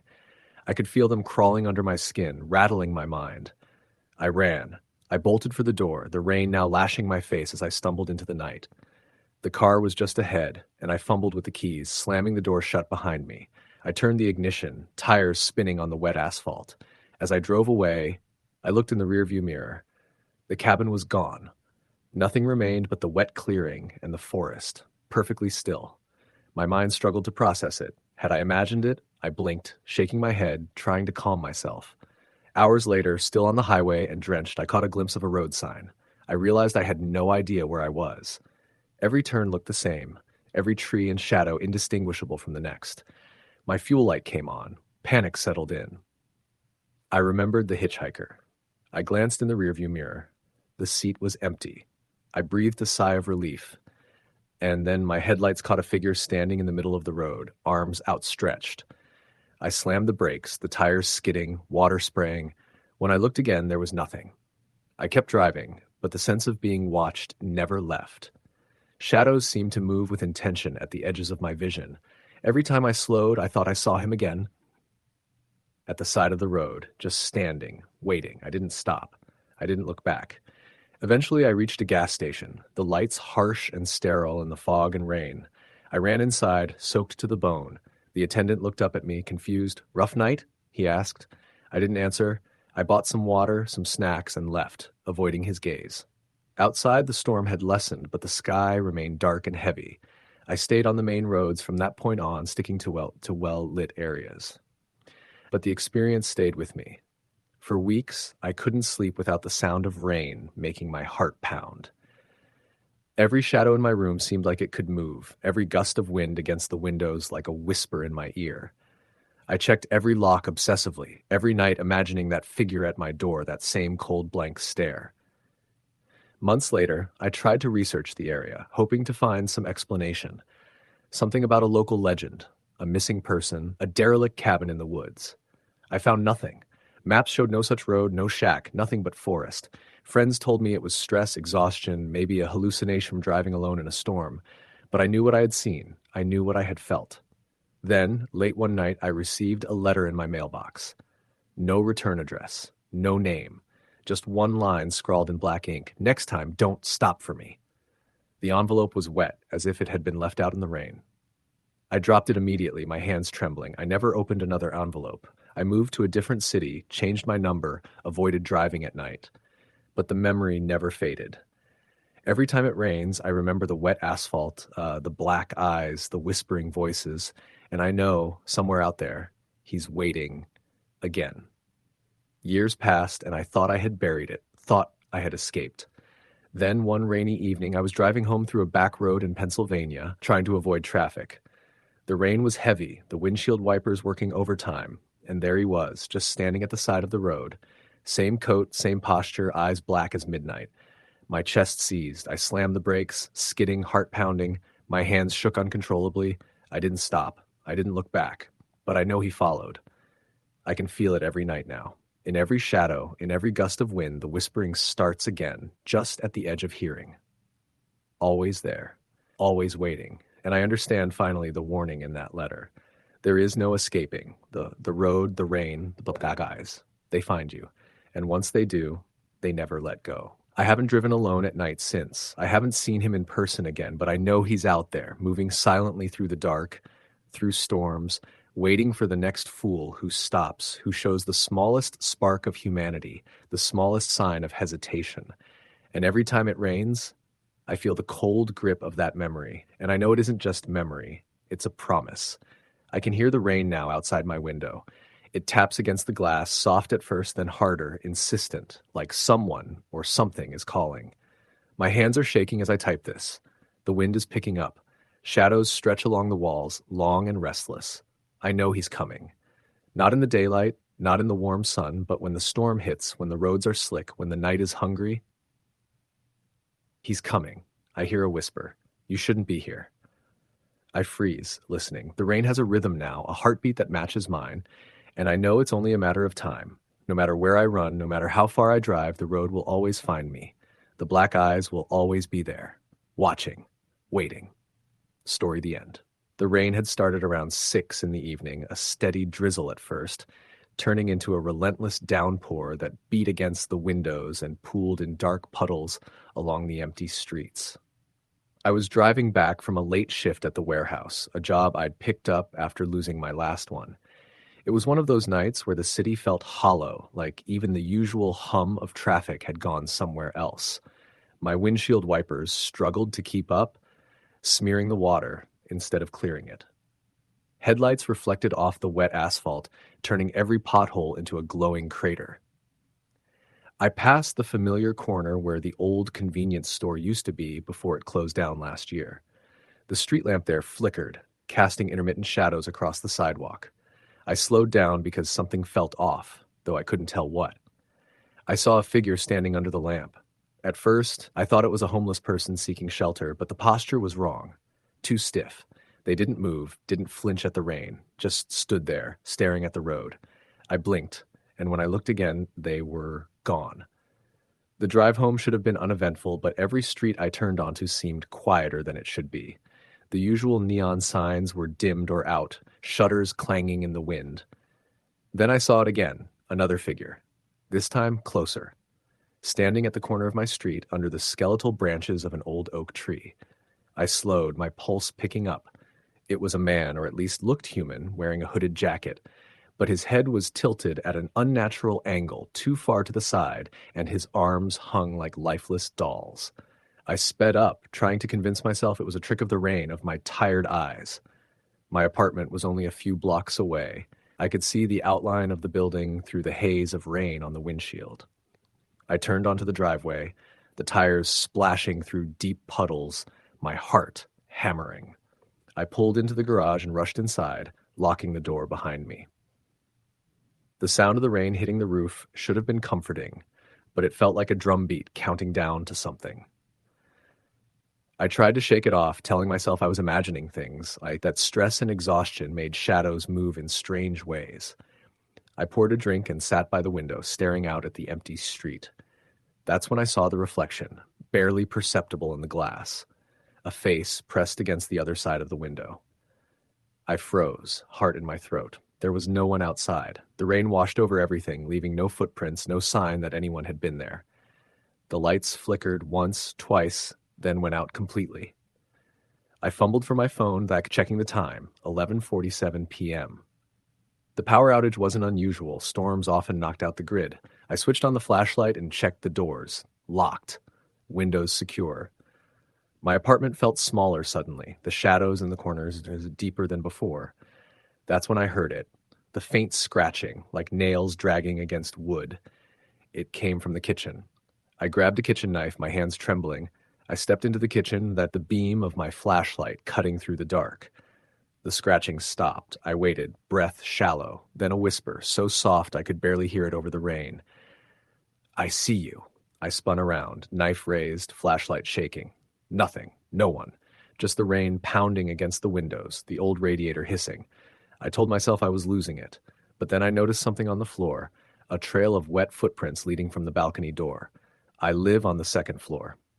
No one should have been able to get in. I ran to the balcony door. Locked. No signs of forced entry, and yet the footprints were there, damp and fading, as if someone had been walking in the rain and somehow climbed up to my balcony. I tried to rationalize it.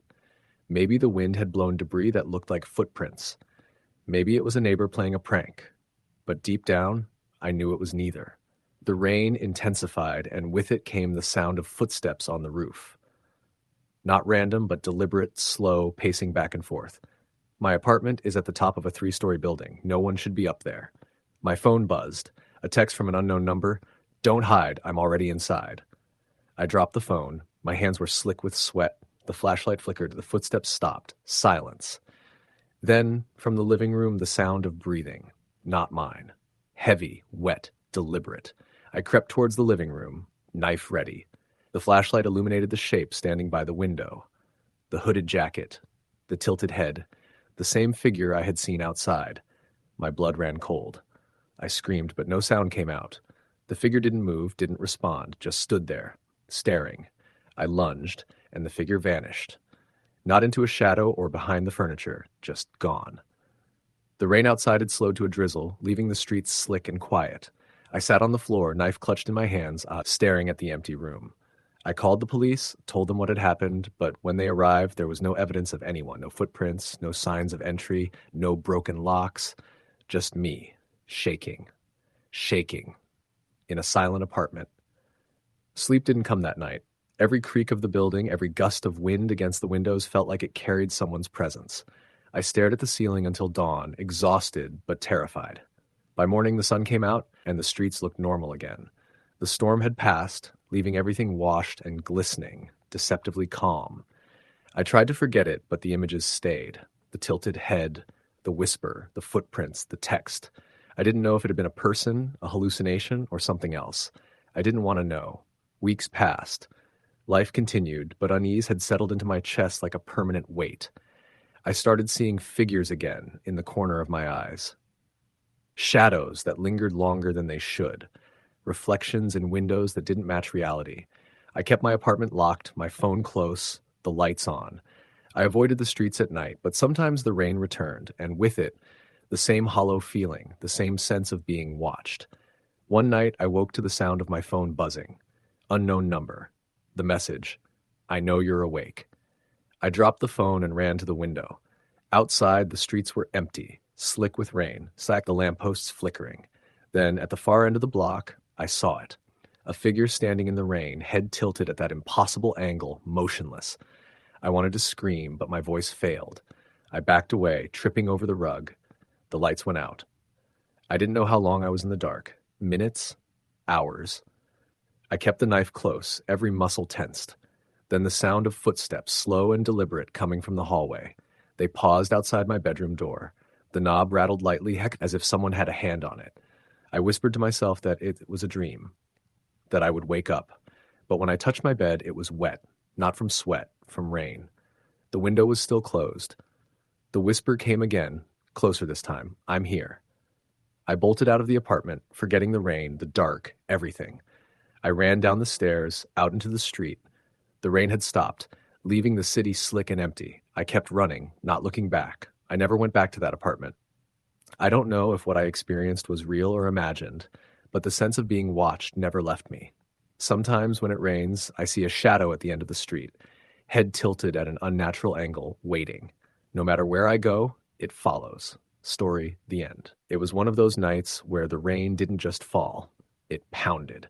Heavy sheets of it slammed against the windows of my apartment, echoing like a drum in the otherwise silent building.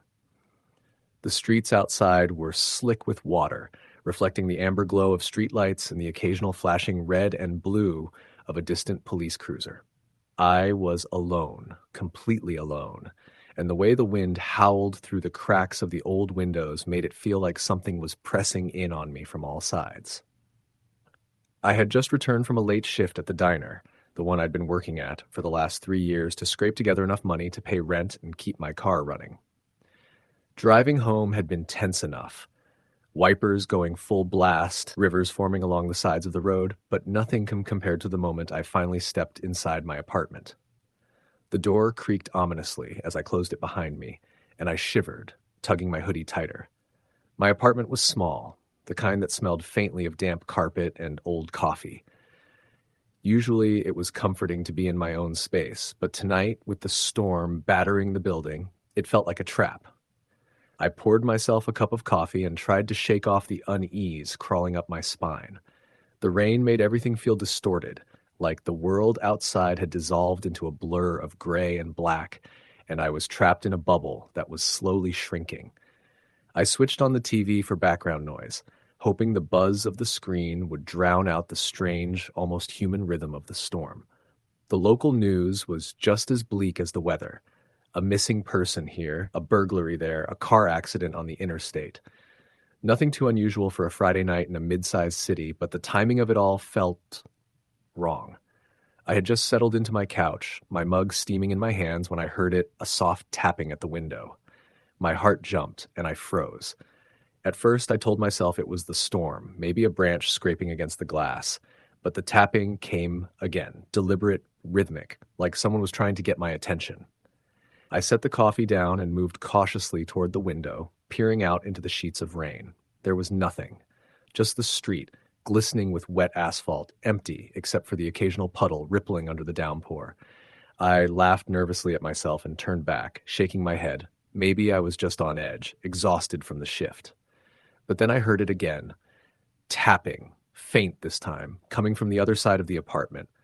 My bedroom window. I froze. My apartment wasn't on the ground floor. It was the 4th floor, which made the sound impossible. Or so I thought. My rational mind told me it was probably some kind of plumbing noise, or the building settling. But the way the tapping continued, persistent and measured, made my stomach knot. I grabbed my phone and considered calling someone, my neighbor, the police. But I hated being that person who calls the cops for nothing. Then the power went out. Just like that, the apartment plunged into darkness, except for the occasional flash of lightning illuminating the room for a split second. My coffee cup shook in my hand as I tried to calm myself. The tapping stopped at the same moment the lights went out, which should have been reassuring, but it wasn't. Because then I heard it, breathing, slow, heavy, deliberate. Not mine, not the wind. Right behind me. I spun around, heart hammering, but there was nothing there. Just the couch, the TV now dead, and the shadows stretching long across the walls. I told myself I was imagining it, that the stress of the storm and long shift was finally breaking me down. But even as I repeated it, the sound of breathing continued, soft and shallow, moving closer. I grabbed a flashlight from the kitchen drawer and flicked it on, the beam cutting through the darkness. I swept it across the room, across every corner, every shadow. Nothing. Just my apartment, quiet except for the rain hammering against the windows. I considered calling the police again, but my phone screen flashed a low battery warning. Great. Just great. I was completely alone in the dark with a storm raging outside and someone or something inside. I decided to move to the kitchen, the room with the only lockable door. Maybe if I stayed there, I could ride out whatever this was until morning. I kept the flashlight trained in front of me as I walked, every creak of the floorboards sounding like a scream in the storm. And then I heard it. Footsteps. Soft, deliberate, moving across the living room floor. Slow at first, then faster. They stopped suddenly, right outside the kitchen door. I held my breath, trying to steady myself. My phone was useless, my mug of coffee abandoned on the counter. The only thing I had was the flashlight, and even that felt fragile in my shaking hands. The doorknob rattled. Not a full turn, just a shake, like someone testing if the door was locked. My hands trembled as I clutched the flashlight. I whispered into the darkness, "Who's there?" No answer. Just the storm outside and the occasional creak of the building. Then the doorknob rattled again, more violently this time. Panic surged through me. I had to get out, had to escape, but the rain outside was a torrent, the streets slick and dangerous. I couldn't risk going out. I thought of the window. It was high, but maybe I could climb out onto the fire escape. But as I approached, the tapping started again. This time it wasn't a window, it was coming from inside. From the walls. From the vents. Soft, deliberate, almost like someone was circling me, watching. My flashlight caught a glint of something in the corner of the room. I couldn't see it clearly, but it looked like a face, or maybe a mask. I screamed. The sound was loud and hollow, echoing in the small apartment. And then, silence. I stayed frozen for what felt like hours, my breathing loud in my own ears. Then I heard a voice. Soft, whispering, almost indistinguishable from the sound of the rain. Don't leave. I couldn't move. My body refused to respond.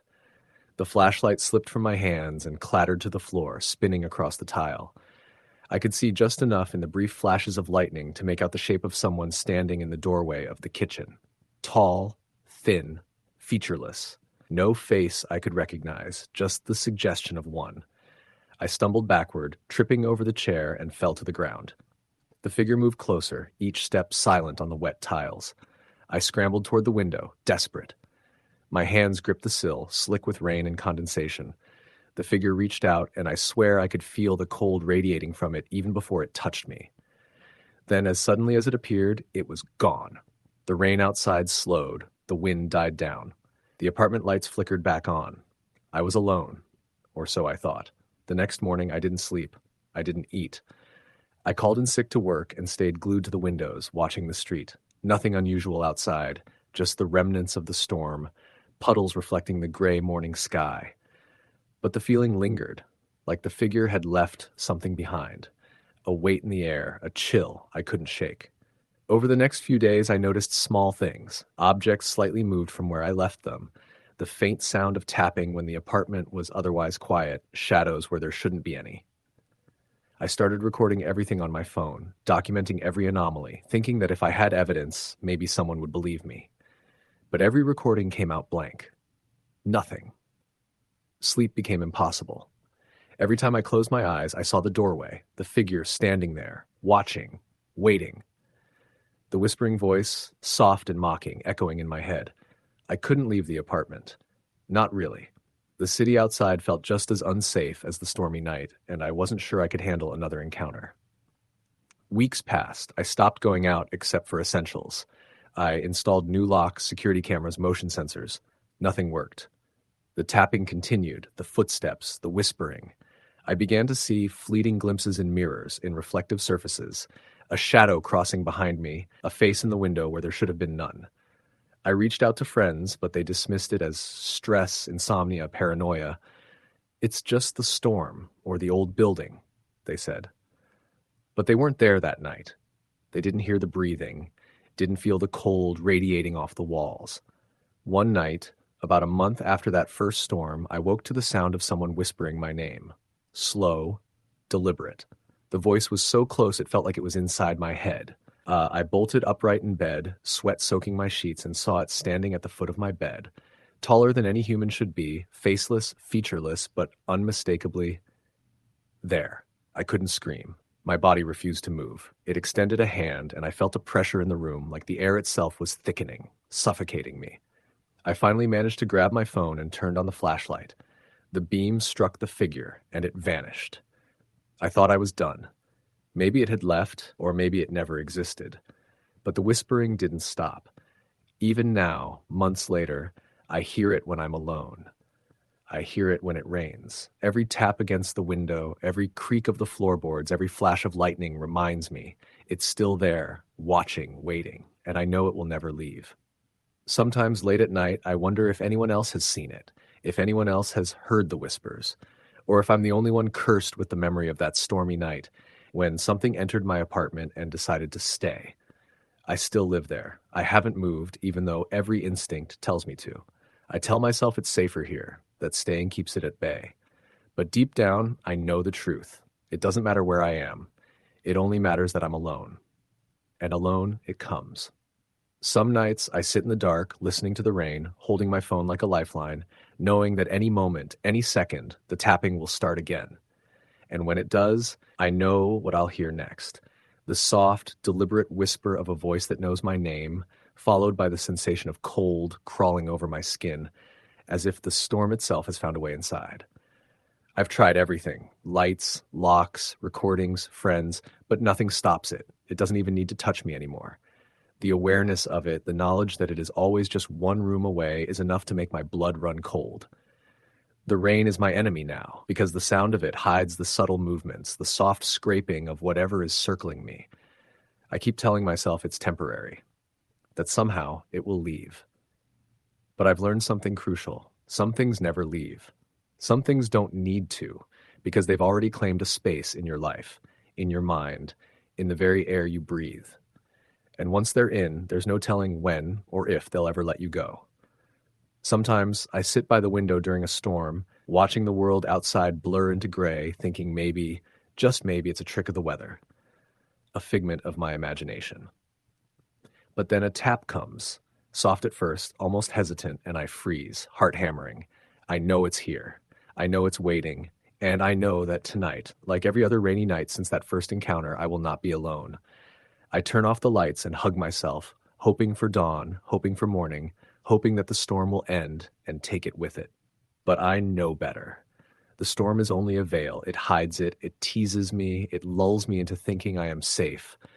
And then when I least expect it, the tapping begins again. Slow, deliberate, knowing that I am trapped, knowing that I can't escape, knowing that it has all the time in the world. I don't sleep much anymore. I don't let anyone in. I don't go out.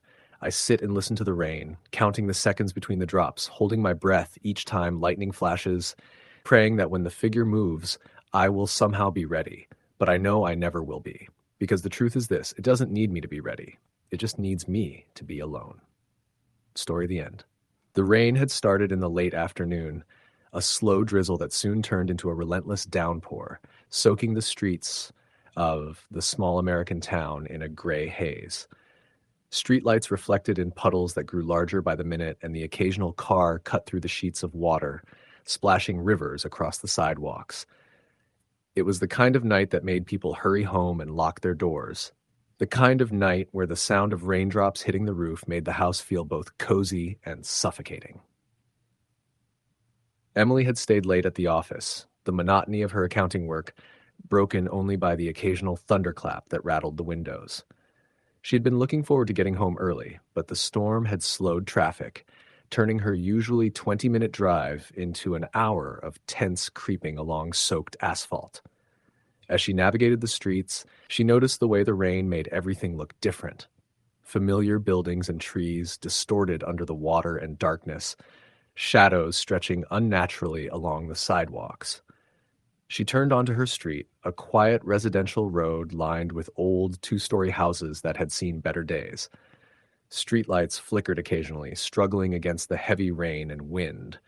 Her own house loomed at the end of the block, its windows dark, save for the faint glow of a lamp in the living room. She parked, shivering as the cold wind hit her through the wet car seat. Unlocking the door, she pushed it open and stepped inside, grateful for the warmth that immediately enveloped her. Her apartment smelled faintly of mildew, the dampness from earlier rains lingering despite the heat. She dropped her wet coat and shoes by the door and went into the kitchen to make herself some tea. The rhythmic patter of rain against the windows filling the silence. She was alone. Her roommate had gone to visit family for the weekend, and that thought made the apartment feel eerily quiet. It wasn't the kind of quiet that was comfortable.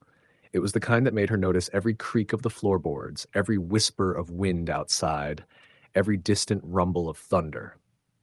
As she sipped her tea, Emily's phone buzzed. It was a text from her friend Claire. "Storm's bad out there. You okay?" She typed back quickly, "Yeah, just home. This rain is insane." Her thumb hovered over the send button, then she deleted the message, thinking it unnecessary. She had always hated overthinking things, but tonight, with the storm pressing in, even small thoughts seemed larger than they were. She moved to the living room and turned on the TV for background noise. A crime show played, but she didn't really pay attention to it. Her eyes kept drifting to the window, where shadows danced in the reflections of passing headlights and the branches of the old oak tree outside.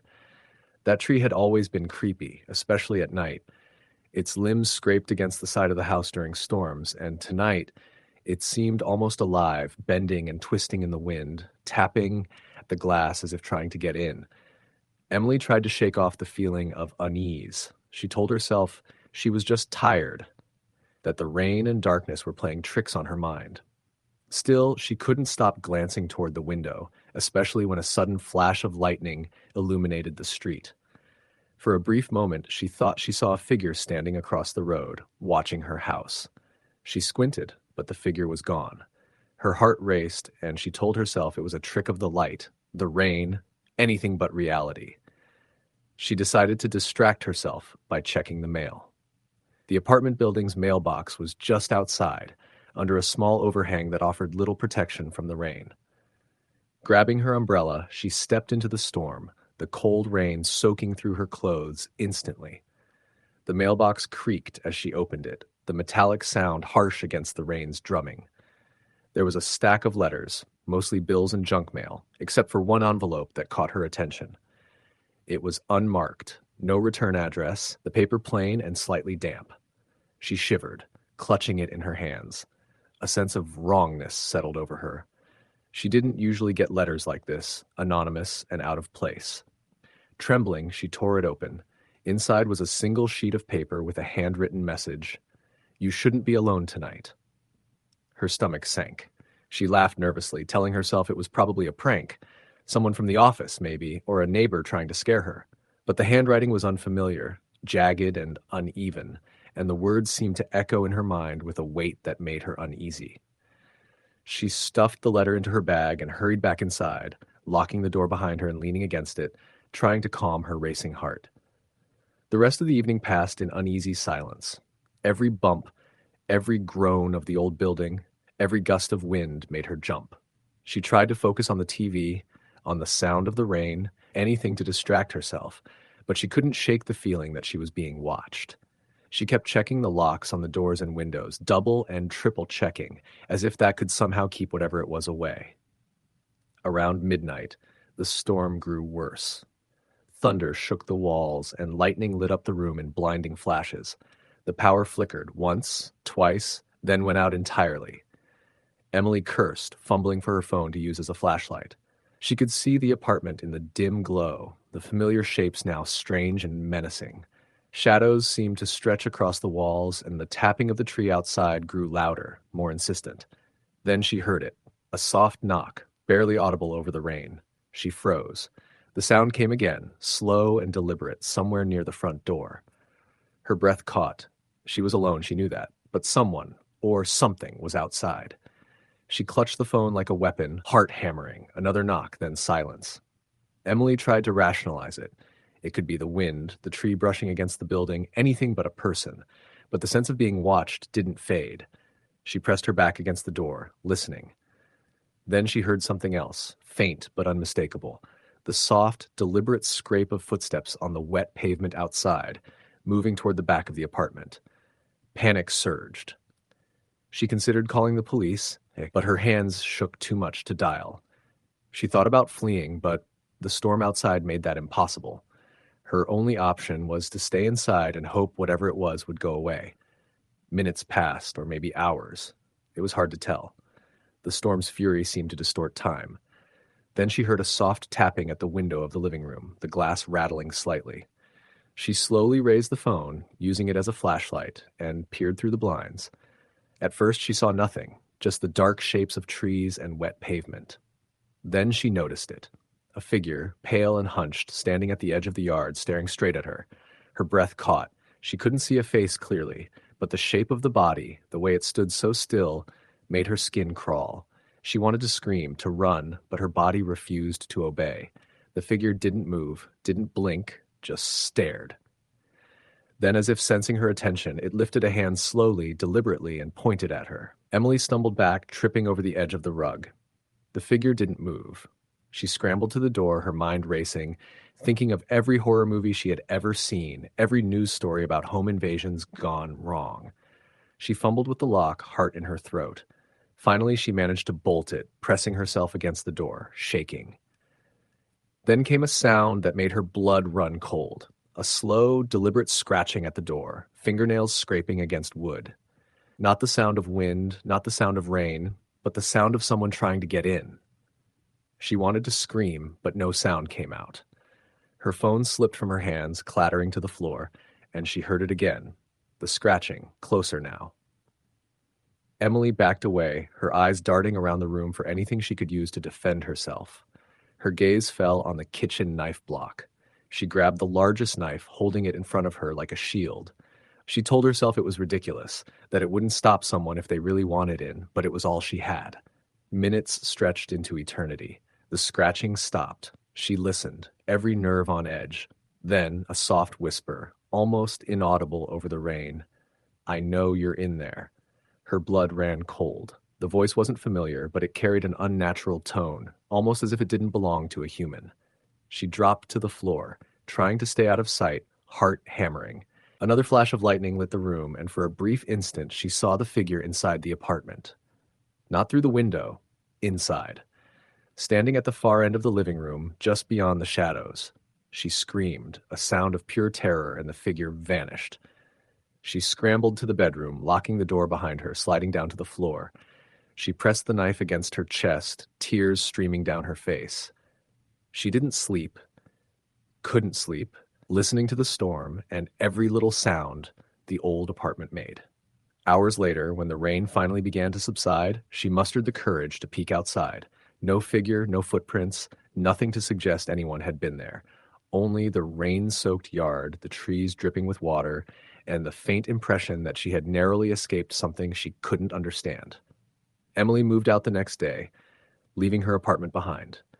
The letter, the tapping, the figure, everything stayed there, in that small building on the quiet street. She never found out who or what had been there that night, and she never stayed alone during a storm again.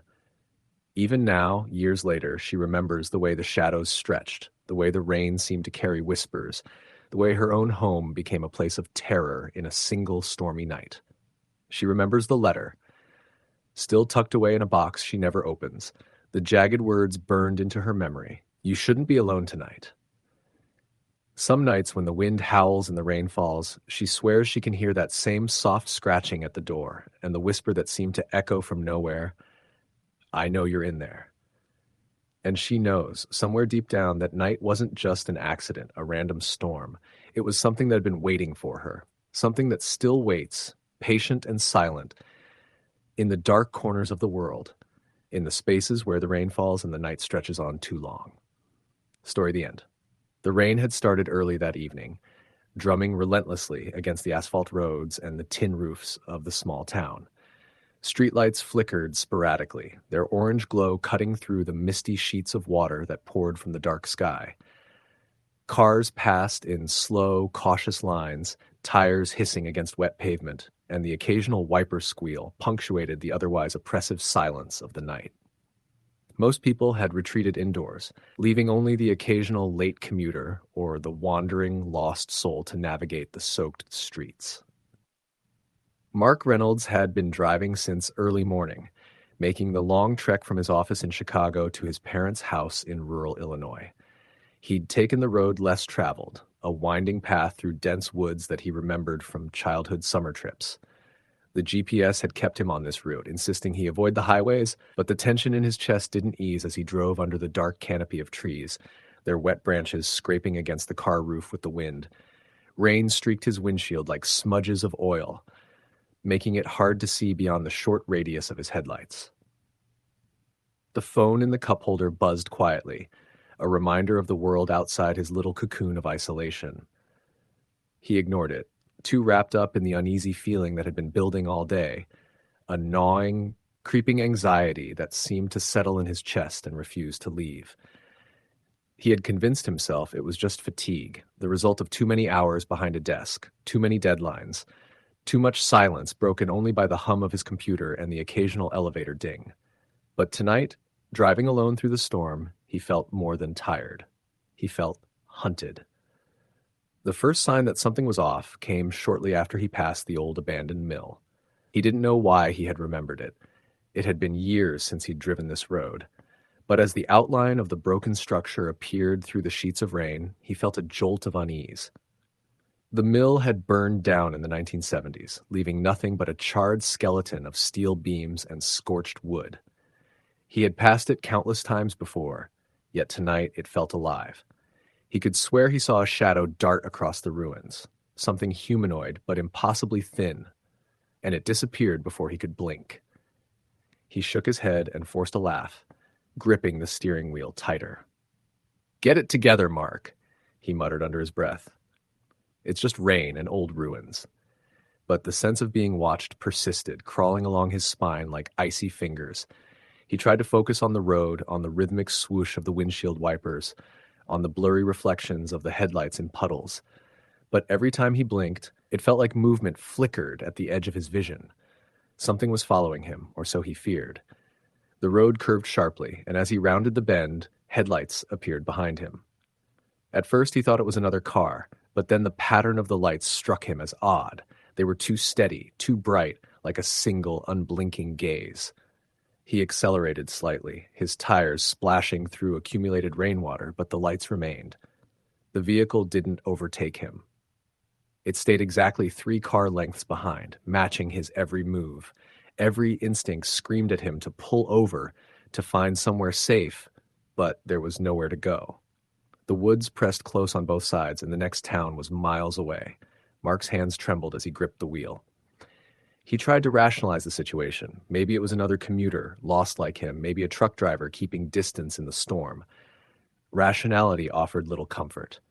A small, sharp motion in the rearview mirror caught his attention. A figure standing on the road, a person maybe, though the rain distorted their shape, the darkness absorbing any defining details. Mark blinked, and it vanished. His heart hammering, he tried not to imagine what had been. Minutes stretched into eternity. The rain fell harder, drumming against the roof with a relentless insistence. His windshield wipers seemed to lag behind the downpour, the world outside a blur of darkness and reflection. He had to pee badly, but he didn't dare stop. Not here. Not with whatever or whoever lurking nearby. The car behind him remained, a constant presence, almost tethered to his every movement. He considered calling someone, the police maybe, but the reception was patchy. And if the headlights weren't a car, what then? A flash of lightning lit the road, briefly illuminating the figure again. This time, he saw it clearly, standing at the side of the road, impossibly still, a long coat plastered to a thin skeletal frame, face hidden in shadow. Mark's stomach twisted violently. He pressed the accelerator, the tires skidding slightly on the slick asphalt. The figure didn't move, didn't flinch, didn't blink.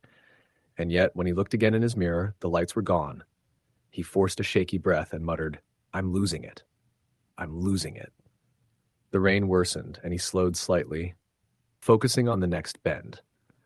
That's when he saw the first set of footprints on the wet asphalt, bare, huge, spaced too far apart to be human. They stretched across the road, appearing as if someone or something had walked in the middle of the storm, leaving perfect impressions in the rainwater. The hairs on his arms stood on end. He pressed the accelerator, heart hammering, hoping he was imagining things. But the prints multiplied. Another set, then another, forming a line that followed the road behind him.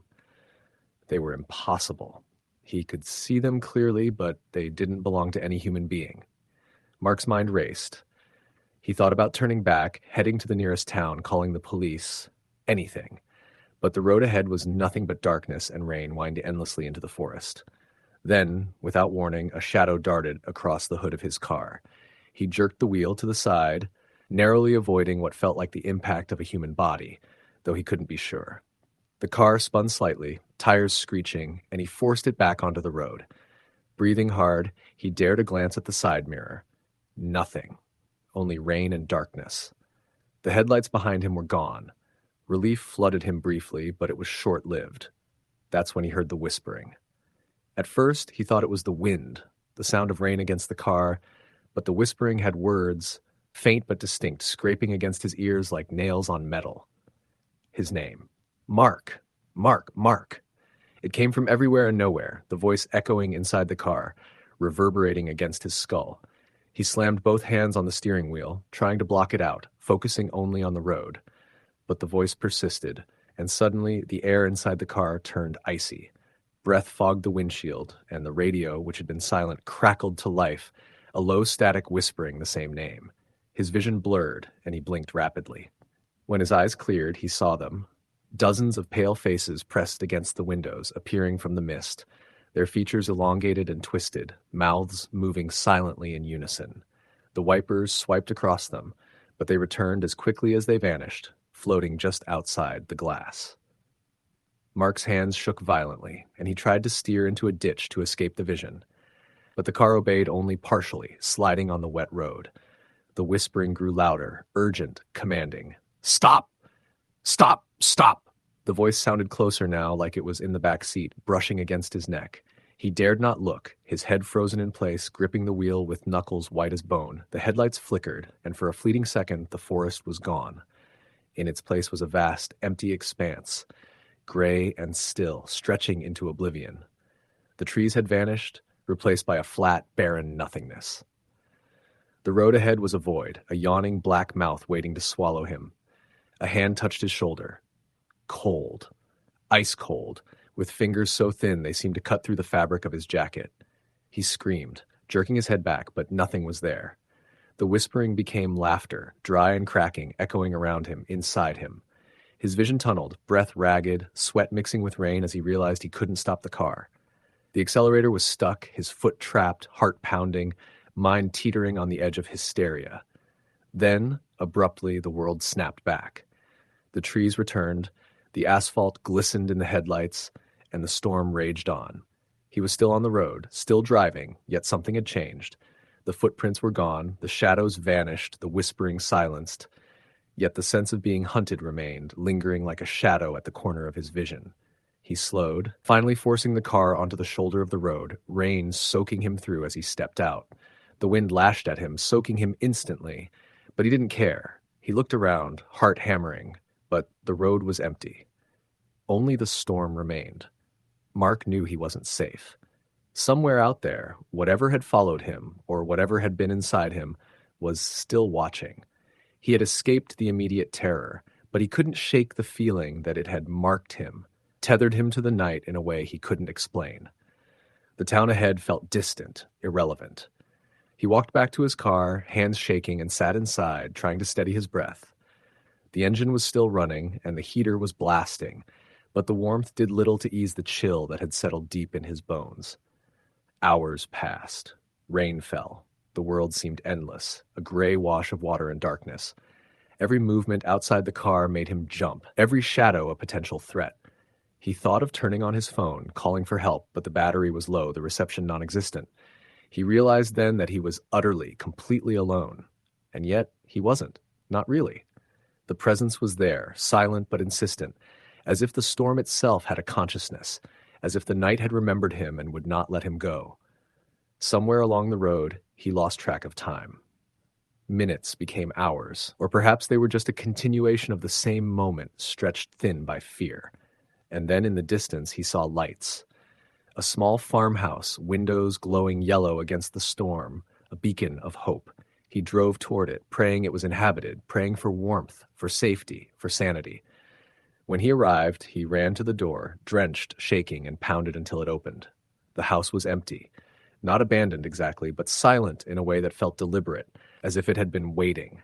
Furniture covered in white sheets, a fireplace cold, and no sign of life anywhere. The door slammed shut behind him, the wind catching it like a hand. He turned, panic rising. In the hallway, he saw it, a figure, thin and pale, standing perfectly still, watching him. Its face was obscured, shadows curling around its features, but he knew, instantly, that it knew him. It knew every fear, every terror that had driven him here, and it had been waiting. Mark screamed, backing away, heart hammering, mind unraveling. The figure moved, slow and deliberate, each step silent, too silent, across the creaking wooden floor. He ran, tripping over the furniture, falling hard, rain still dripping from his hair, the storm outside roaring like a living thing. When he looked back, the figure was closer, impossibly closer, moving without sound, without haste. He reached the front door, yanking it open, only to find the night had changed again. The storm was gone, trees were gone. In their place was a vast, empty gray expanse, stretching beyond the limits of his vision. And in the distance the figure waited, always waiting, just at the edge of the world. Mark realized then with a sinking, horrifying clarity that there was no escape. Not from the night. Not from the storm. Not from it. And as the wind whispered his name, he understood that he had never been driving alone at all. The rain never truly ended. It simply followed, carried in memory, in shadow, in the quiet ticking of every second of his life. And somewhere just beyond the reach of sight, the figure remained, patient, eternal, a reminder that some nights do not end and some terrors do not sleep. Mark had survived the road, the storm, the whispers, but he knew deep down that the true nightmare had only just begun. Every night since, he wakes to the sound of rain, and every night he knows he is being watched. Story the end. The rain had started before sunset, and by the time the evening settled in, the sky had turned into a black, endless sheet, the storm hammering against the roofs and streets with a relentless rhythm. The neighborhood, already quiet most nights, seemed deserted now, the roads glistening with water, the storm drains gurgling as they tried to keep up. Streetlights flickered in the haze, their pale yellow glow smeared by the constant sheets of falling rain. Jacob sat in his small living room, a single lamp turned on beside the couch, its warm circle of light just enough to make the shadows of the room more pronounced. He had lived in the house for less than 3 months, having moved to this side of town for work, and though the place wasn't much, it was all he could afford. The house itself carried an unsettling stillness, even on good days, the kind of silence that never felt comfortable, the kind that made you wonder if someone else was listening with you. Tonight, with the storm, that silence was punctured but not softened. The pounding rain only heightened his awareness of being alone inside, surrounded by walls that creaked and windows that rattled in the wind. He'd planned on spending the night catching up on bills and cleaning, but instead he found himself nursing a lukewarm beer, scrolling absently through his phone, and staring at the front window where rain streaked down the glass. Each time the lightning lit up the yard, he caught the trees thrashing, their branches bending almost unnaturally, and for a split second he could swear he saw shapes in the yard, shapes gone as quickly as the light faded. The first knock came just after 9. It was soft, almost like someone had brushed their knuckles against the front door without real intent. Jacob froze, his phone halfway between his lap and the coffee table. The television was on low, and the sound of the storm was so heavy that the knock seemed unreal. He might have imagined it. But then it came again. 3 clear taps. He set the phone down and stood slowly. He wasn't expecting anyone, and with the storm, no one should have been out here at all. The nearest neighbors were at least 2 houses down in either direction, and he hadn't spoken to them much beyond awkward nods in the driveway. He crept toward the door, his socks whispering against the old wooden floor, and leaned in just enough to look through the peephole. Nothing. The yard was empty, blurred by the rain. No car headlights on the street. No figure on the porch. Jacob stood there, frowning, his breath shallow. The storm rattled the gutters and the porch light flickered. He thought about opening the door, but something in his chest clenched hard, warning him against it. He stepped back, locked the deadbolt out of instinct, and returned to the couch, trying to shake it off. Minutes passed.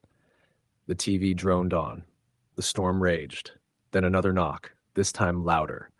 Jacob's chest tightened. He grabbed the remote and muted the TV, the silence inside pressing against his ears, until all he could hear was his own breathing and the storm outside. He waited. The knock didn't come again, but he couldn't shake the feeling that someone was there, just standing on the other side of the door, waiting for him. He stayed up later than usual that night, pacing the living room, checking the locks on every window and door. By midnight, his nerves were shot, and he finally forced himself to bed, though sleep didn't come easy. Each creak of the house felt amplified. Each gust of wind sounded like footsteps across the porch. At some point, he must have drifted off, because he woke abruptly to silence. The rain had stopped. The house was still. Too still. He glanced at the clock, 3:17 a.m. He shifted, pulling the blanket tighter, when a sound cut through the silence, faint but deliberate. Knocking. Not at the front door this time. At his bedroom window. Jacob's heart stopped. He lay rigid, staring at the darkened glass across the room. The blinds were drawn, but the knock came again, slow, steady, the sound of knuckles against glass. Whoever was outside wasn't hurried, wasn't trying to break in. They were just knocking. His throat went dry. He reached slowly for his phone on the nightstand, but the screen showed no service, no signal. He cursed under his breath, gripping the phone like it could protect him. The knock came a third time, and he felt his skin crawl. He wanted to yell, to scare whoever it was away, but fear gripped him too tightly. Instead, he slid out of bed as quietly as he could, keeping his eyes on the window, and moved toward the hallway. The floor creaked under his weight, and the knocking stopped instantly. Jacob froze. The silence was worse. He backed into the hall and grabbed the baseball bat he kept in the closet. He stood there for what felt like an hour, every muscle trembling, ears straining for any sound. When nothing came, he finally sat on the couch in the living room, bat across his lap, waiting for morning. When the sun rose, he checked the yard. The mud beneath his window was disturbed. Footprints, bare feet. The prints were long, narrow, and deep enough to show the toes clearly. They started at the fence line and ended beneath his bedroom window. Jacob called the police, his voice shaking as he explained. An officer came out, took a quick look, and told him it was probably some kids messing around, maybe someone from the neighborhood pulling a prank. Jacob tried to insist the prints weren't normal, but the officer dismissed him with a tired shrug. That night, the rain returned, and so did the knocking. It came earlier this time, just after 11. At the front door again, deliberate and patient. Jacob sat frozen on the couch, the TV off, the lights dim, his heart pounding. He didn't move. He didn't answer. The knocks came 3 times, then stopped, but later as he lay in bed, they started again, at the back door, then the side window, then the bedroom window again. Each time, 3 steady knocks. Each time, silence afterward. Jacob barely slept at all. By the 3rd night, he was unraveling. He hadn't eaten properly, hadn't slept more than a few scattered minutes at a time. He kept the bat by his side at all times, his eyes constantly darting to the windows, waiting for the next sound. The storm was unending now, the rain hammering the roof with such force that he sometimes had to press his hands to his ears to block it out. But the knocking always cut through, always distinct, always deliberate. At 2 a.m. he heard the sound that broke him, the back door handle rattling, not just knocking, not just waiting, trying, turning, testing. Jacob leapt up, shouting, his voice raw and panicked. "Get the hell out of here! I'm calling the cops!" The rattling stopped instantly. Silence. Then, faintly, from outside, a voice. "Let me in." Jacob's stomach dropped. The voice was low, almost calm, but distorted somehow, like the words were being dragged through water. He gripped the bat tighter, sweat pouring down his back, every instinct screaming at him not to respond. "Let me in," the voice said again, closer now, like it was right against the door. He backed away, heart pounding so violently he thought it would burst. He stumbled into the living room, gasping for breath when the front window creaked. He spun, and for the briefest second, illuminated by a flash of lightning, he saw a face pressed against the glass. Pale, featureless. Watching him. Jacob screamed, dropped the bat, and ran upstairs. He locked himself in the bathroom, crone clutched in his shaking hands. Still no signal. Still no way to call out. He sat there for hours, listening as the knocks moved from window to door, circling the house. Patient, unrelenting. Sometimes the voice came again, always calm, always the same words. Let me in. When dawn finally came, he opened the door with trembling hands. The house was silent. The yard was empty, but muddy footprints covered the floor inside. They led from the back door, across the kitchen, through the living room, up the stairs, and they stopped outside the bathroom door. Jacob hasn't been seen since that night.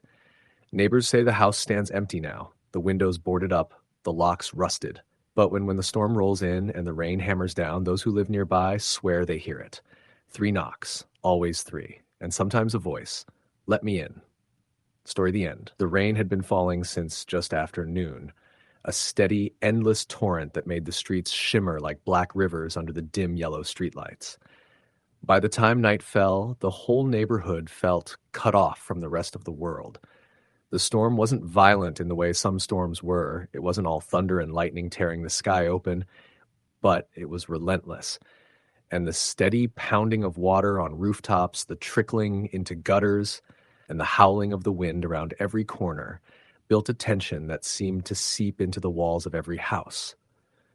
Andrew sat by the window of his small rental home on the outskirts of town, staring at the distorted reflections of headlights in the wet street. The rain made everything blurred and surreal.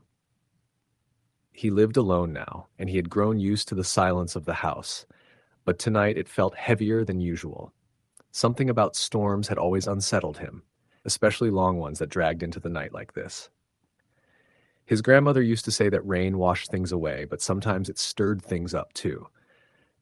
As a kid, he thought she just meant floods. As an adult, he wasn't so sure. The house creaked more during storms, old wood shifting under the pressure, wind rattling loose shingles. He had been meaning to fix those things, but the job market had been thin and money was tight. Tonight, he felt every flaw in the house pressing in around him. His lamp flickered a few times, the old wiring struggling under the strain of the weather, and he wondered if he should just light some candles and shut everything off before the power failed altogether. It was just after 9 p.m. when he heard the first sound that didn't belong to the storm. 3 slow knocks at the front door. He froze in his chair. Nobody ever came by his place. Not at this hour, not in weather like this. He thought he might have imagined it. But then it came again, 3 solid knocks, not urgent but deliberate. His first instinct was not to move, to wait it out, but curiosity gnawed at him. He got up slowly and walked to the door, his socks silent against the warped floorboards. The rain beat against the front porch roof, and wind whistled through the cracks in the frame. He pressed an eye to the peephole. At first, he saw nothing but blackness. Then a figure leaned slightly into view, standing just outside the weak glow of the porch light.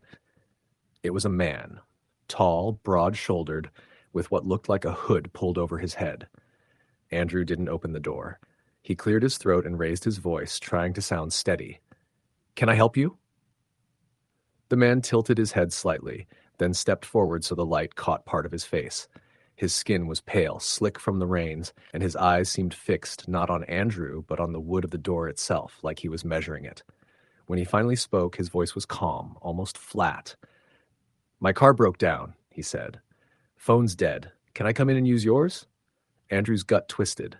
Something about the man's tone didn't match his words. There was no urgency, no frustration, no hint of exhaustion you'd expect from someone stranded in a storm. It was just steady, rehearsed. "Where's your car?" Andrew asked cautiously. The man didn't answer right away. He glanced over his shoulder, out into the rain-dark street, then back to the door. "Just down the road." Andrew's heart hammered. He thought about calling the police, but then remembered his landline was disconnected months ago to save money, and his cell phone had no signal during storms like this. He was trapped in a house with no easy way to reach anyone. I'm sorry, Andrew said, forcing strength into his voice. I can't let anyone in tonight. There's a gas station about a mile down, maybe. The man suddenly stepped closer, his face nearly pressed against the doorframe. Just a minute, he said, the same flat tone, almost too calm. Andrew stepped back instinctively. Every nerve in his body screamed that something was wrong. He forced himself to speak again, louder this time. No, I'm sorry. I can't help you. Please move along. There was silence. Only the rain filled the space between them. Then, slowly, the man smiled. Not wide, not warm, but a curl of his lips that looked wrong in the half-light. Okay, he said softly, and then he stepped back into the shadows. Andrew held his breath, straining to hear footsteps leaving the porch, but the sound of rain swallowed everything. He waited, gripping the doorknob with sweaty palms until finally he dared to look out the window. The porch was empty. Relief washed through him, but it was thin, fragile. He turned off the lights in the front room, sitting in the dark to make himself less visible. His heart wouldn't slow down, though. He kept imagining that face, pale and dripping, and that voice, calm and unbothered in the middle of the storm. He tried to distract himself, flipping the TV on low, but the channels kept cutting out in static. He switched it off, lit a candle instead, and sat listening to the rain. That was when he heard it again. Footsteps. Not on the porch this time, on the side of the house. His blood went cold. They were slow, deliberate, moving from one window to the next.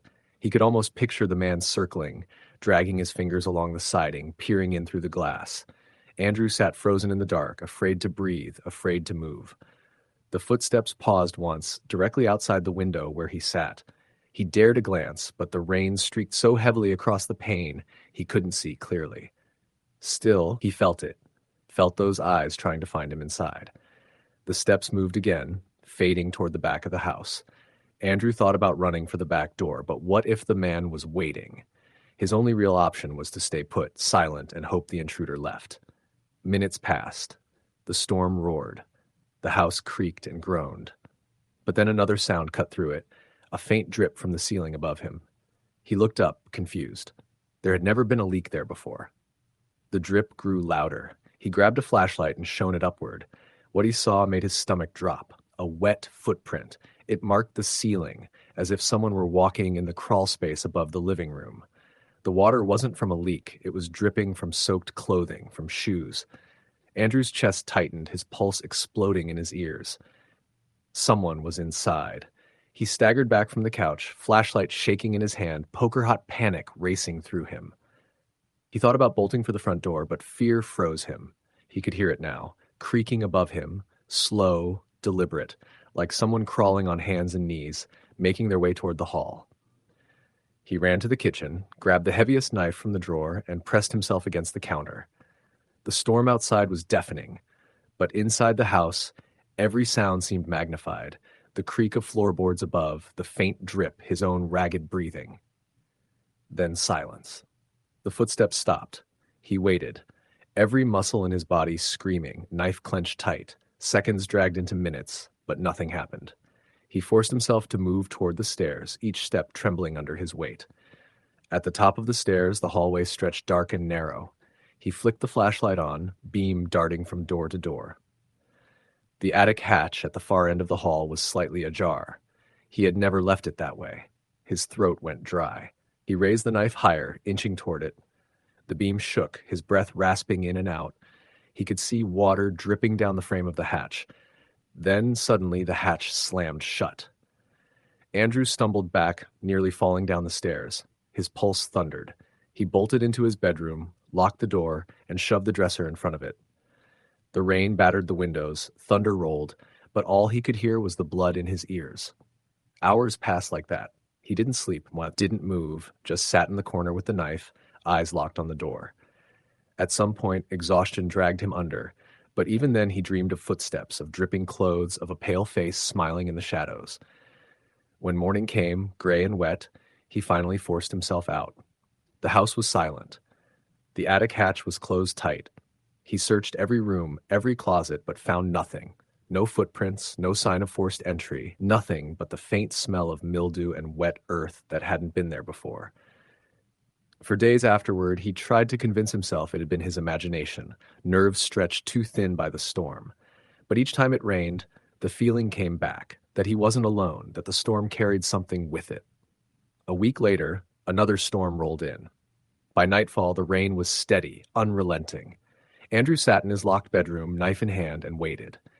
At midnight, the creaking started again from above. Story the end. The rain had been falling since late afternoon, steady at first, then harder as night settled over the small town. The streets were slick, reflecting the orange blur of streetlights that buzzed faintly under the storm. Most people had retreated inside hours ago, their houses glowing warmly from within, curtains drawn tight. But for Daniel, the night was just beginning. He worked for a small delivery company that was perpetually understaffed, which meant his shifts stretched well into the night. Tonight, his route had taken longer than usual. An accident on the highway forced him down back roads he barely knew. By the time he dropped off the last package, it was nearly 11 p.m., and the storm had gotten worse. The roads shimmered with water, and each gust of wind seemed strong enough to push his van into the ditch. The GPS on his phone was barely working. The rain interfered with the signal, and every time lightning flashed across the horizon, the device would lose connection for a few seconds. He cursed under his breath as he turned down another unfamiliar street, squinting through the windshield. His wipers screeched against the glass, working overtime. He told himself that once he got back to the warehouse, he was done. No late-night gas station runs, no food stops, no detours. He just wanted to be home. The road stretched ahead of him, lined with trees that bent under the force of the wind. The storm made them look alive, their branches clawing at the sky like blackened fingers. He tried to keep his mind on the road, but fatigue set in.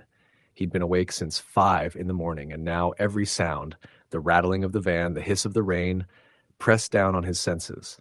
That was when he saw it. A figure on the side of the road.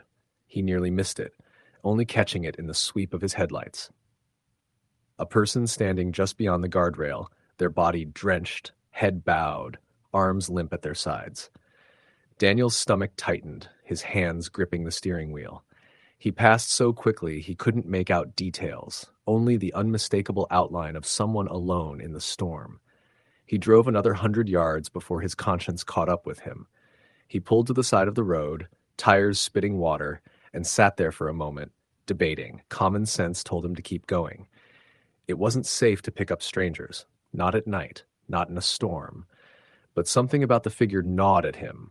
What if they were injured? What if they'd been in an accident? With a sigh, he put the van in reverse, backing slowly until his headlights swept the guardrail again. The figure was still there, unmoving, soaked to the bone. Daniel rolled down the passenger window just enough to call out, "Hey, you okay?" The figure didn't answer, didn't even look up. "Do you need a ride somewhere?" He tried again, raising his voice over the storm. This time, the head lifted slightly, but not enough for him to see the face. The person took one small step forward toward the road. Daniel's unease grew, but he couldn't bring himself to leave them there. Against his better judgment, he unlocked the passenger door and leaned over. "Get in! You'll catch pneumonia out there." For a moment, nothing happened. Then the passenger door creaked open, and the figure climbed inside. Water dripped onto the floor mats. The smell of damp earth filled the van. Daniel swallowed hard and glanced sideways. It was a woman. Her long hair was plastered to her face, her clothes clinging tightly to her thin frame. She didn't say a word, just folded her hands in her lap and stared straight ahead. "You're lucky I came by," Daniel said awkwardly, putting the van in gear. "Where you headed?" Silence. He tried again. "Look, I can take you into town. You got family nearby?" Still, no answer. The only sound was the rain hammering the roof and the squeak of the wipers. The woman's chest rose and fell slowly, rhythmically, but she never moved otherwise. Her face was pale, lips slightly parted. Daniel's unease deepened. "Okay," he muttered, more to himself than her. "We'll just head back toward the main road." He drove in silence, trying not to stare, but unable to stop glancing at her out of the corner of his eye. Something about the way she sat so rigid, so quiet, unnerved him. About 10 minutes later, he decided to try again. "What's your name?" Her head turned slowly toward him. The movement was so deliberate, so slow, it made his skin crawl. When her face came into view, illuminated by the dim glow of the dashboard, he felt his stomach twist. Her eyes were dark, not just in color, but in depth, like pits that reflected no light. Her skin was too pale, almost gray, her lips tinged blue. Water dripped steadily from her hair onto her clothes, but she didn't seem to notice. "Do you need me to take you somewhere?" Daniel stammered. The woman's lips curved slightly, almost into a smile, but it didn't reach her eyes. Finally, she spoke, her voice low and rasping, as though unused. "Home." Daniel let out a shaky breath. At least it was something. "Okay, where's home?" She turned her head back to the windshield, eyes fixed on the rain-blurred road. She raised one arm slowly, lifting a thin finger to point ahead. "Straight," she whispered. Daniel followed her direction, heart hammering in his chest. He drove on, guided only by her occasional whispers. Left, right, straight. The roads grew narrower, the trees closer together, their branches arching overhead like a tunnel. The storm seemed louder here, the rain hitting the roof in heavy bursts. Finally, she whispered, "Stop!" Daniel slowed the van to a halt. They were in front of an old house, nearly hidden by overgrown bushes and trees. Its windows were dark, shutters hanging loose, the porch sagging. The place looked abandoned. "Is this your home?" he asked. The woman turned to look at him again. Her eyes seemed darker now, emptier, as if pulling him in. She didn't answer. Instead, she opened the door and stepped out into the rain. She didn't run for shelter, didn't move toward the house. She just stood there in the downpour, staring at him through the open door. Daniel's breath came fast. "Hey, are you sure you're okay?" The woman tilted her head, water dripping from her hair in steady streams. Then, without a word, she walked slowly toward the house, her bare feet slapping softly against the wet ground. She didn't look back. Daniel sat there, torn between leaving and making sure she was safe, against every instinct screaming at him like he shut off the engine, grabbed his flashlight, and climbed out. The rain soaked him instantly, plastering his hair to his forehead. He jogged toward the porch, his boots sinking into the mud. The woman was gone. The porch creaked under his weight as he climbed the steps. He shone the flashlight through a broken window, but the beam revealed only dust and empty space. The air smelled of rot and mildew. The house looked like it hadn't been lived in for decades. His pulse raced as he stepped back. Maybe she'd gone around the side. He circled the house, but there was no sign of her, only the storm and the shadows. Finally, drenched and shaking, he returned to the van. He slammed the door shut, locked it, and gripped the wheel with trembling hands. He told himself he'd imagined her, that exhaustion had played tricks on him, that he'd never picked anyone up at all. But when he glanced at the passenger seat, his heart stopped. The seat was soaked. Water pooled in the fabric, dripping onto the floor, and on the window, faint but unmistakable, were the words traced in water, "Don't leave me here." Daniel's scream caught in his throat. His hands fumbled with the keys, and he tore out of there, tires skidding on the slick road. He didn't stop driving until he reached the warehouse, shaking so hard he could barely breathe. When his supervisor asked why he was late, Daniel couldn't explain. He couldn't tell anyone. But that night, as the storm continued to rage, he lay in bed and swore he heard it, the sound of water dripping steadily and a faint whisper in the dark. Home. And when lightning flashed, he thought he saw her standing at the foot of his bed, her hair dripping, her eyes empty. He didn't sleep again that night.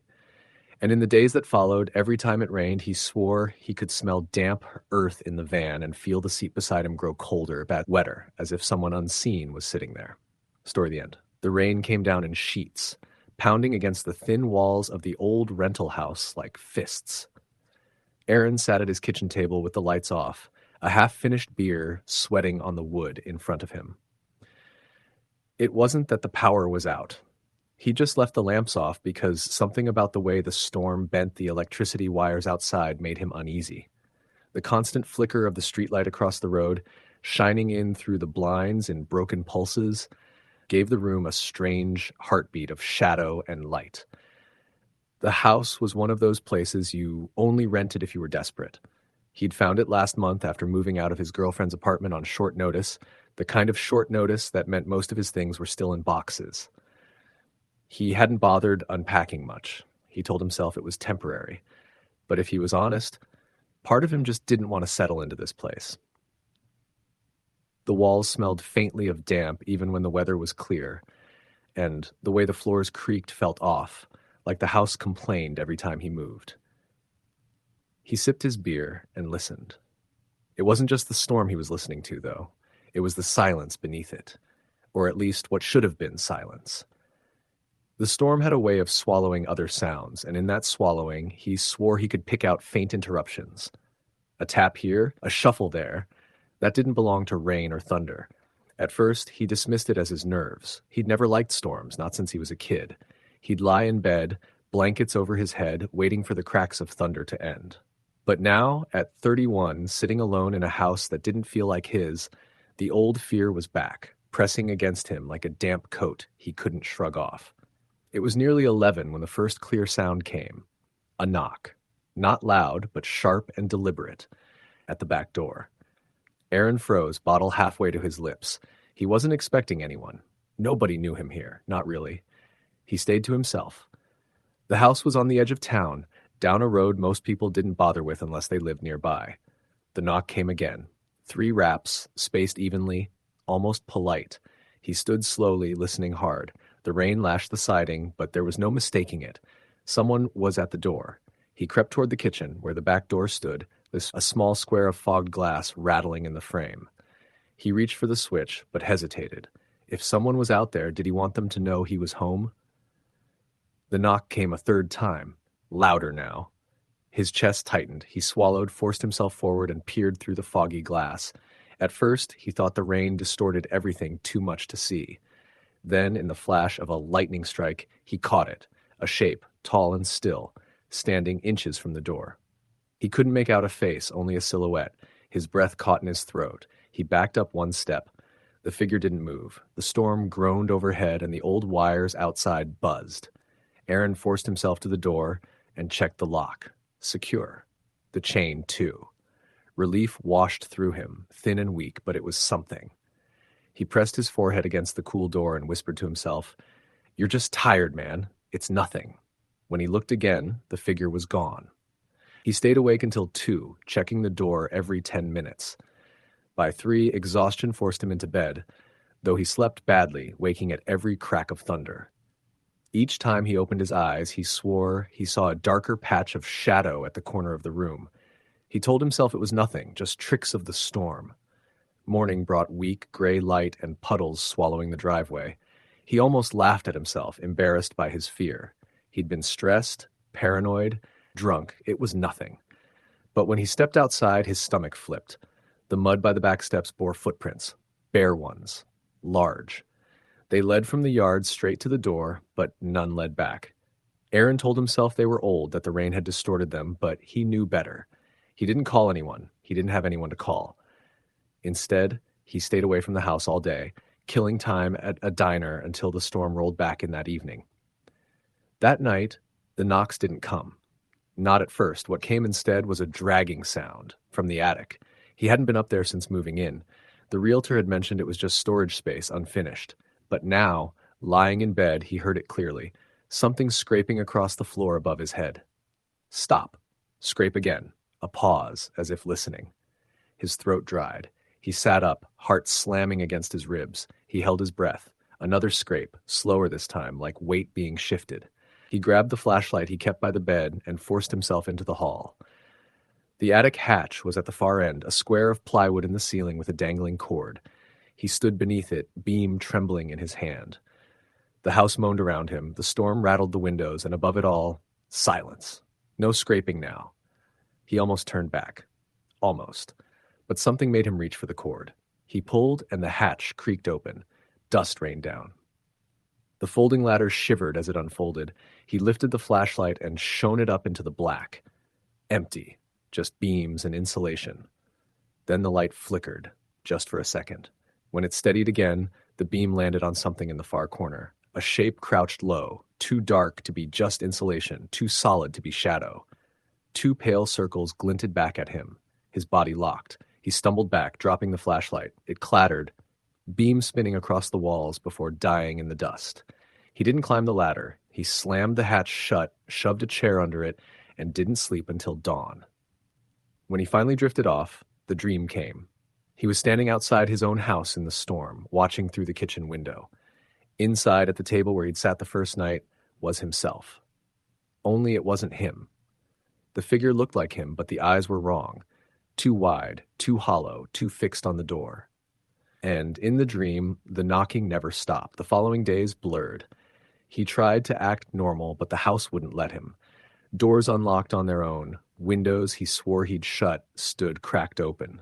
At night, the tapping returned, not just at the door now, but at the windows, at the walls, at the glass of his phone screen, as it lit up with messages from numbers he didn't know. Always the same two words, "I'm here." Aaron stopped answering calls. He stopped leaving the house. He drank more, trying to drown the tension in his chest, but nothing dulled it. Each storm was worse than the last, and each time he woke, the footprints outside were closer, now circling the house, now pausing beneath his bedroom window. The attic hatch stayed closed, but sometimes, late at night, he heard the sound again, scraping, shifting, breathing that didn't belong to him. On the seventh night of storms, the power went out. The house plunged into black, the storm pressing against the walls like a living thing. Aaron sat at the table with a candle, knife in hand, listening. The knock came, slow, patient. Not at the back door this time, at the inside of the attic hatch. He didn't move. Couldn't. His eyes locked on the ceiling as the knocks grew louder. Then came the voice, low and familiar, seeping through the wood. "Aaron, let me down." The candle guttered, and for a moment the room was swallowed in dark. In that dark, he felt the weight shift above him, the ladder creaking, something descending. When the flame steadied again, the hatch was open. The chair he'd wedged beneath it was toppled. The ladder extended, and on the third step down, a hand clung to the rung. Not wet from rain, not covered in dust. Pale, bare, and waiting. Aaron ran. He didn't grab his keys, his phone, or his shoes. He bolted into the storm barefoot, rain blinding him as he sprinted down the road. He didn't stop until he reached the diner in town, collapsing on the floor, soaked and shaking. He never went back to the house. Not for his things, not for answers. The landlord found it empty days later, every light left burning, the attic hatch wide open, the ladder stretched down to the kitchen floor. Neighbors still talk about the place, about the storm nights when you can hear knocking if you stand close enough to the walls, about the shape that sometimes lingers in the fogged windows, waiting, about the man who ran barefoot into the storm and never claimed what was his. Aaron moved states away, but storms still bring it back. The knocks, the voice, the hand on the ladder. He lies awake, listening, knowing that what waits in the rain isn't bound to a single house or town. It's patient, it's familiar, and it knows his name. And every time thunder rolls, he remembers the words whispered through the hatch, "Let me down." Story the end. The rain started earlier than usual that evening, rolling in from the west in heavy black clouds that swallowed the last of the daylight before most people had finished their commutes home. By 6 o'clock, the streets were shining with water, storm drains gurgling as they struggled to keep up with the downpour.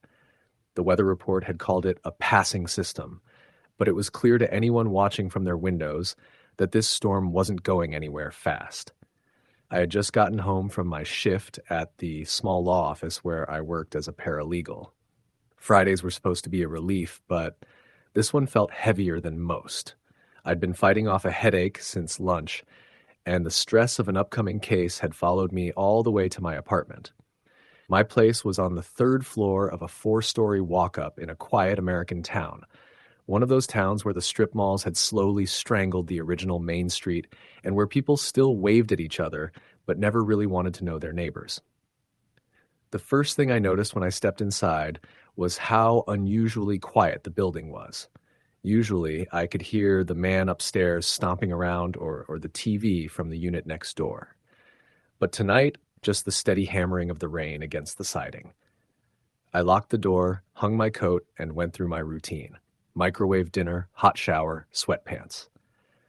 By the time I settled onto the couch with a plate of food, the storm had intensified. Water streamed down the glass of my sliding balcony door, the wind bending the trees until their branches scraped against the building. I tried to distract myself with a show, but the sound of the storm made it impossible to focus. Every creak of the old building made my muscles tense. When a sudden clap of thunder rattled the windows, I laughed nervously at myself, but it didn't make the unease go away. I decided to switch the TV off and just listen. That was the first time I heard it. A tapping. Soft. Rhythmic. At first, I thought it was rain hitting something differently. A loose piece of siding, maybe. But when I muted the room entirely, I realized it was too measured. 3 taps, pause, 3 taps again. I stood up and moved toward the balcony door, pressing my ear to the glass. Nothing but the storm outside. No figure, no branch close enough to hit the glass. Just empty, wet blackness. I returned to the couch, telling myself I was wound up and imagining things. But a few minutes later, the tapping came again, this time from the opposite side of the apartment, my bedroom. I froze, the fork halfway to my mouth.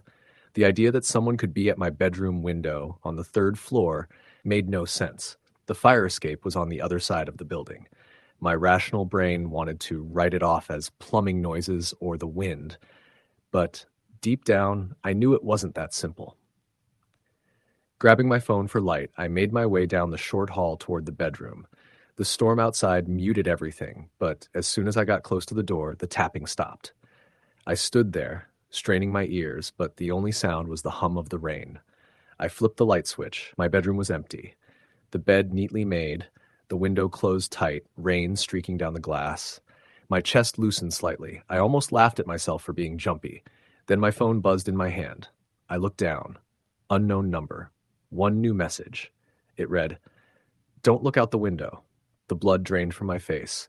I stumbled back into the hall, staring at the glowing screen in disbelief. My fingers shook as I tried to type back, "Who is this?" But before I could hit send, another message arrived. "You saw me." I dropped the phone. My entire body felt like it was vibrating with fear. I didn't know if it was a cruel prank or if someone was somehow watching me from outside, or worse, inside. I forced myself to pick up the phone again. I was about to call the police when the power went out. The apartment plunged into blackness. My phone screen was the only light, a pale glow that made the shadows seem alive. My breathing grew ragged as I backed into the living room, clutching the phone like a weapon. The storm outside seemed even louder now, the rain slamming against the windows, the wind whistling through unseen cracks. Then I heard it again, breathing. Not mine. Slow, deliberate, coming from the direction of the kitchen. "Hello?" My voice cracked. No answer. I lifted the phone, using the screen's glow to light the room as I crept toward the kitchen. Every step on the creaking floor felt deafening. When I finally peered inside, it was empty. Counters bare, cabinets closed, no one there. But the window over the sink was open. Rain had blown in, soaking the sill, dripping onto the floor. I knew I hadn't opened it. I stood frozen, staring at the wet puddle on the tile until something caught my eye. Footprints. Bare footprints.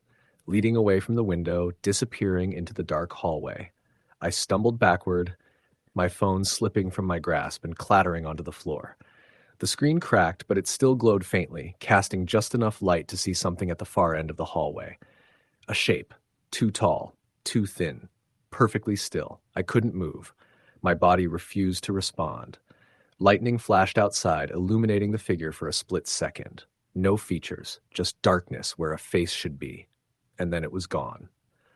I don't remember falling, but when I came to, I was on the living room floor, the storm still raging outside, my phone dead. I scrambled to the door, unlocked it, and ran barefoot down the stairs into the rain. I didn't stop until I reached the gas station at the end of the block, dripping wet, chest heaving. The clerk gave me strange looks as I begged to use their phone to call the police. 2 officers showed up 20 minutes later, drove me back to the building, and searched the apartment. Nothing. No footprints. No open window. No sign of forced entry. They told me it was probably a stress-induced episode, maybe brought on by lack of sleep. But I know what I saw. Over the next week, small things kept happening. My keys weren't where I left them. My closet door creaked open at night. I'd wake up to find the balcony door unlocked, and every time it rained, I'd hear that same soft tapping moving from window to window. The worst was the whispering. It started faintly, just as I was drifting off to sleep. My name. Over and over, sometimes so close it felt like it was right next to my ear. I stopped sleeping, stopped eating. My coworkers noticed. But what could I tell them? That something was stalking me? That I saw faceless shadows in every reflection, they'd think I was crazy. Maybe I am. But last night proved it's real. I woke up around 3 in the morning to find someone sitting in the chair across my bedroom. Not a silhouette, not a shadow, a person-shaped void darker than the room itself. I couldn't scream, couldn't move, just stared as it slowly leaned forward, and then, in a voice like wet leaves scraping against glass, it whispered, "The storm never ends." I blinked, and the chair was empty. But the rain outside hadn't stopped. It's still falling now, steady endless as I sit here writing this. I know it's coming back tonight. Maybe it never left. Maybe it's just waiting for me to close my eyes, waiting for the storm to cover its steps. The tapping has started again, and this time it's not at the window. It's inside. Story the end.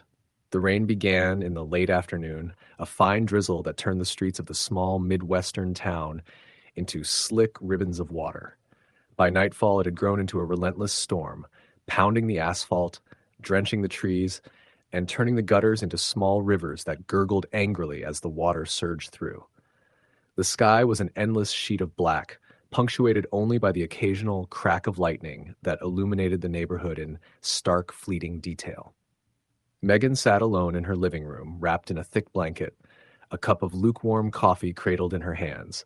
She had just moved into the old Victorian house on the edge of town, drawn by the low rent and the promise of quiet. The previous tenants had left abruptly, leaving the place partially furnished, its hardwood floors scratched and the wallpaper peeling in places. She had spent the first few days unpacking, trying to make the space her own, but tonight, with the rain lashing against the windows and wind rattling the shutters, the house felt alien and oppressive. She had intended to spend the evening reading, but her attention kept wandering to the windows. Every shadow seemed alive, every movement in the trees outside exaggerated by the flashes of lightning. When a particularly loud clap of thunder shook the house, Megan jumped, spilling a little coffee onto the rug. She cursed under her breath and tried to steady herself, telling herself it was just the storm, nothing more. Then she heard it, a soft tapping coming from the back door. At first, she thought it might be the wind slamming some loose shutter or branch against the siding. But the sound was too precise, too deliberate. 3 taps spaced evenly, almost like knuckles against wood. Megan froze, her pulse quickening. No one should be there. The yard was fenced, the gate rusted shut, and she hadn't seen a car drive down the street in hours. Her instincts told her to ignore it, to stay inside, but curiosity mingled with fear pushed her toward the door. She picked up her phone, intending to call someone if needed, but the screen displayed no service. The storm must have knocked out the cell towers. She edged closer to the door, peeking through the small window at eye level. The yard was obscured by rain and shadows. She could make out the faint outline of the fence and the overgrown garden, but nothing moved. Her hands were clammy, shaking as she pressed her forehead against the glass, trying to convince herself it was just her imagination. Then the taps came again, louder this time. Megan stumbled back, her breath catching in her throat. She backed away from the door and grabbed the heavy lamp from the end table, holding it like a weapon. The taps stopped, leaving only the sound of the storm and her own ragged breathing. She spent the rest of the evening in the living room, sitting stiffly on the couch, the lamp clutched to her chest, staring at the door. She dared not move toward the kitchen to get more coffee, and she certainly didn't touch her laptop. Every creak of the floor, every gust of wind set her heart racing. By midnight, exhaustion had her eyelids heavy. She told herself she needed sleep, that the storm was just playing tricks on her mind. She carried the lamp to her bedroom and left it on the floor, wedged against the wall, and crawled under the covers. Every muscle was tense, her body braced for some imagined threat. She must have dozed off, because when she woke, it was silent. The rain had stopped. The world outside was black and still. But then she heard it, a soft, deliberate noise, unmistakably human. Knocking at the bedroom window. Megan froze, every nerve on fire. She hadn't left the blinds open, but her window faced the side yard, the cell, where the trees swayed in the gentle wind left over from the storm. She couldn't see clearly, but the knocking continued, slow and rhythmic, almost patient. Her hands found the phone again, but the screen was still blank. She backed into the corner of the room, pressing herself against the wall, gripping the lamp handle. The knocking stopped. She held her breath, waiting. And then she heard it, a whisper. Megan. Her stomach turned. The voice was soft, deliberate, and familiar in a way that made her blood run cold. She wanted to answer, to scream, but her throat was dry, frozen. The whisper came again, closer this time. Megan, let me in. Her heart pounded violently as she scrambled out of bed, backing toward the door. She didn't know what to do, where to go. The house was small and there was no safe place to hide. The lamp slipped from her hands, clattering to the floor, and she jumped, nearly screaming. She considered calling 911, but without service, that wasn't an option. The windows rattled and the whispering stopped, replaced by a dragging sound along the siding, as if someone or something was walking outside the house, circling, searching. Panic overwhelmed her. She ran down the hallway looking for a place to barricade herself. The front door was locked, the back door secured, but the sound of footsteps outside made it clear the intruder knew she was inside. The walls of the house seemed to pulse, closing in, pressing her into fear. She grabbed the baseball bat from under the bed and stood in the living room, the storm's remnants echoing in the hollow silence. She listened as the footsteps circled the house, slow and deliberate, coming closer to the windows. Every time she blinked, she imagined seeing a shadow pressed against the glass. Hours passed, or maybe minutes. Time stretched into a distorted haze. She dared not sleep, did not move from the living room. Occasionally, the whisper returned, always the same words. Let me in. Morning eventually came, gray and cold. Megan's muscles were stiff, her eyes raw. She cautiously approached the back door and peered outside. The yard was empty, the fence unbroken. Nothing moved, but there were footprints, bare, long, and thin, pressed into the mud from the side gate to the back porch. She staggered back, vomiting from shock and fear. The footprints didn't look like any humans she had ever seen. The toes were too long, the steps too deliberate, spaced unnaturally. Megan called the police as soon as her phone service returned. An officer came out, took a cursory look at the yard, and told her it was probably a prank or some local kids. She insisted the footprints weren't normal, tried to explain the voice, the knocking, the whispers, but the officer shook his head, dismissing her concerns. That night, the rain returned heavier than before. Megan barely slept, listening to every creak of the house, every gust of wind, waiting. The knocking returned first at the front door, then the side window, then the back. 3 taps each time, deliberate, patient. The whispers followed, always calling her name, always asking to be let in. By the 4th night, Megan was on the edge of breakdown. She had barely eaten, barely moved from the living room. Her eyes were bloodshot, her hands trembling constantly. The storm didn't stop. It pressed down on the house like a living weight. The knocking never ceased, moving from window to window, always outside, always waiting. At 2 a.m., she heard a sound that made her blood run cold. The back door handle rattled violently. Whoever or whatever was outside was trying now, testing the locks, pushing, patient, and unrelenting. Megan screamed, running through the house, trying to find some place to hide. She barricaded herself in the bedroom closet, clutching the bat, listening to the frantic sound of the door and the whispers. Let me in, Megan. The voice was calm now, almost soothing, and impossible to resist. Every fiber of her being screamed to flee, yet the house felt like a trap. The footsteps moved inside the walls, circling, testing, pressing close to her hiding spot. She curled up in the corner, rocking back and forth, whispering to herself that it would end, that morning would come. When dawn finally arrived, Megan left the closet, exhausted, trembling, and opened the bedroom door. The house was silent. The storm had passed, but the mud inside told a horrifying story. Footprints, identical to those outside, trailed from the back door through the living room into the hall and ended at her bedroom. Megan didn't wait to process what she saw. She fled the house, leaving the doors wide open behind her, running through the streets until she found a neighbor awake. She never returned. The house stands empty now, windows boarded, locks rusted, but neighbors swear that during heavy storms you can hear the soft knocks 3 at a time moving from window to window, door to door, and sometimes a faint voice. Megan, let me in. Story the end. The rain had been falling steadily for hours, a relentless downpour that drummed against the asphalt and the tin roofs of the old houses lining the empty streets of Millfield, Ohio.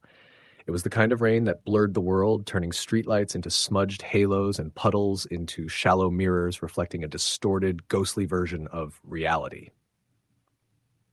In the distance, the rumble of thunder occasionally shook the town, echoing through the narrow alleys and abandoned warehouses. Lightning flashed like a sudden warning, illuminating the dark shapes of bare trees and worn-out fences for just a fraction of a second, before plunging everything back into gloom. Inside a small apartment on the outskirts of town, a man named Jared was sitting alone, nursing a lukewarm cup of coffee and trying to ignore the sense of dread that had settled in his chest hours earlier. He had moved to Millfield 6 months ago for a new job, leaving behind the familiarity of his hometown and the quiet comfort of his parents' house. The apartment itself was modest, 2 rooms with peeling wallpaper, a sagging ceiling, and a persistent leak in the corner of the kitchen. It wasn't the kind of place that scared most people, but on nights like this, the silence seemed thick, almost alive, pressing down on him like a weight he couldn't shake. Jared had spent the day buried in reports at the small marketing firm where he worked, but the storm had forced him to stay home, the roads too slick and dangerous for commuting. Now, with the rain hammering against the windows and the wind rattling the frames, he couldn't shake the feeling that he wasn't alone. He tried to laugh it off, telling himself it was just the storm playing tricks, the shadows stretching and twisting in the dim light of his desk lamp. But every creak of the floorboards, every sudden gust of wind made him tense up. He could feel it in his bones, the kind of tension that didn't go away no matter how hard you tried to convince yourself it was normal. He set his coffee down and moved to the window, peering out at the deserted street below. The streetlight flickered, casting a sickly yellow glow over the puddles and the slick pavement. In the distance, he thought he saw movement, a figure standing under the faint light of a lamppost. But when he blinked, the street was empty. He rubbed his eyes, heart rate quickening. He told himself it was just fatigue, just the storm playing tricks. Yet the sense of being watched lingered, crawling under his skin. Around midnight, the power flickered and went out, plunging the apartment into near darkness. Jared fumbled for his phone and switched on the flashlight, the harsh beam cutting through the shadows. The sound of the rain was louder now, more insistent, as if it were pounding against the walls just to remind him of his isolation. He walked around the apartment, checking the doors and windows, feeling the chill of the damp air seep into his skin. Everything was locked, everything seemed secure, but the feeling of being observed didn't fade. Then he heard it. A faint scratching coming from the hallway outside his bedroom. His stomach dropped. He froze, listening. The scratching was irregular, hesitant, like someone or something was testing the door, waiting for a reaction. His heart pounded in his ears. He grabbed the nearest object, a metal flashlight, and edged toward the door. "Hello?" he called, voice shaky, trying to sound braver than he felt. Silence. Only the rain, relentless, drumming against the roof and windows. He stepped into the hallway, flashlight raised. The beam caught on the peeling paint of the walls and the warped linoleum floor. There was nothing there. No one. He exhaled shakily, telling himself he was imagining things. But then he noticed something on the floor. Muddy footprints, small, wet, leading from the kitchen toward his bedroom. He hadn't tracked anything in, and the rain had been falling nonstop. His pulse raced. He crouched down, examining the prints. They weren't like any shoe prints he'd seen. They were small, almost childlike, but too wide, too flat, like they belonged to something inhuman. He backed away, heart hammering, and ran to the window. He pulled the curtain aside and shone the flashlight out into the storm. The street was empty, deserted. Nothing moved, except the rain. He blinked, trying to shake the image from his mind, but the unease wouldn't leave him. The footprints were real. They were there. Minutes, or maybe hours, passed. Jared sat on the edge of his bed, flashlight in hand, ears straining for any sound over the rain. That's when he heard it again, this time from the living room. A low, dragging noise, like something being pulled across the floor. He froze. Every instinct screamed at him to leave, to run, but he couldn't. His body felt paralyzed, trapped in fear. The dragging sound grew louder, closer, and then stopped. The silence was heavier than the storm outside, oppressive, suffocating. He took a cautious step toward the living room, flashlight trembling in his hand. The beam swept across the floor, revealing nothing at first, but then he saw it. A shape, low to the ground, crawling slowly toward the kitchen. Its movements were wrong, twisted, jerky, almost puppeted. He blinked, and when he looked again, it was closer, the outline of a figure unmistakable now. A small, hunched figure with long, spindly arms dragging across the floor, its head tilted at an unnatural angle. Jared's breath caught in his throat. He stumbled backward, tripping over the rug, flashlight clattering to the floor. The figure paused, head snapping toward him. He saw its eyes, or what he thought were eyes, glowing faintly, reflecting the light in a way that made his stomach turn. The thing let out a low, guttural hiss, a sound that was almost human but not quite, and then it began moving toward him, faster this time, dragging itself across the floor with terrifying speed.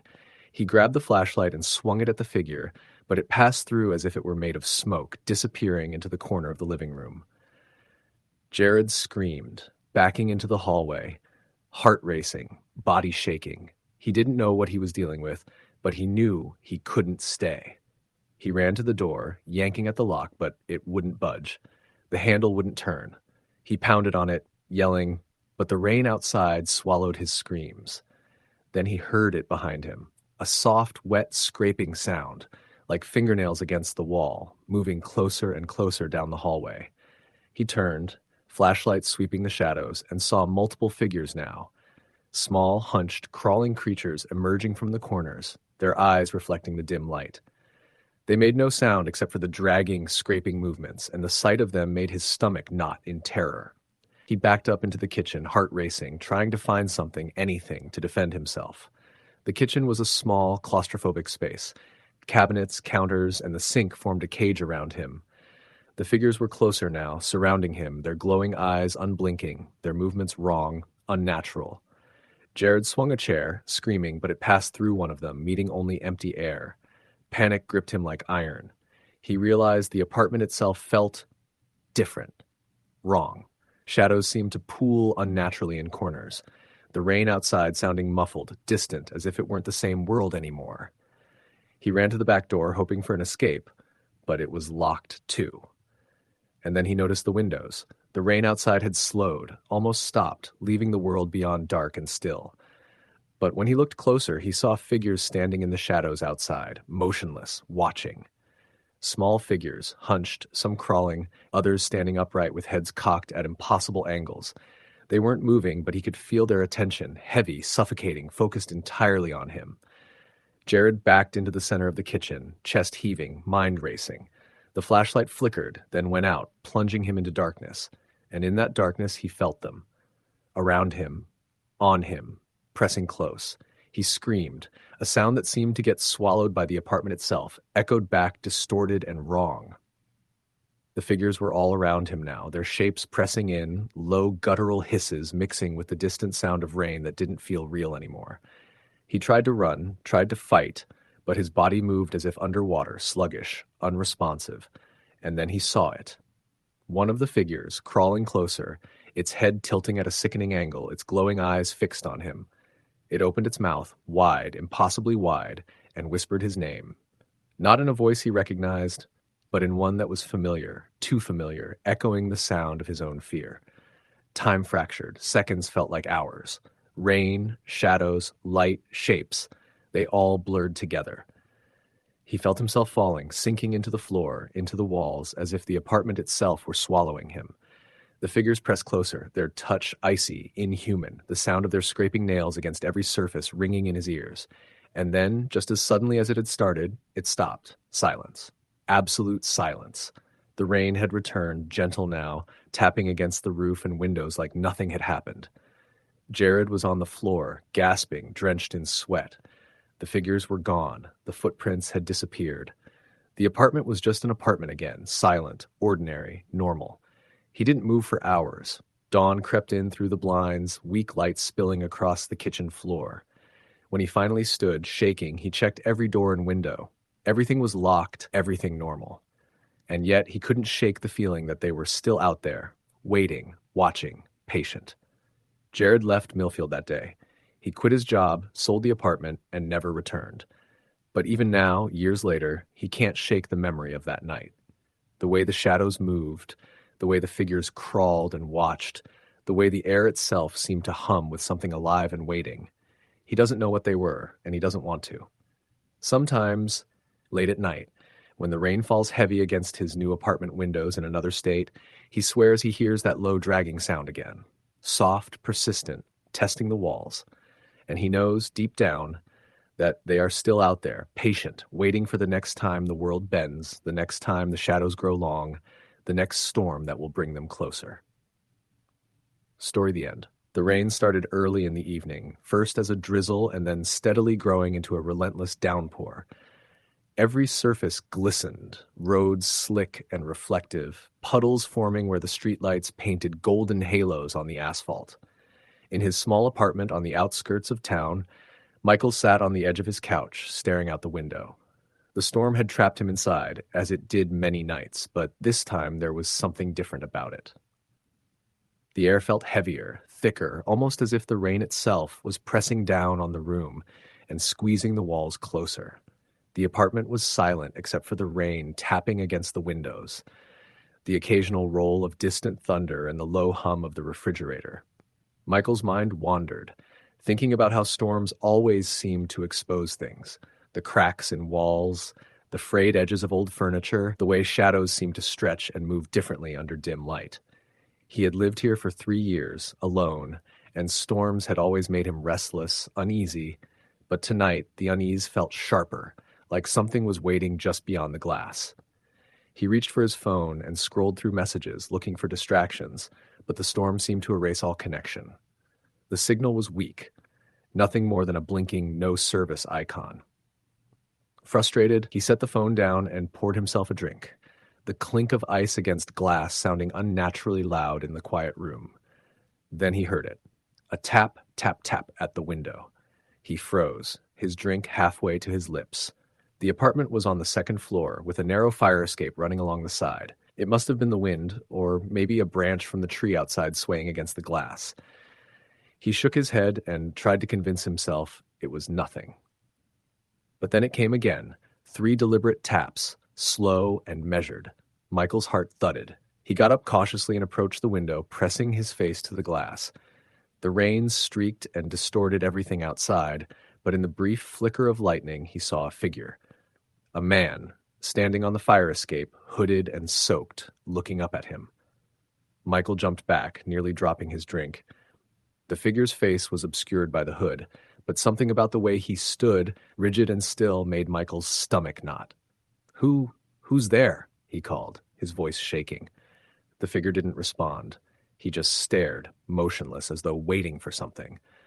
Michael's first instinct was to retreat, to lock the window, but his curiosity and a faint sense of dread kept him rooted.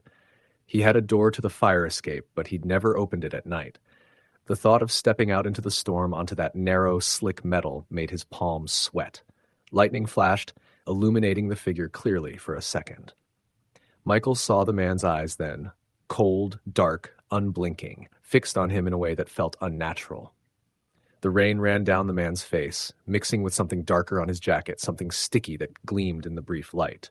The thunder rolled immediately after, shaking the building and drowning out all other sounds. When Michael blinked, the figure was gone. His hands trembled as he backed away from the window.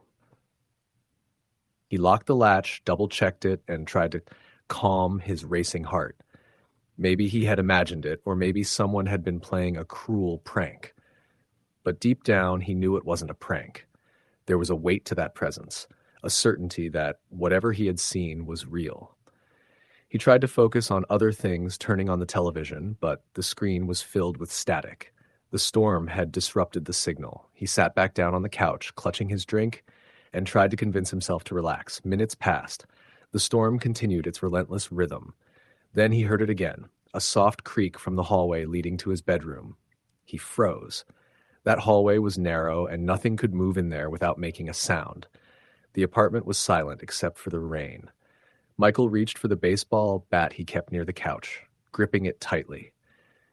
He inched toward the hallway, each step slow, deliberate, ears straining for any sound. The creaking stopped. Silence swallowed the space, broken only by the storm. Michael's chest heaved. He reached the bedroom door, hand on the knob. He considered calling 911, but his phone was useless. He was alone, trapped, and whatever was in his apartment didn't seem to need the door to reach him. He turned the knob slowly and pushed the door open. The room was empty. His bed was neat, untouched, nothing out of place. The window was closed and locked. Yet, the air felt charged, heavy, as if the room itself was aware of his presence and watching. Then he noticed it, the closet door, slightly ajar. He hadn't left it open. Not that morning, not ever. Michael's stomach sank. The closet was small, a cramped space that shouldn't be able to hide anyone for long. But the thought of opening it made his skin crawl. He gripped the bat tighter, took a deep breath, and yanked the door open. Nothing. Empty. Just clothes, shoes, and the faint smell of cedar. He laughed nervously, though it came out hollow and forced. "Get a grip, Michael," he muttered to himself. He returned to the living room, bat still in hand, and tried to focus on the storm. The rain was louder now, slamming against the windows like fists. Then came another sound, the soft, deliberate tapping. At first he thought it was the window again, but it wasn't consistent with the storm. It came from the front door. Michael's heart stopped. He didn't have a peephole. The door was solid. With a deadbolt he always locked, there was no way anyone could have reached it unnoticed. Yet the tapping continued, slow, measured, patient. He approached cautiously, bat raised, and peered through the small gap beside the door. Nothing. Just darkness, rain streaking across the porch, and the shadows cast by the dim streetlight. Then a hand appeared. It reached through the gap, pale and wet, gripping the edge of the doorframe. Michael stumbled back, dropping the bat, fear rooting him to the spot. The hand lingered, as if testing him before withdrawing. He scrambled to lock the door, fumbling with the bolt. His hands shook violently. The tapping continued, but now from the inside of the apartment. He turned slowly, dread pooling in his stomach. The window by the couch had opened slightly. He hadn't touched it. And then he saw him. Standing in the corner, hood gone, face pale and dripping with water, Stride, eyes unblinking and focused entirely on Michael. He didn't move at first, just stood there, silent and deliberate. Michael's voice caught in his throat. "Who are you?" No answer. Only that steady, cold gaze. Lightning flashed, illuminating the figure fully. Michael could see the wet stains on the man's clothes, the way the rain clung unnaturally, as if it had weight and intention. He backed away, bumping into the couch. The figure tilted his head slightly, a motion that made Michael's stomach churn. And then, in a blink, he was gone. The apartment was silent again, the storm outside still relentless. Michael's pulse thundered in his ears. He grabbed his phone and tried dialing 911 again. No signal. He realized then that whatever this was, it wasn't just a man. It was something that didn't follow ordinary rules. Hours passed. Michael didn't sleep. Every shadow, every creak, every gust of wind through the storm felt like it was alive, moving closer.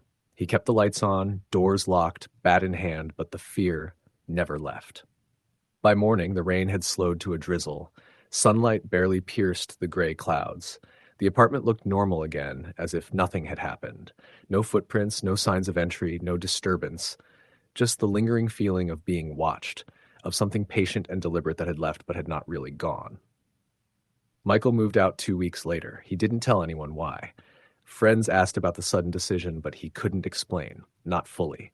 The storm had left a mark on him, a knowledge that some things waited patiently, that some presences didn't need to approach, to terrify. Years later, storms still unsettled him. The sound of rain on a window, the wind rattling siding, the flash of lightning across a street, all of it brought back the memory of those unblinking eyes, the deliberate presence in the dark corners of his apartment. He had learned to stay vigilant, to double-check locks, to avoid being alone during storms. But deep down, he knew it wasn't enough.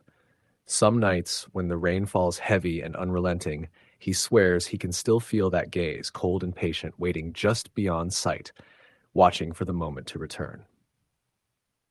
Story the end. The rain had been relentless for hours, the kind of heavy, unending downpour that turned streets into slick rivers and made every sound echo through the empty neighborhoods. The sky was an endless sheet of gray, clouds low and swollen, pressing down like a weight. Streetlights cast dim pools of light that glimmered on puddles distorted by the constant splattering of rain. For most people, this was a night to stay home. to huddle under blankets and ignore the storm.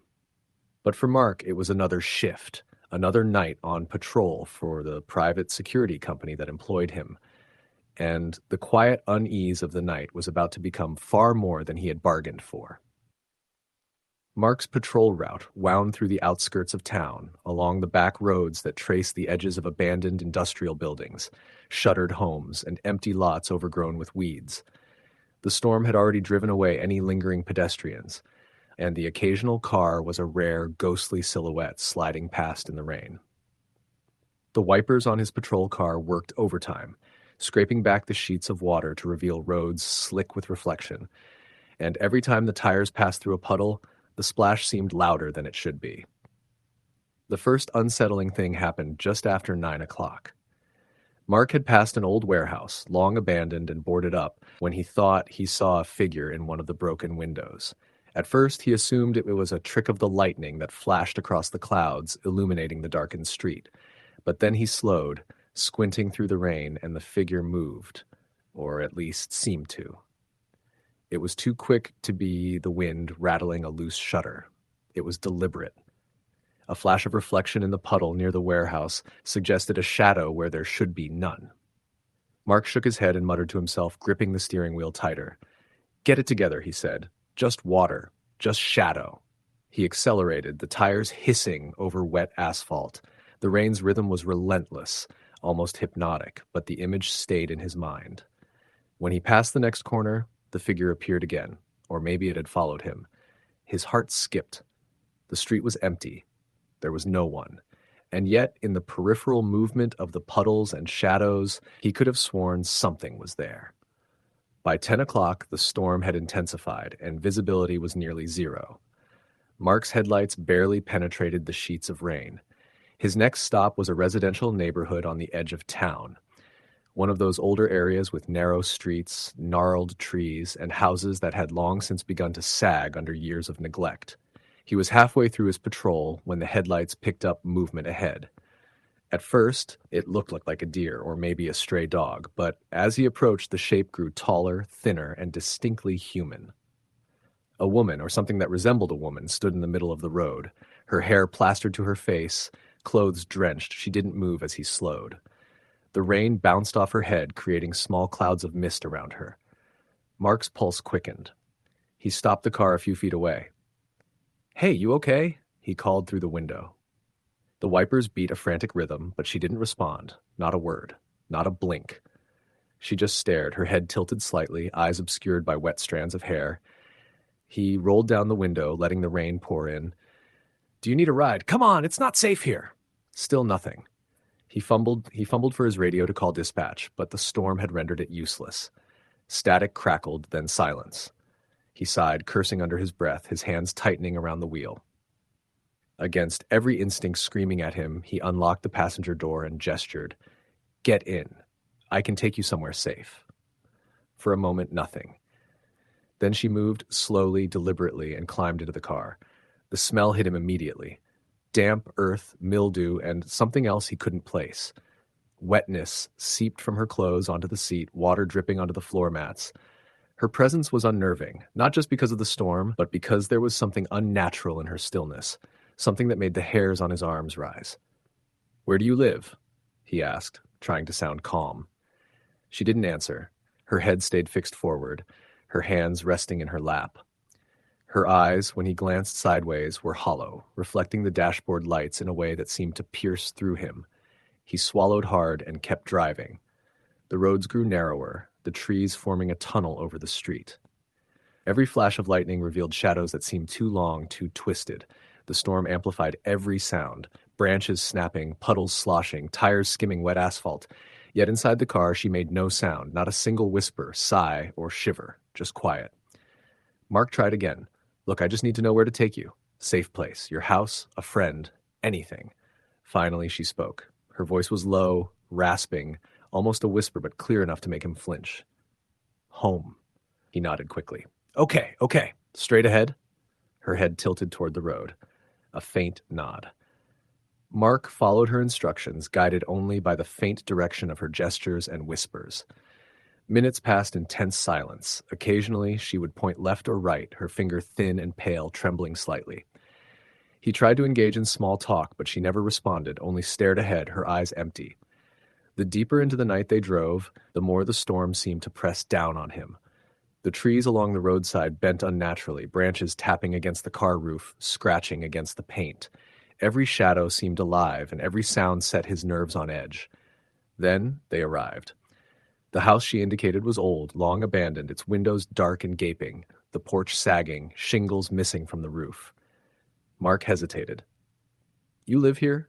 She did not answer. Instead, she stepped out into the rain. Her bare feet hit the wet grass with soft splashes. Water streamed down her hair, dripping onto the ground. She walked slowly toward the house, stopping just at the threshold. Mark's instincts screamed at him to leave, but he felt compelled to follow. Compelled to make sure she was safe. He grabbed his flashlight and followed her up the wet, creaking steps. The door was warped, the wood swollen with moisture. He pushed it open, and the smell hit him. Mildew, decay, and something darker he couldn't identify. The interior was cold, damp, the floorboards groaning under his weight. The woman vanished, as if absorbed into the shadows. He called out her name, his voice echoing through the empty house, but there was no answer. Just the patter of rain outside and the creak of the floor. Then he saw it. A shadow moved along the wall, not his own, not cast by the flashlight, but independent, dark and fluid, stretching and twisting in ways that defied logic. It moved toward him silently, gliding over the warped floorboards. Mark stumbled back, heart hammering, shining the flashlight in the direction of the shadow. Nothing. The house was empty, the shadows static again, and yet he knew what he had seen. Something had moved. Panic set in. He turned to leave, but the woman was in the doorway now. Her hair clung to her face, her clothes dripping. But there was something off. Her eyes were darker, deeper, hollow. Her mouth hung slightly open, water dripping from it in slow, deliberate streams. She tilted her head, staring directly at him. Mark froze. The flashlight slipped from his hands, clattering to the floor. The beam spun wildly, illuminating the walls in stark white flashes. When he looked back at her, she was gone. Only the sound of the storm remained. He bolted out of the house, slipping in the mud, heart racing, soaked through to the bone. He jumped into his car and locked the doors, shaking violently. He tried the engine. Nothing. The van's electronics had shorted from the storm. He pounded the dashboard, trying again, finally turning the key, and it sputtered to life. Tires spinning on the slick road, he tore away, glancing in the rearview mirror, but the house was gone, as if it had never existed.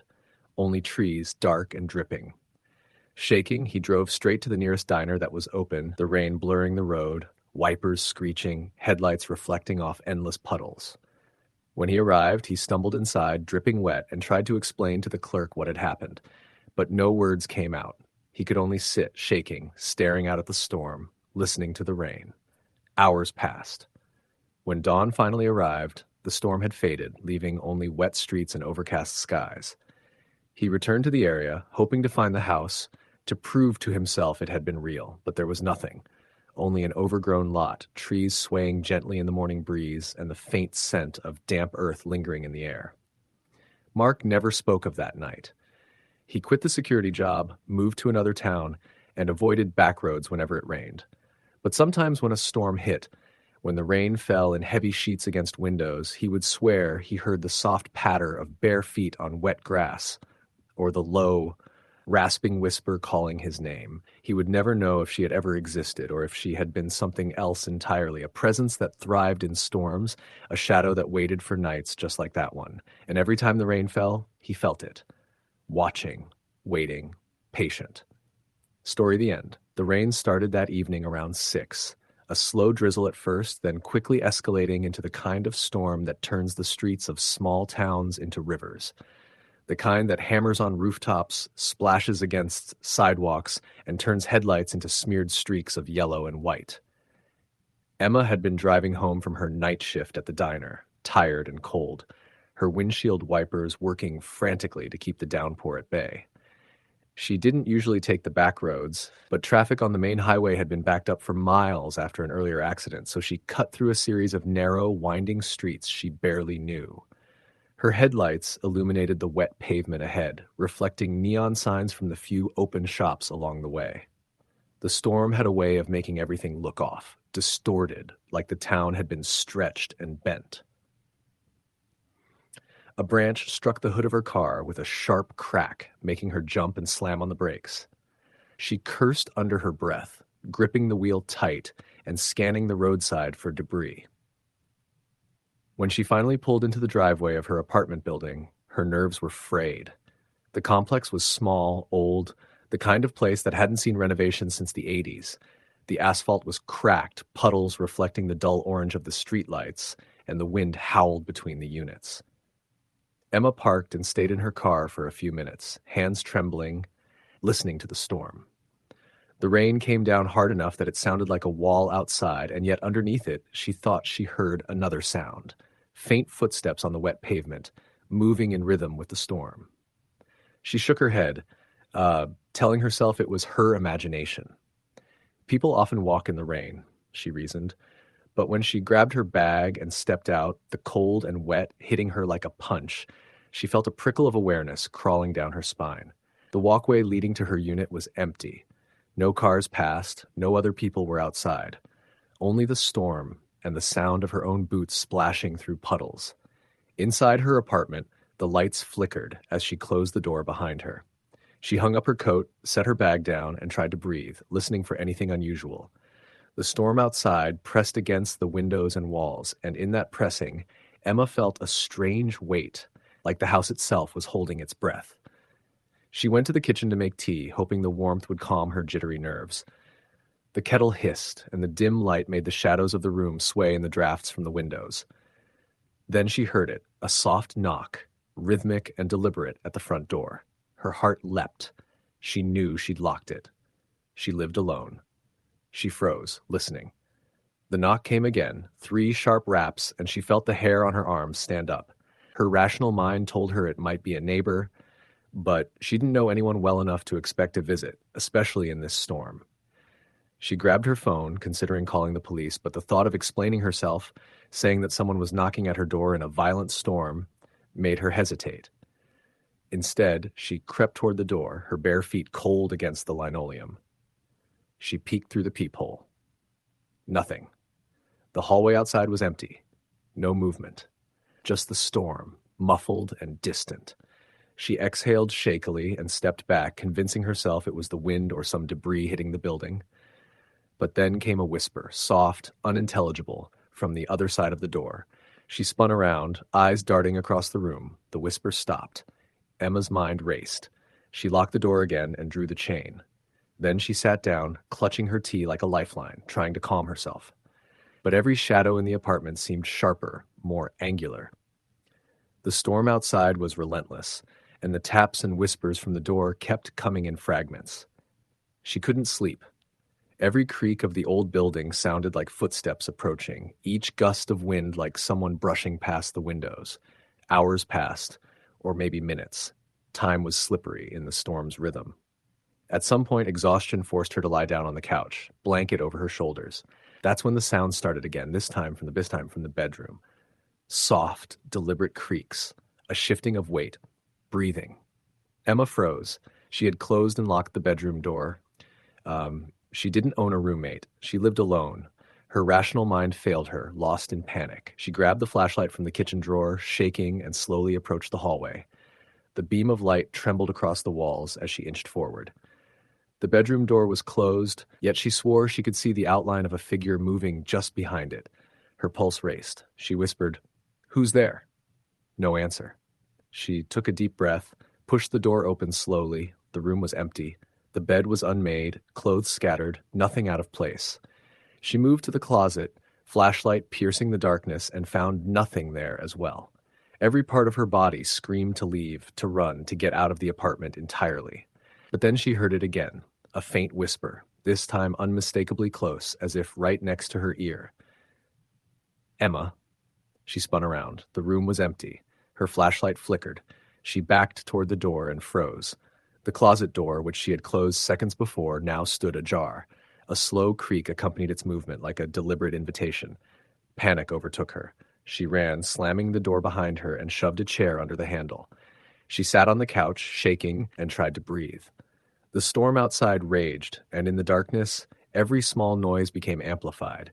The rustle of the blinds, the drip of water from the leaking window, the faintest whisper carried in the wind. Hours later, exhausted and trembling, she dozed fitfully. Her dreams were vivid, horrifying. She dreamt she was walking through the storm outside, approaching her apartment, and when she opened the door, she saw herself sitting on the couch, staring blankly into space.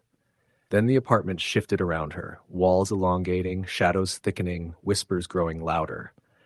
The dream blurred into reality as she awoke, unsure whether she was in the dream or the apartment.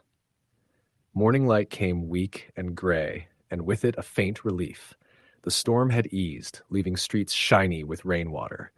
Emma's apartment seemed almost normal in the daylight, but when she stepped outside to grab her mail, her stomach sank. Bare footprints led from the sidewalk to her front door, large and unidentifiable. She told herself they were old, washed in part by the storm. She didn't mention them to anyone.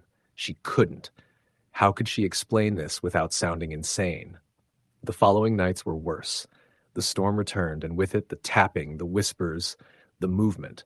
Lights would flicker, doors would unlock on their own, and the closet door would stand ajar even when she was certain she had closed it. She tried to leave, to stay with friends, but the storm always found her, even in unfamiliar places. She installed locks, even a small alarm system, but nothing stopped it.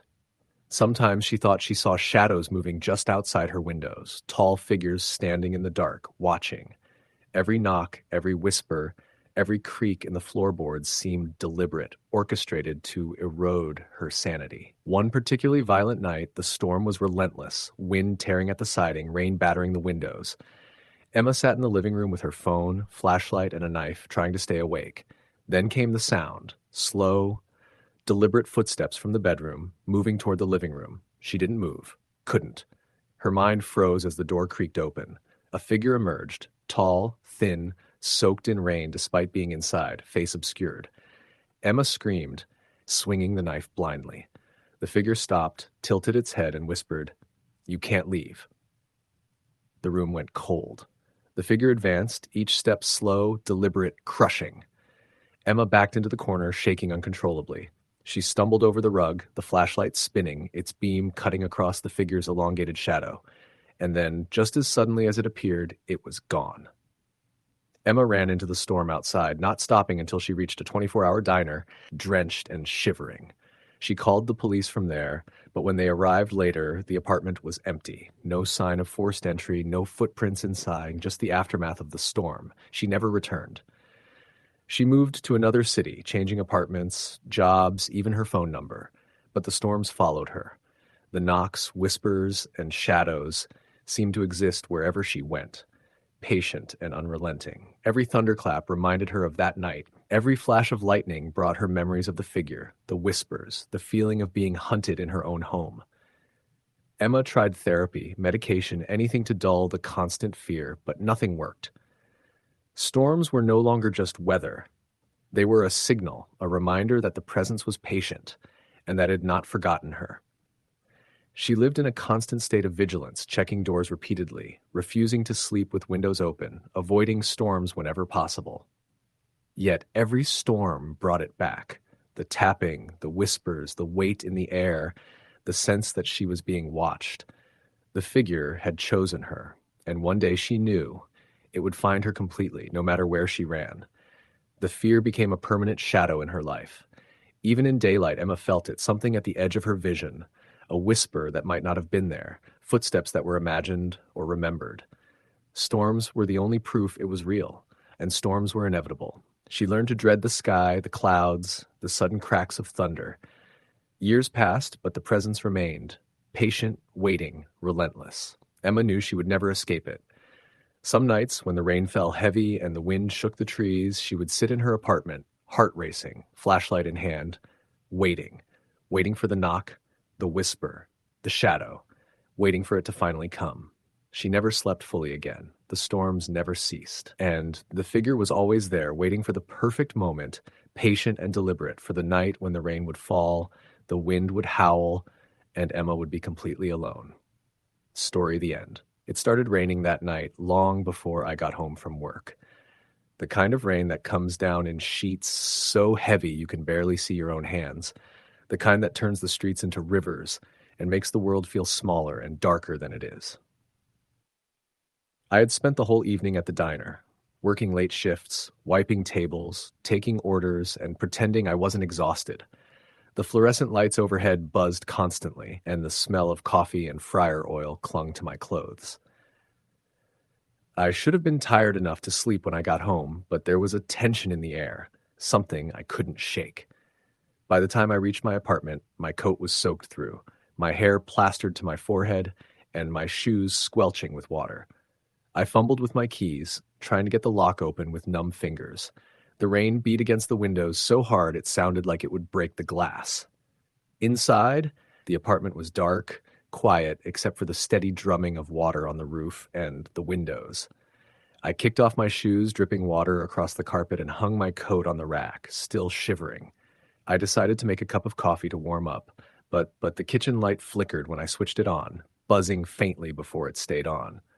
Normally, I'd find this annoying, but tonight it made the whole apartment feel off. I kept thinking I saw movement out of the corner of my eye, shadows that didn't belong. I tried to shake it off, blaming the storm, my imagination, or the stress from work.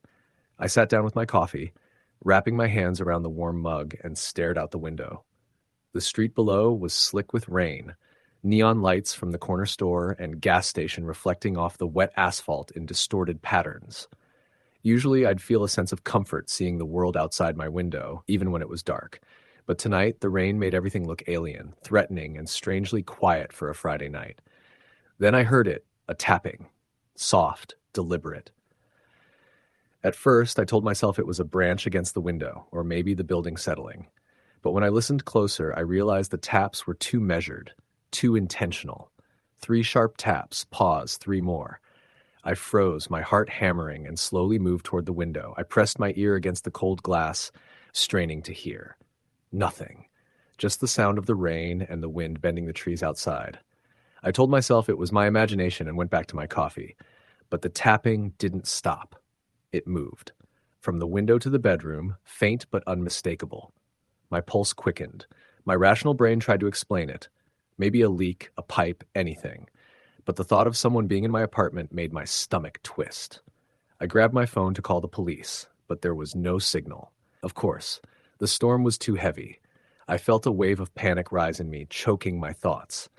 I considered leaving, running out into the rain, but the streets were dangerous in this storm, and the idea of facing whatever was in my apartment outside terrified me even more. The tapping came again, louder, closer. I followed it cautiously toward my bedroom. I could feel my palms sweating, my heart beating so loud I was sure whoever or whatever was in the apartment could hear it. I reached for the bedroom door, trembling, and slowly pushed it open. The room was empty. My bed neatly made, the window closed tight. I took a step forward, my hand hovering over the light switch when I heard it again. Not tapping. Breathing. Slow, deliberate, and coming from behind me. I spun around and nothing was there. The shadows stretched across the walls in weird, unnatural angles. I told myself I was imagining it, that my mind was playing tricks after a long shift and too much caffeine. But then the door clicked. Not the bedroom door, but the front door. Locked. I ran to it, checked the locks, all secure. My hands shook as I backed away. The lights flickered and went out. Darkness swallowed the apartment. The rain outside became louder, pounding on the windows like a warning. I fumbled for my flashlight, found it, and switched it on. The beam cut across the room, but there was nothing. Only the furniture, the walls, the corners that seemed deeper in the light than they were in the dark. Then I heard it. Footsteps. Slow, deliberate, coming from the living room. Not mine. I held my breath, every muscle tense, listening. They stopped near the kitchen. I crept toward the sound, my flashlight shaking.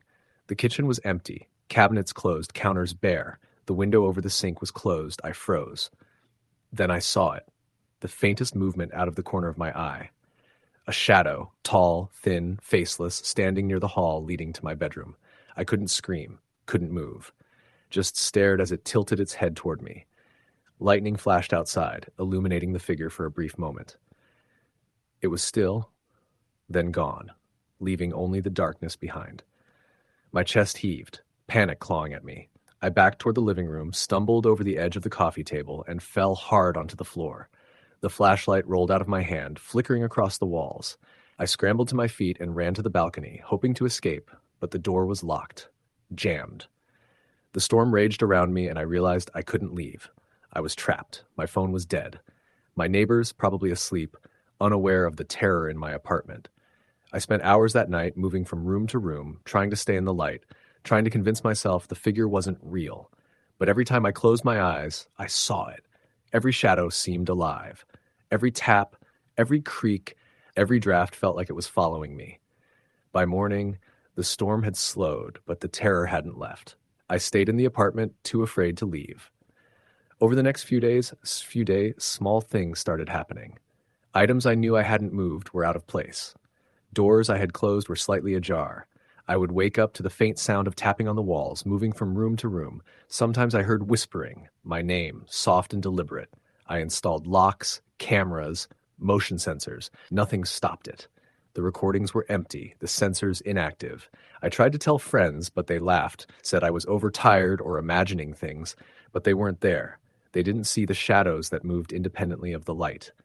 They didn't hear the whispers in the night. They didn't feel the presence hovering just beyond sight, always watching, always waiting. Weeks turned into months. I stopped leaving the apartment. I stopped sleeping. I spent nights huddled on the couch, lights on, listening to the storm outside, waiting for it to appear again. And every stormy night, it did. I learned its patterns. The tapping would start first, slow, methodical, like it was testing me. Then came the whispers, my name, over and over, sometimes so close it felt like it was inside my own head. Then the figure would appear, always faceless, always silent. I never saw hands, only the shape, tall and thin, moving without sound. The worst nights were the lightning storms. Every flash revealed it standing somewhere, always closer than the last time. Sometimes I'd blink and it would be in the same spot, motionless. Sometimes it would be gone, but I could feel its presence pressing into the air, cold, suffocating. I tried everything. Lights, doors, cameras, locks. Nothing worked. I stopped trying to run. It wasn't about escaping. It was about surviving, about keeping the light between us. And even that didn't always work. Last night, the storm was worse than ever. Rain hammered the roof and windows, wind shrieking through cracks in the walls. I was huddled in the living room, holding a flashlight, praying for daylight. I heard it before I saw it, tapping, soft and slow, moving across the apartment, whispering, calling my name. I turned toward the kitchen. A shadow moved there, taller than the ceiling, faceless, stretching impossibly. I froze. My throat burned. But I couldn't scream. The flashlight flickered, lightning flashed. For a brief moment I saw it fully. Not a person, not human. A void, a darkness that shouldn't exist. It leaned toward me, and then nothing. Empty room, only the rain. But I know it's still here, waiting, watching. Every night, every storm, it returns. The tapping starts again, the whispering begins, the shadows creep closer. I know now that it doesn't need to touch me to terrify me. Its presence is enough. Its patience is endless. I can hear it even now, moving in the dark, waiting for the next storm. I know that no matter how much time passes, it will never leave. It has claimed this apartment. It has claimed me. The rain is starting again tonight. The tapping has begun, and I know what will come. Story the end. The rain had been relentless all day, drumming on the tin roof of the old house like 1,000 tiny fingers tapping in impatient rhythm. The kind of rain that made the air thick and heavy, that soaked into the bones of anyone caught outside without a coat. The kind of rain that seemed to hum a low, constant warning in the background. Inside, Mark sat on the couch, the glow from the television casting long, flickering shadows across the room, and wondered why he had ever agreed to house sit for his friend out in the middle of nowhere. The property was secluded, a long dirt driveway cutting through dense pine forest before reaching the main house, and the last 20 minutes of driving there had felt like a slow descent into a strange, abandoned world. He hadn't even been there for an hour yet. The first thing he noticed was how quiet it was. The absence of the usual suburban hum of traffic or distant sirens, replaced by the sound of the rain hitting the roof and the occasional groan of the old wooden structure settling in response. The house itself was massive, more than 3 stories, with dark wood paneling, a stone fireplace in the main living area, and a staircase that wound upward toward rooms he had yet to explore. It had been empty for weeks, like the kind of place where every creak of the floorboard sounded like a footstep behind you. Mark tried to shake off the uneasy feeling creeping up his spine. He told himself he was just letting his imagination run wild, that it was the isolation and the storm that made everything feel sinister. He poured himself a drink and tried to focus on the television, but the sound of the rain pressed into his ears like a low hum. Every now and then, he thought he heard something else, a thump, a scrape, but he shook it off as branches brushing against the side of the house. Still, he couldn't fully shake the sensation that he was being watched. It wasn't paranoia. It was a certainty that pressed into his chest with every second that passed. By the time the clock struck 10, Mark had finished his drink and decided to explore the rest of the house. He flicked on a few lights as he climbed the staircase, the shadows dancing across the walls, and passed by rooms filled with furniture covered in white sheets, giving the impression of long-forgotten occupants frozen in time. The second floor had a long hallway with doors on either side, each slightly ajar as though waiting for someone to enter. He checked each one quickly: bedrooms, a study, a small library, but all were empty. It was on the third floor, near the end of the hallway, that he noticed something odd. One door, darker than the others even with the light spilling into the hallway, had scratches on the frame, almost like claw marks. The wood was splintered, deep and uneven, and when Mark ran his hand over it, he could feel the grooves under his fingers. He hesitated, a cold sweat forming on the back of his neck. He wanted to ignore it, to tell himself it was just old wood, damaged by time or careless movers, but the feeling of unease had grown into something heavier, something pressing. Mark's phone buzzed in his pocket, startling him. He pulled it out, expecting a message from his friend, but it was just a notification, a weather alert for severe flooding in the area. He swore under his breath, knowing the dirt road in would be treacherous if it flooded, and thought about the remote location. If anything happened tonight, help could be hours away.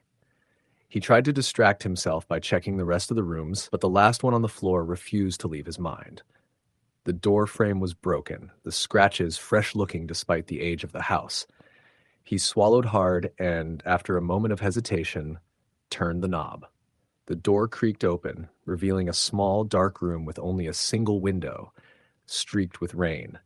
The air smelled damp and slightly metallic, and there were more scratches along the floorboards, like something had been dragged across them. Then he saw it, a series of symbols drawn in black ink on the walls. Sharp, angular, unfamiliar. They made no sense, yet the arrangement felt deliberate, methodical, like someone or something had spent hours etching them here. The hair on his arms stood on end. He spun around, ready to bolt down the stairs, when the floor beneath him groaned like someone heavy was stepping just out of sight. Mark froze. There was nothing there. Just the storm outside, the patter of rain and the wind rattling the window. He shook his head, trying to convince himself he was imagining things, when a soft, almost imperceptible whisper filled the room. Leave. His heart jumped into his throat. He spun toward the sound, but the room was empty.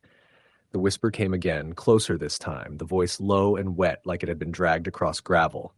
Leave. Now. Mark's hands trembled as he fumbled for his phone. No signal, of course.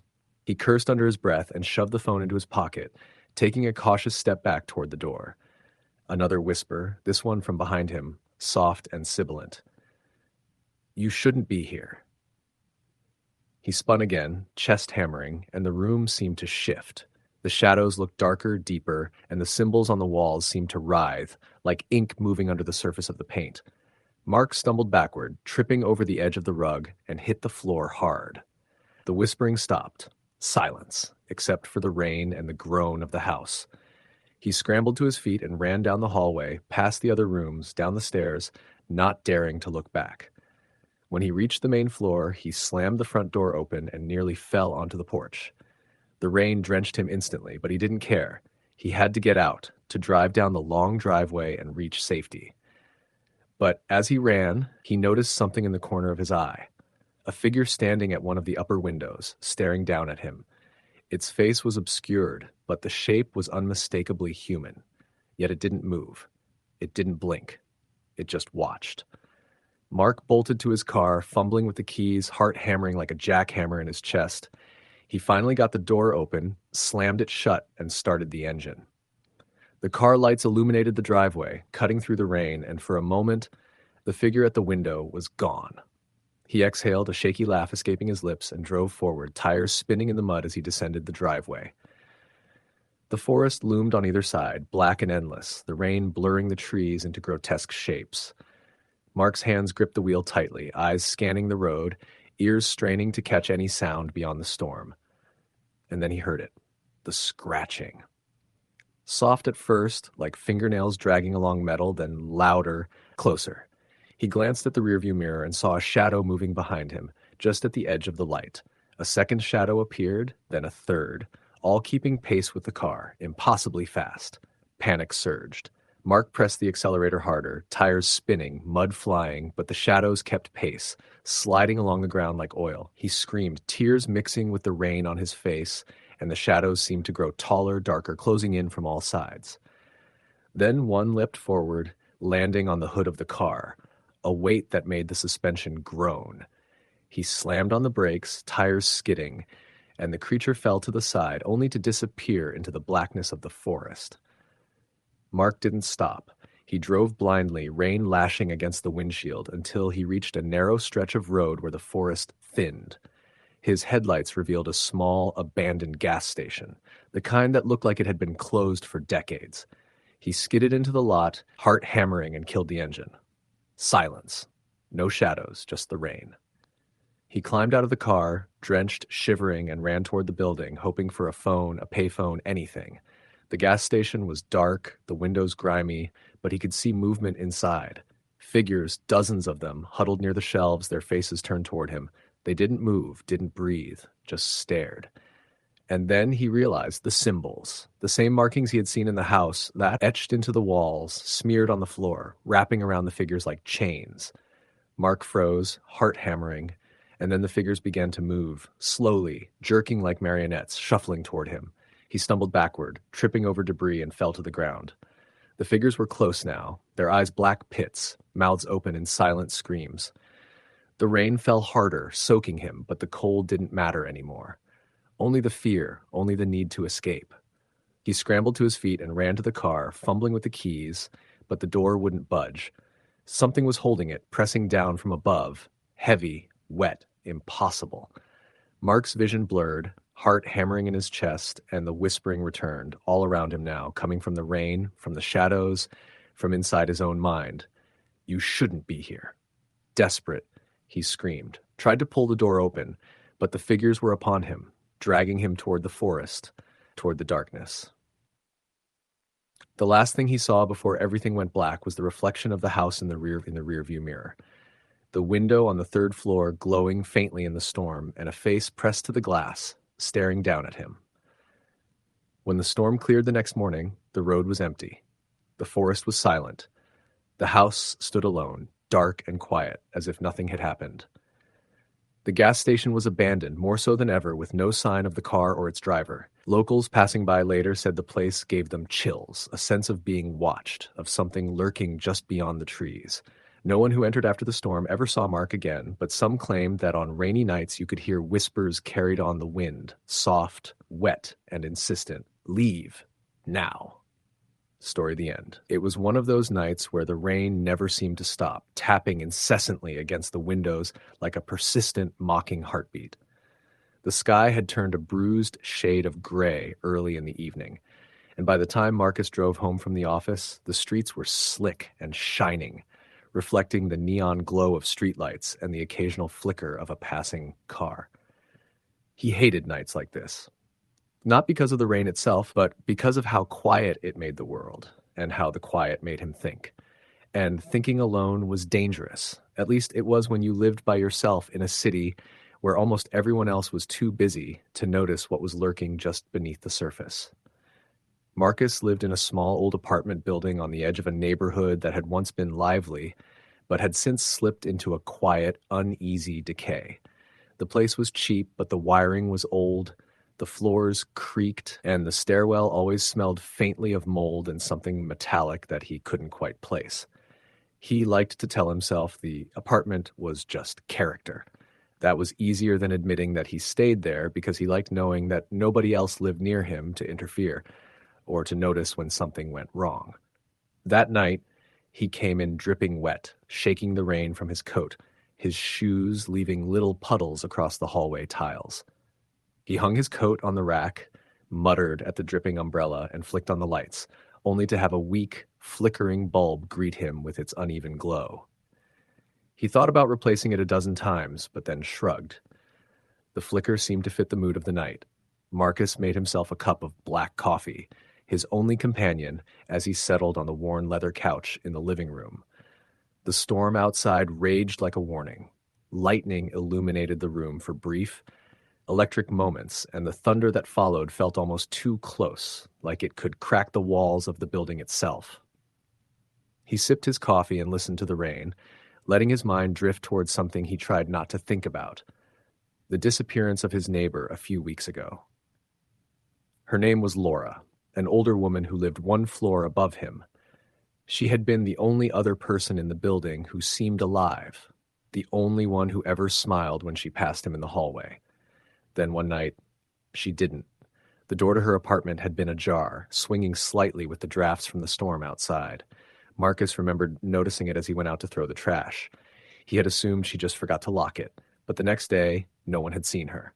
The police had come, asked a few questions, and left. Nothing. No note, no sign of struggle, nothing.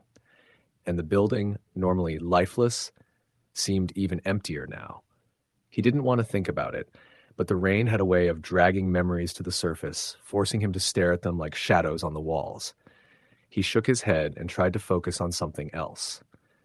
That's when he noticed it, a faint tapping sound from somewhere above him. Not rain hitting the roof, not the pipes, but a light, deliberate tapping, like someone or something was walking carefully across the ceiling above his apartment.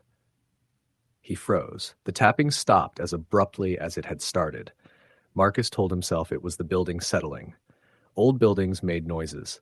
He tried to believe it, even as the hair on the back of his neck prickled. He took another sip of coffee, the bitterness clinging to his teeth, the storm outside pressing against the windows like it wanted to get in. The tapping came again. Slow, deliberate, closer this time. It didn't move in the way footsteps should. It was too rhythmic, too intentional. Marcus set his cup down and got up, peering into the dark hallway outside his apartment door. The lights in the hallway were out, save for a faint emergency glow at the end of the corridor. He listened. Nothing. Only the rain pounding the streets below and the occasional rumble of distant thunder. He went back inside and locked the door, double-checked the windows. He told himself he was being paranoid. He wasn't a little kid anymore, and yet he couldn't shake the feeling that something was watching him from above, something that didn't belong. The thought clung to him, sticky and cold, the kind of feeling you can't wash away with coffee or a shower. By 10 o'clock, the storm was relentless. The rain pounded with a fury that seemed unnatural, and the wind howled through the gaps in the old window frames. Marcus tried to distract himself with TV, but the flickering screen seemed too bright against the oppressive darkness outside. Every shadow in the apartment stretched unnaturally long, twisting and crawling across the walls. That's when he heard it again, the tapping. Louder this time, directly above him. It wasn't walking, it was pacing. Fast, then slow, then stopping, then starting again. And then came another sound he couldn't explain. A low, scraping noise, like nails dragged across concrete, accompanied by a faint thump as if something heavy was shifting above him. His heartbeat quickened. He grabbed his phone and dialed the building manager, a man named Donnie who lived 2 blocks away. Donnie picked up after a few rings, his voice groggy. "Marcus? What's going on?" Donnie asked. I don't know," Marcus stammered. "Something's upstairs. I think No, it's not someone. I don't know what it is. There are noises, scraping, tapping, pacing." Donnie chuckled nervously. "You mean the storm?" "No," Marcus snapped. "It's not the storm. I've been in this building for years. I know the difference. It's something else. Please, can you come check?" There was a pause. "It's raining cats and dogs out there, Marcus. I can't just..." I'll stop by in the morning. Maybe call the police if it keeps going. Marcus hung up, feeling both relief and panic. Relief that Donnie might handle it, panic that he was completely alone in the apartment with whatever it was up above. He tried to calm himself by checking the locks again, sitting down and breathing slowly. Maybe it was just his imagination. The storm had a way of playing tricks on the mind. Then he heard it differently. Not from above, but closer, just beyond the bedroom door.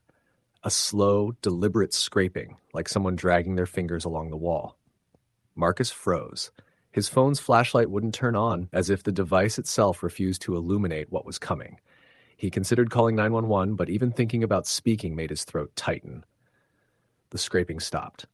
Then came a knock on his apartment door. One knock. Slow, deliberate. Marcus' heart stopped. He told himself to ignore it, that it must be some idiot drunk neighbor or a prankster. But then the knock came again. And again. Not a pound, not a frantic slam, just deliberate, measured, each knock echoing through the storm like a warning. He moved toward the door, each step hesitant, heart hammering so loudly he was sure anyone nearby could hear it. He peered through the peephole. Nothing. The hallway was dark, empty, wet from the rain. His instincts screamed at him to bolt, to leave, but his legs refused. And then he noticed it, a faint smear on the peephole lens, like a thin, wet handprint. Marcus stumbled back, shaking, unsure if it was real or his imagination. He reached for the deadbolt, double-checked the locks, and backed away. Hours passed like that. The storm raged, and the apartment was filled with intermittent tapping, scraping, and occasional knocks. Marcus tried to stay awake, pacing, checking every window, every door, making sure the locks held. Sleep was impossible. Even blinking felt dangerous, like closing his eyes would give whatever it was the chance to reach him. Around 2 a.m, the storm seemed to pause for just a moment, the wind dying down, the rain slowing to a drizzle. That's when Marcus heard the whisper. Faint, almost inaudible, coming from just outside his bedroom door. He couldn't make out the words at first, just the sound of breath, heavy and uneven. And then he heard it clearly, his name. Marcus! He stumbled back, knocking over the coffee table in his panic. The whisper came again. Marcus, open! It's me. The voice was familiar, distorted, but it carried a sickly warmth like something pretending to be human. His mind raced. There was only one person it could sound like, someone he had known, someone who was gone, Laura. But that was impossible. She had disappeared weeks ago, and yet the sound of her voice made his blood run cold, his body freezing in place. The whisper turned into a scraping sound again, moving slowly along the baseboards toward him. Marcus's fingers trembled on the doorknob. He wanted to run, to scream, but he felt rooted to the spot. The voice was getting closer, more desperate, more human in its tone. Marcus, open. I'm cold. In a blind panic, he grabbed the baseball bat he kept in the corner for protection, heart hammering in his chest. He swung the door open, yelling, "Who's there?" Nothing. The hallway was empty, only the faintest sound of wet footsteps disappearing down the corridor. Marcus's relief was immediate, but short-lived. That's when he noticed it. A wet handprint, large, smeared on the inside of his door. Not on the outside, but on the inside, as if something or someone had been in his apartment while he was frozen with fear. He ran to the phone, dialed 911, and told them everything. The tapping, the knocking, the whispering. They said they'd send someone immediately. Marcus stayed on the line, pacing, trying to convince himself it was over. And then he heard the knock again. This time, it was coming from inside the apartment. From the bedroom, the operator on the phone went quiet for a moment. "Sir, stay calm, stay on the line, do not confront." But Marcus didn't hear the rest. The bedroom door creaked open slowly, a shadow stretching across the wet floor. The whisper came one last time, soft, almost loving. "Marcus, come with me." The line went dead. The lights flickered once, twice, and then went out completely. The storm outside roared like a beast, drowning out any sound of human life, and Marcus was gone. His apartment remained, silent but for the occasional drip of rain through the old roof. The building stood empty for weeks before anyone dared to check it. When they did, the door to Marcus's apartment was ajar, wet footprints smeared across the floor, but no sign of him. Only the whisper of the storm through the broken windows and the faint rhythmic tapping that never stopped, echoing through the empty building like a heartbeat that refused to die. The police checked everything. Surveillance showed nothing outside the building, nothing leaving, nothing entering. Neighbors claimed they had heard someone yelling, but nobody ever appeared. And on stormy nights, years later, people passing by sometimes reported hearing soft whispers calling a name into the rain. Marcus. Marcus. Story the end. The rain had been relentless all evening, hammering against the windows of the small rental house on the outskirts of a forgotten stretch of Pennsylvania countryside. The kind of rain that made the asphalt slick and shiny, reflecting the dim glow of street lamps that blinked erratically like they were struggling to stay alive. The trees bent under the weight of water, branches scratching against each other, and the roof in eerie random percussion. It was exactly the kind of night that made Emily question why she had taken this particular weekend trip alone. She told herself it was for a break, a getaway from the noise, the city, and the people who seemed to drain her spirit. But as the wind moaned through the gaps in the window frames, she felt more like a trespasser in someone else's nightmare than a visitor in a quaint country home. Emily had arrived just after sunset. The drive up had been tense, her headlights barely cutting through the sheets of rain. The GPS had taken her down narrow, winding roads she was certain didn't exist on any official map. Every few minutes, she would glimpse a figure on the roadside, usually a man, sometimes a woman, standing motionless and staring into the darkness. Every time she blinked or looked away, the figure would vanish, as though swallowed by the storm. At first, she blamed it on exhaustion and the rain-streaked windshield, but after the third occurrence, she couldn't shake the feeling that something more deliberate was at play. The house itself was a squat, single-story structure, its white paint peeling in long, sad strips. A for rent sign still leaned crookedly against a wooden post in the front yard, flapping violently with the gusts of wind. Emily parked her car in the mud-caked driveway, the tires crunching over scattered gravel. The moment she stepped inside, the smell hit her. Damp, wood, mold, and the faint, almost metallic scent of something long decayed. She shook it off, telling herself she was imagining it. She had stayed in enough old houses before. The smell was typical. The interior was sparsely furnished. A small living room contained a threadbare sofa, a coffee table covered in dust, and a single floor lamp with a shade that had yellowed with age. The kitchen had a functional fridge and stove, but the cupboards rattled in a way that suggested their hinges were on their last legs. Emily set down her bag and went to the windows, watching the rain swirl in sheets past the glass. The night was alive with noise. The trees, the wind, the occasional crash of something unseen against the roof or siding, but it felt wrong. Too loud, too insistent. She tried to distract herself by unpacking and making a cup of tea. She had brought a book, but after flipping through a few pages, she realized she couldn't concentrate. Her nerves were taut, a continuous hum of unease that she couldn't ignore. The power flickered twice, plunging the room into darkness for a few seconds each time, and then back to a weak, humming light. She muttered under her breath, cursing the storm. The wind picked up again, rattling the windows so violently that she had to brace herself against the sill. It was then she heard it, a faint, deliberate tap against the front door. Her heart jumped. The storm was loud, she told herself. It must have been a branch. But the tapping continued, slow, steady, as though someone was testing her patience. She went to the door and peered through the peephole, but the glass was fogged with rain. She squinted through it anyway. Nothing. Just darkness and the slick driveway, ghosted by the blurry reflections of streetlights. Emily tried to laugh, a shaky sound that did little to calm her. She told herself to ignore it. Whoever it was would leave, or it was just her imagination.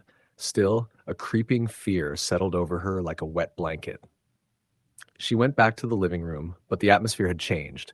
The air felt heavier, thicker, as though the room itself were breathing against her chest. Then came the noise upstairs, a slow, shuffling sound, deliberate and soft, but unmistakable. The house only had one floor, so the sound had to be in the attic.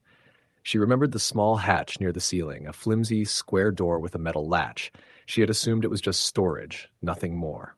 Now, though, she was certain something was moving up there, something aware. Her first instinct was to call someone, anyone, but her phone was dead.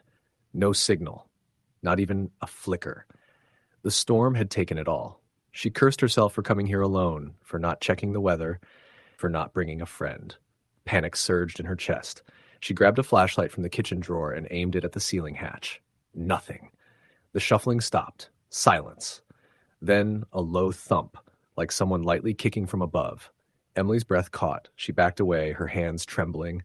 The thumps came again, slower this time, measured almost like footsteps pacing her sanity.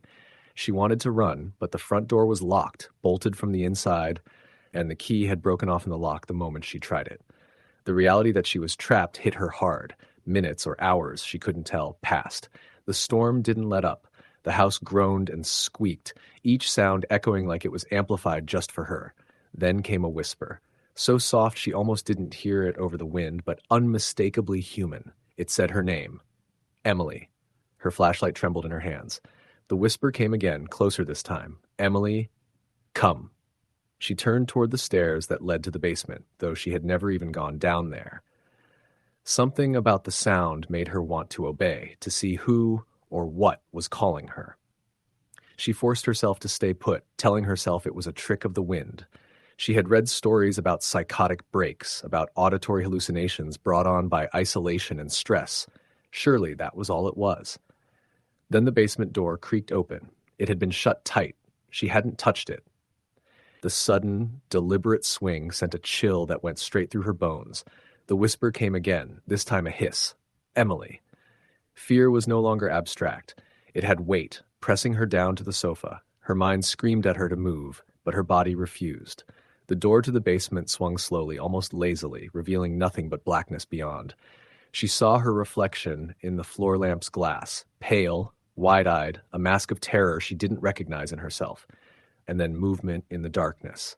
Something descending the stairs, slow, careful. Emily backed away, tripping over the coffee table. The lamp teetered, throwing jagged shadows across the walls. In those shadows, she thought she saw shapes moving independently of the storm outside. Shapes that watched her, waiting for her to make a mistake. The basement steps were too dark to make out, but she could hear them. Soft, wet, deliberate steps. They paused, then resumed. Each one made her stomach knot tighter. Then a sound she would never forget. The rasping breath of someone, or something, standing at the foot of the stairs. It smelled like wet earth, rot, and something metallic, almost like blood. Emily ran to the kitchen, grabbing a butcher knife from the counter. Her hands were slick, her knuckles white. She pressed herself against the fridge, listening. The basement was silent now, but the whisper came again, from a corner of the room she didn't expect. Emily. She spun, swinging the knife blindly. The room was empty. She screamed, a high, desperate sound that was lost in the storm. Then the electricity went out completely. Darkness enveloped her. Only the rain and wind remained, and the whisper, now all around her. Emily. She ran to the front door, shaking it violently. The key broke completely off in the lock. She tried the windows. Locked. She was trapped, with something moving in the shadows. Her mind raced. She needed a plan, any plan. She grabbed a chair and smashed the living room window. Rain and wind hit her face, icy and wet. The glass shattered, but she was blocked by the frame. She couldn't fit through. The whispers intensified, now overlapping, multiple voices, all calling her name, some laughing, some pleading, some screaming. Shapes emerged in the darkness, tall, thin, impossibly fast. She could see their eyes glinting in the storm, and then everything felt like it was closing in. Emily ran through the house, trying to find another exit. Each room seemed to stretch unnaturally, doors leading to places she didn't remember. The living room became a hall, then a kitchen, then a corridor that didn't exist before. The storm outside seemed irrelevant now. The house had become its own world, alive and hungry. The whispers followed her, now hundreds of voices, some speaking in words she didn't understand, others mimicking her own thoughts, mocking her. She stumbled into a bedroom and slammed the door. The air was heavy, almost sticky. The whispers quieted, replaced by a low, constant growl from beneath the floor. The floorboards vibrated as though the house itself were preparing to devour her. She pressed her back to the door, clutching the knife, and tried to think. Hours passed, or maybe minutes. Time had no meaning. The storm was endless. The house groaned, shifted, and something scratched at the walls from the inside. Emily whispered to herself, trying to keep hold of reality. She had to survive until morning, had to see light.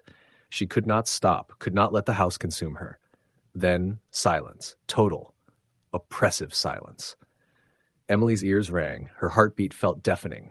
The whispering had stopped. The house seemed to hold its breath. She crept to the door, pressed her ear against it. Nothing. The basement, the attic, the corners, no sound. She opened the door. The hallway was empty.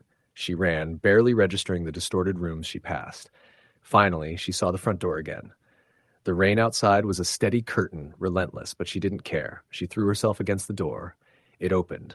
She stumbled into the mud, gasping, soaked to the bone. The storm hit her face, tears and rain indistinguishable.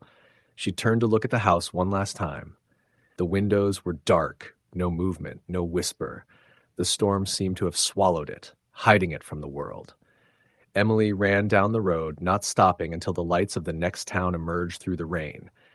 She didn't look back. She didn't speak.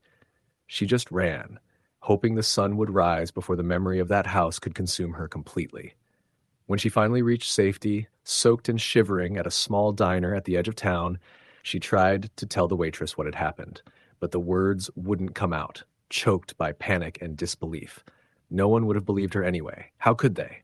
It was just a storm, just an old house, just a frightened woman's imagination. Emily left a few hours later, taking the first bus back to the city.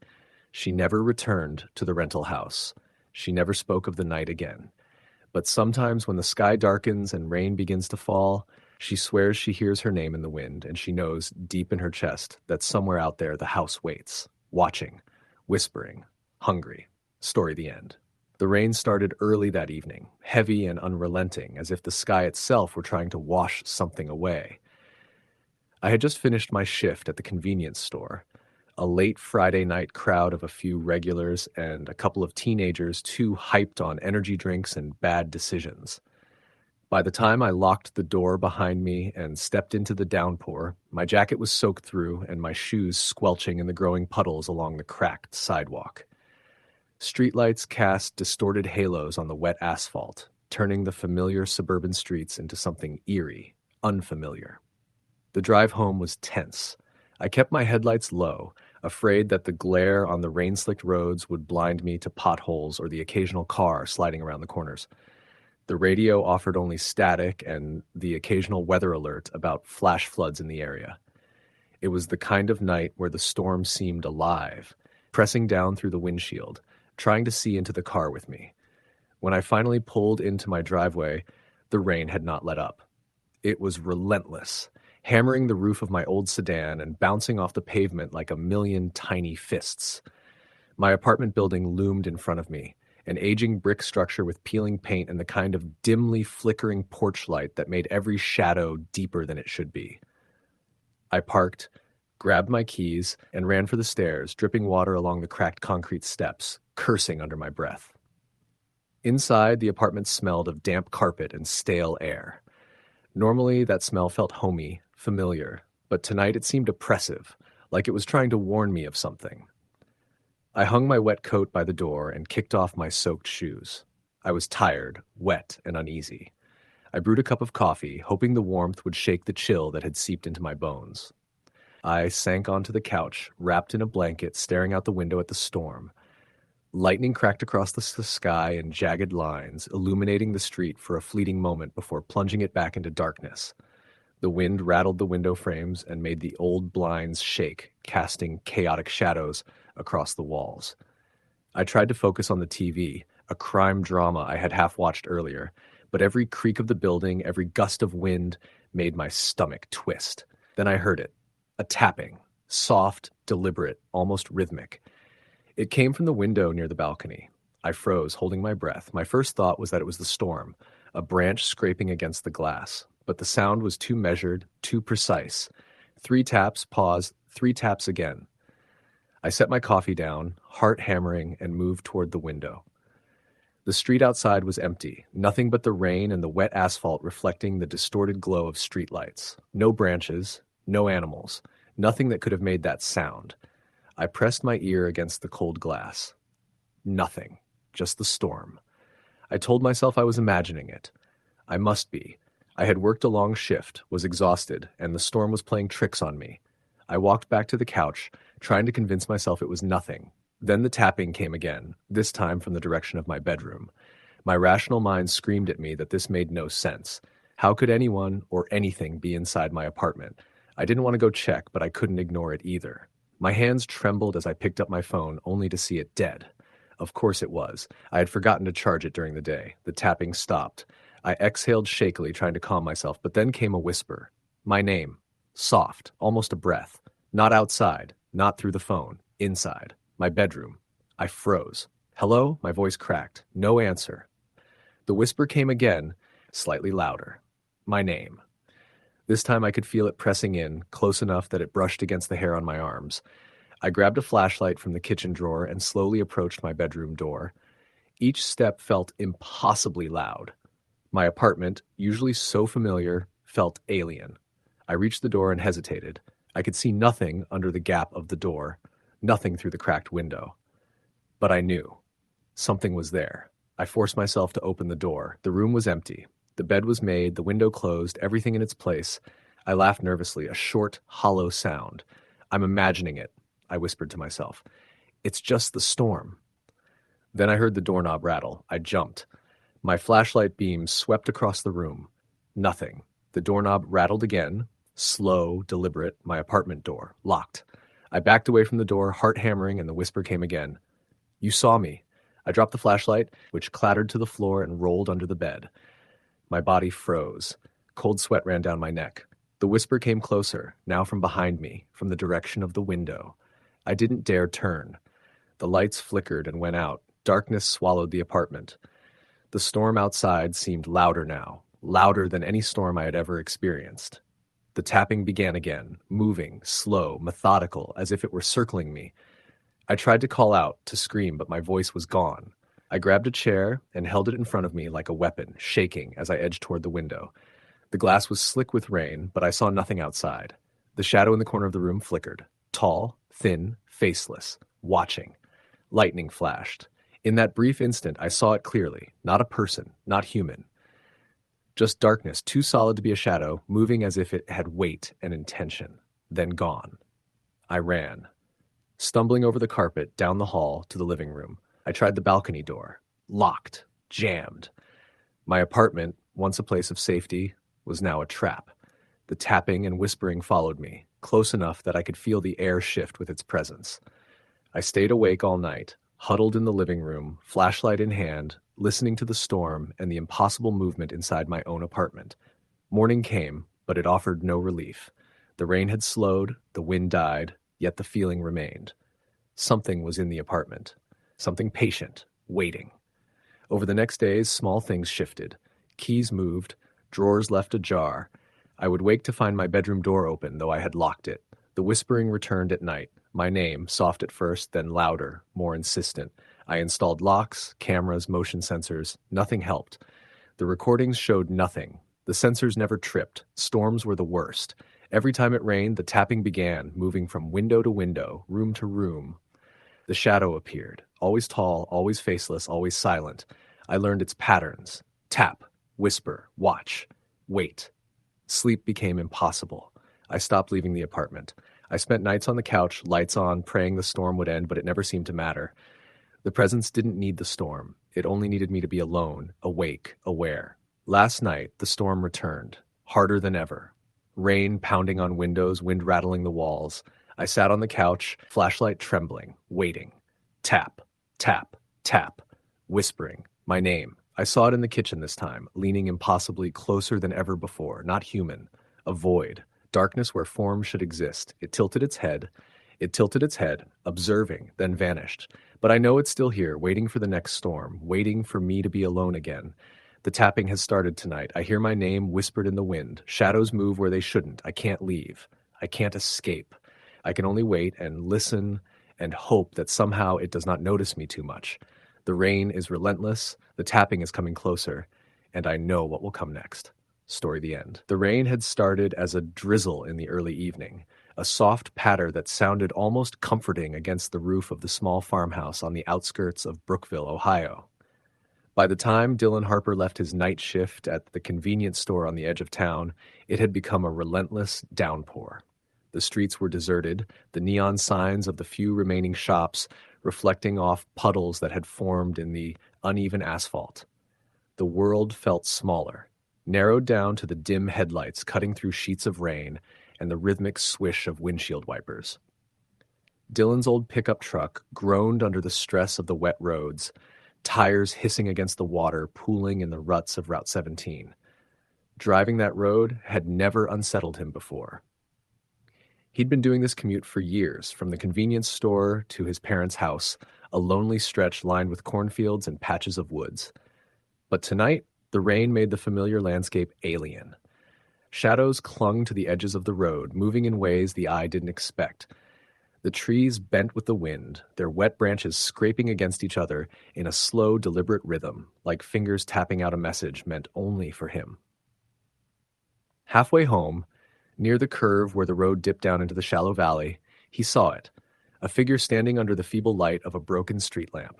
At first, he thought it was a hitchhiker, but the way the person stood rigid and completely still made his stomach knot. The rain soaked them completely, hair plastered to the face, coat hanging limply from the shoulders. No motion, no gesture, just standing, staring at the approaching headlights. Dylan slowed, the tires skimming over the puddles, water spraying up against the wheel wells. He squinted, trying to make out a face. It was impossible. The rain distorted everything, like turning familiar shapes into grotesque shadows. Still, a part of him, the part that had always been a little reckless, told him to stop. He pulled over to the shoulder, the truck groaning as it braked. "Hey," he called, rolling the window down slightly. The wind and rain blasted into the cab, soaking him instantly. "Do you need a ride?" The figure didn't respond. It didn't move, just continued standing there, rigid, staring. Dylan felt a shiver run down his spine. He should drive on. He should keep going, but something about the posture, the absolute stillness, was unnerving in a way he couldn't place. Against his better judgment, he unlocked the passenger door. The figure moved then, slowly, deliberately stepping into the shallow pool of light cast by the headlights. Wet boots slapped against the asphalt. Dylan's heart hammered. He had never felt such a sudden surge of panic and curiosity at the same time. "Get in," he said, voice tighter than he intended. The figure slid into the seat silently, water dripping onto the upholstery, leaving dark patches. Dylan's pulse raced as he tried to look into the face, but the hood remained low, concealing everything. Where are you headed?" he asked, trying to force casual conversation. The silence that followed was oppressive, broken only by the relentless pounding of rain on the roof. He adjusted the rearview mirror, catching a pale hint of skin beneath the hood, wet strands of hair clinging to it. Something about the shape of the face tugged at the edges of memory, a feeling he couldn't place. Minutes passed in tense, suffocating silence. Dylan tried again. "Are you okay?" The figure's head tilted slightly, almost imperceptibly. Dylan's stomach knotted. It was deliberate, controlled, unnatural. His mind scrambled for explanations, traumatized, mute, scared. But the thought of someone this calm, this controlled in this situation was wrong. The air inside the truck seemed heavier, as if pressing down on him. The figure reached forward then, a gloved hand brushing the gear shift. Dylan's stomach dropped, panic rising like bile. "Hey, don't," he shouted, yanking the wheel to the side.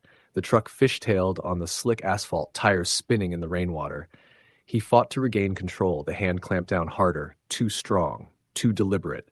The hood shifted back just enough for him to see the face. Pale, almost translucent, with eyes too dark, too hollow. Recognition hit him like a physical blow. It was Megan Taylor. She had disappeared 7 years ago, without a trace.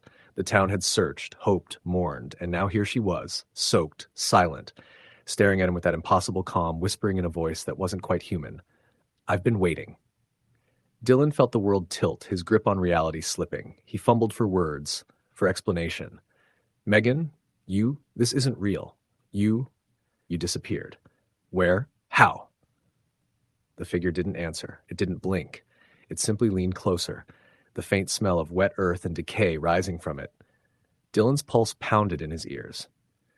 The storm outside became distant, almost irrelevant, replaced by the oppressive weight of her presence. Panic surged, and he tried to open the door, but the truck had veered into a shallow ditch during the swerve, and the frame was pressed against the wet earth.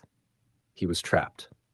Megan, or whatever she had become, leaned forward, hand brushing his shoulder with unnatural strength. Dylan stumbled backwards, sliding on the wet floor mat, almost hitting the dashboard. Then he heard it. Rustling. Soft. Deliberate. Coming from the woods on either side of the road. Figures. More of them emerged from the darkened tree line. Shadows with human shapes but hollow eyes, standing just out of reach, watching. They didn't move, didn't speak, but their presence pressed down like a physical weight. Dylan's mind screamed at him to run, to escape. Instinct overrode everything. He yanked the truck door open, slipping in the mud, and ran blindly into the woods. Rain soaked through him, chilling him to the bone, but he didn't stop. The figures moved with him, stepping silently, circling, closing in without ever breaking the rhythm. He stumbled over roots, through underbrush, every movement awkward, desperate. He tried to remember the terrain, the safest way back to the road, but the forest seemed to shift around him, shadows stretching impossibly, trees leaning closer as if alive, guiding him towards something he didn't want to find. Eventually he saw a faint light, a farmhouse, abandoned, but still standing, windows dark and broken. He slipped inside through a door hanging on one hinge, collapsing against the wall, trying to catch his breath. Silence enveloped him, broken only by the dripping of rain through cracks in the roof. He tried to think, tried to rationalize, tried to tell himself he was hallucinating. Hours or minutes passed. The storm continued outside, but inside the farmhouse, time felt suspended. Dylan dared not move, and then he heard the sound, soft tapping at a broken window. Deliberate, rhythmic. He froze, heart hammering. Across the room, a shadow moved, long and thin, sliding across the cracked wooden floor. The voice came then, a rasping whisper carried on the wind through the broken panes. "I've been waiting." Dylan's breath caught. Every instinct screamed to run, to escape, but his body refused. His mind splintered between disbelief and terror, unable to reconcile the impossible. Shadows gathered in the corners, stretching unnaturally toward him, forming shapes he recognized, faces of missing neighbors, childhood friends, people he had only known in passing. Hollow eyes fixed on him, silent, patient, unblinking. The farmhouse seemed to shrink around him, walls bending slightly, ceiling lowering, the shadows growing taller, closer, pressing in. Dylan tried to move, to flee, but the floorboards groaned beneath him, betraying his presence. The shadows seemed to reach a slow, deliberate closing. His chest tightened. Breath caught in his throat. Then Megan stepped fully into view, pale face dripping, hair plastered to her skull, eyes hollow, lips curling into a semblance of a smile that made his stomach twist. She moved toward him, slow, deliberate, inexorable. Dylan stumbled backward, head hitting the wall. Pain bloomed, sharp, white-hot, but he barely noticed.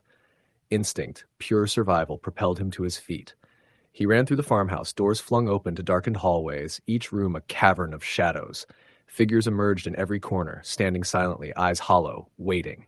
The whispers followed him, a cacophony of voices, impossible to separate, repeating the same words over and over. "You can't leave. You've come back. We've been waiting." He burst out a back door into a small clearing, rain washing over him, trees swaying violently in the wind. Figures emerged from the forest edges, more numerous than he had imagined, circling the clearing, closing in with deliberate patience. Dylan's mind fractured. Fear had stripped away reason. He ran blindly, slipping, falling into mud, struggling to stand. In the distance, a road, a faint glimmer of headlights. Hope surged. He ran faster, every step a struggle against exhaustion, terror, and the relentless pursuit.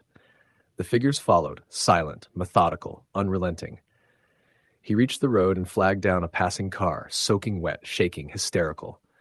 The driver, an older man, opened the door and Dylan collapsed inside, gasping, eyes wide, staring at the trees behind him. He tried to speak, but only managed to whisper, They were waiting, everywhere. The driver looked at him, confused, but before he could respond, Dylan glanced back one last time. The figures had stopped at the edge of the clearing, faces pale, hollow, eyes fixed, and in the center, Megan, staring directly at him, whispering the same words over and over, "I've been waiting." The rain continued to fall outside, relentless, indifferent, as Dylan's mind spiraled into a terror he would carry forever. Story, the end. The rain fell in thick sheets, hammering against the roof of the old farmhouse with a steady rhythm that matched the tension building in Alex's chest. He had been driving for hours, the storm relentless, turning the back roads into slick, reflective mirrors of the dim streetlights. He had left Boston that morning, desperate to escape the clutter of his apartment, the deadlines, the noise.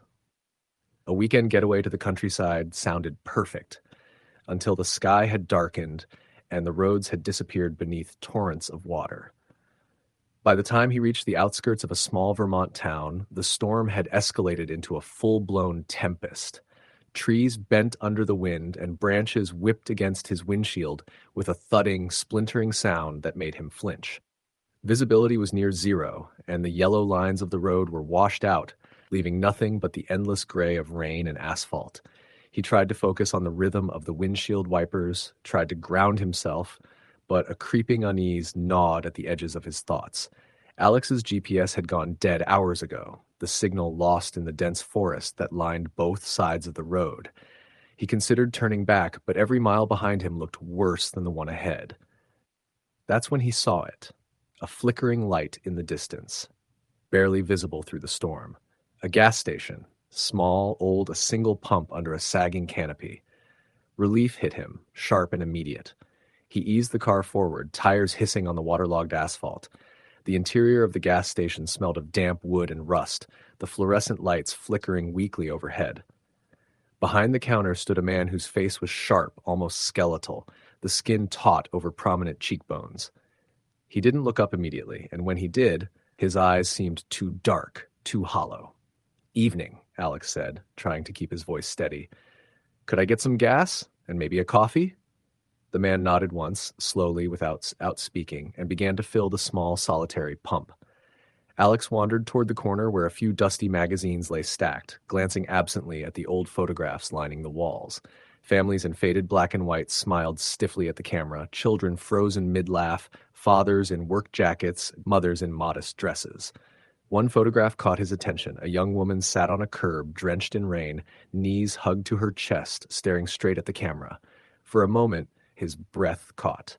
The face looked familiar. Too familiar. Almost like his own reflection, but impossibly wrong. The man behind the counter spoke then, a dry rasp that made Alex flinch. "Odd, isn't it?" he said, nodding toward the photograph. "Reminds me of someone I know." Alex swallowed, unease prickling through him. Yeah, I guess," he muttered, forcing a laugh. He turned back to the counter, telling himself to leave as soon as possible. "How much?" The man rattled off a number that sounded higher than expected. Alex paid quickly, grabbed the small paper cup of scalding coffee, and moved back to his car. The storm had worsened. The rain now fell in sheets that threatened to hide the road entirely. He started the engine and drove away, but the uneasy feeling lingered, like the static charge before a storm's peak. A mile down the road, the car sputtered. Alex's heart sank as the engine coughed and died. He cursed under his breath and tried the ignition again. Nothing. The headlights flickered and went out. Darkness swallowed him, broken only by the occasional flash of lightning that illuminated the rain-soaked trees. He stepped out into the downpour, shivering, hood of his jacket pulled over his head. Footsteps echoed softly on the wet asphalt behind him. He spun, eyes straining through the sheets of rain. Nothing. The wind carried only the sound of his own breathing, the rain and the occasional snapping of branches. Then he heard it, a whisper, soft but distinct. "Alex." He froze. His heart slammed against his ribcage. The voice was familiar, but not anyone he knew. "Who's there?" he demanded, but the only answer was silence. Then the whisper again, closer this time. "Alex." Panicking, he dove back into the car, slamming the door and locking it. The engine roared to life on the second try, and he sped down the dark, winding road. Headlights cut through the storm, illuminating twisted trees that looked like gnarled hands reaching for him. He caught movement in the corner of his vision. A figure standing at the edge of the road, coat soaked, face obscured. He blinked, and it was gone. Alex drove for what felt like hours, the storm a constant, oppressive presence, until a rundown motel appeared on the horizon. The neon sign flickered weakly. Vacancy. He parked, drenched, and approached the entrance, relief and dread twisting inside him. The lobby smelled of mildew, the carpet damp and sticky. A clerk, gaunt and pale, barely looked up from a ledger as Alex approached. "Room?" he asked. No answer, only a nod, the key sliding silently across the counter. Alex took it, paid with cash, and hurried to his room, app senses on high alert. Inside, the room was small, dimly lit by a single flickering bulb. Alex locked the door, checked the windows, and collapsed onto the bed, exhausted. Sleep came fitfully, broken by the storm and his restless mind. He awoke in the middle of the night to whispers, faint at first, then insistent. They seemed to come from the bathroom. Heart racing, he grabbed a hairbrush as a weapon and crept toward the door. The bathroom was empty. The mirror above the sink was fogged from condensation. Alex wiped it with his hand, and his stomach dropped. Written across the glass, as if etched by fingers through the fog, were the words, "You can't hide." Panic surged. He backed away, tripping over the rug, the hairbrush clattering to the floor. The whispers grew louder, forming syllables he couldn't understand, surrounding him from all directions. The light flickered violently, plunging him into darkness for a heartbeat, then returning to the dim yellow bulb overhead. His phone buzzed. No signal, he thought. Yet the screen lit up, a message from an unknown number. "We see you." Alex scrambled for the flashlight, scanning the room. Nothing moved, yet every shadow seemed alive, stretching toward him with intent. Desperate, he grabbed his bag, shoved in clothes, wallet, keys, and bolted from the room. Outside, the storm had returned, heavier than before. Alex ran through the parking lot, ash water soaking through his clothes, slipping on puddles, desperate to reach his car. When he arrived, he froze. The back seat was filled with wet, dark shapes pressed against the glass as if they had been waiting. He stumbled back, heart hammering, and when he looked again, they were gone. He drove through the night, rain blurring the road, until dawn barely broke over the horizon. No town, no signs, no relief, only the storm and the sense of being followed. Every rear-view glance revealed fleeting shadows. Every reflection in a puddle showed distorted faces watching him. Days blurred into nights, and Alex didn't stop. Hotels, motels, friends' houses, he avoided them all. The messages came relentlessly. "You're next. We are close. You can't escape." Each text was accompanied by whispers, footsteps, and shadows that never truly left.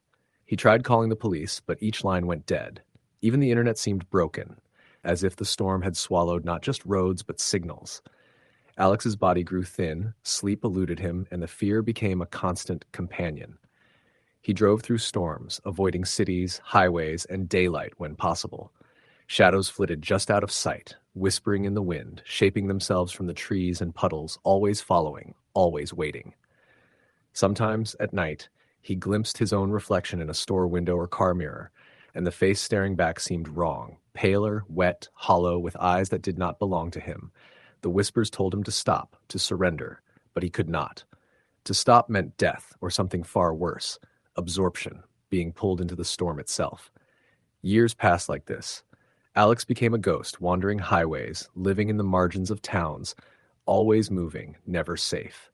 Every storm revived the shadows, the whispers, the figures pressing against the edges of his vision. Every time he thought he was alone, the presence returned, reminders that the storm was alive, aware, and that he could never outrun it. And on nights like tonight, when the rain falls in sheets and the wind screams through the treetops, Alex knows the watchers are near, hovering just beyond the glass, in every shadow, every puddle, every whisper. He drives endlessly, knowing the storm will never end, and that one day, one night, the shadows will finally claim him. Until then, he keeps moving, heart hammering, eyes wide, trapped in a relentless, rain-soaked nightmare from which there is no waking. Story the end.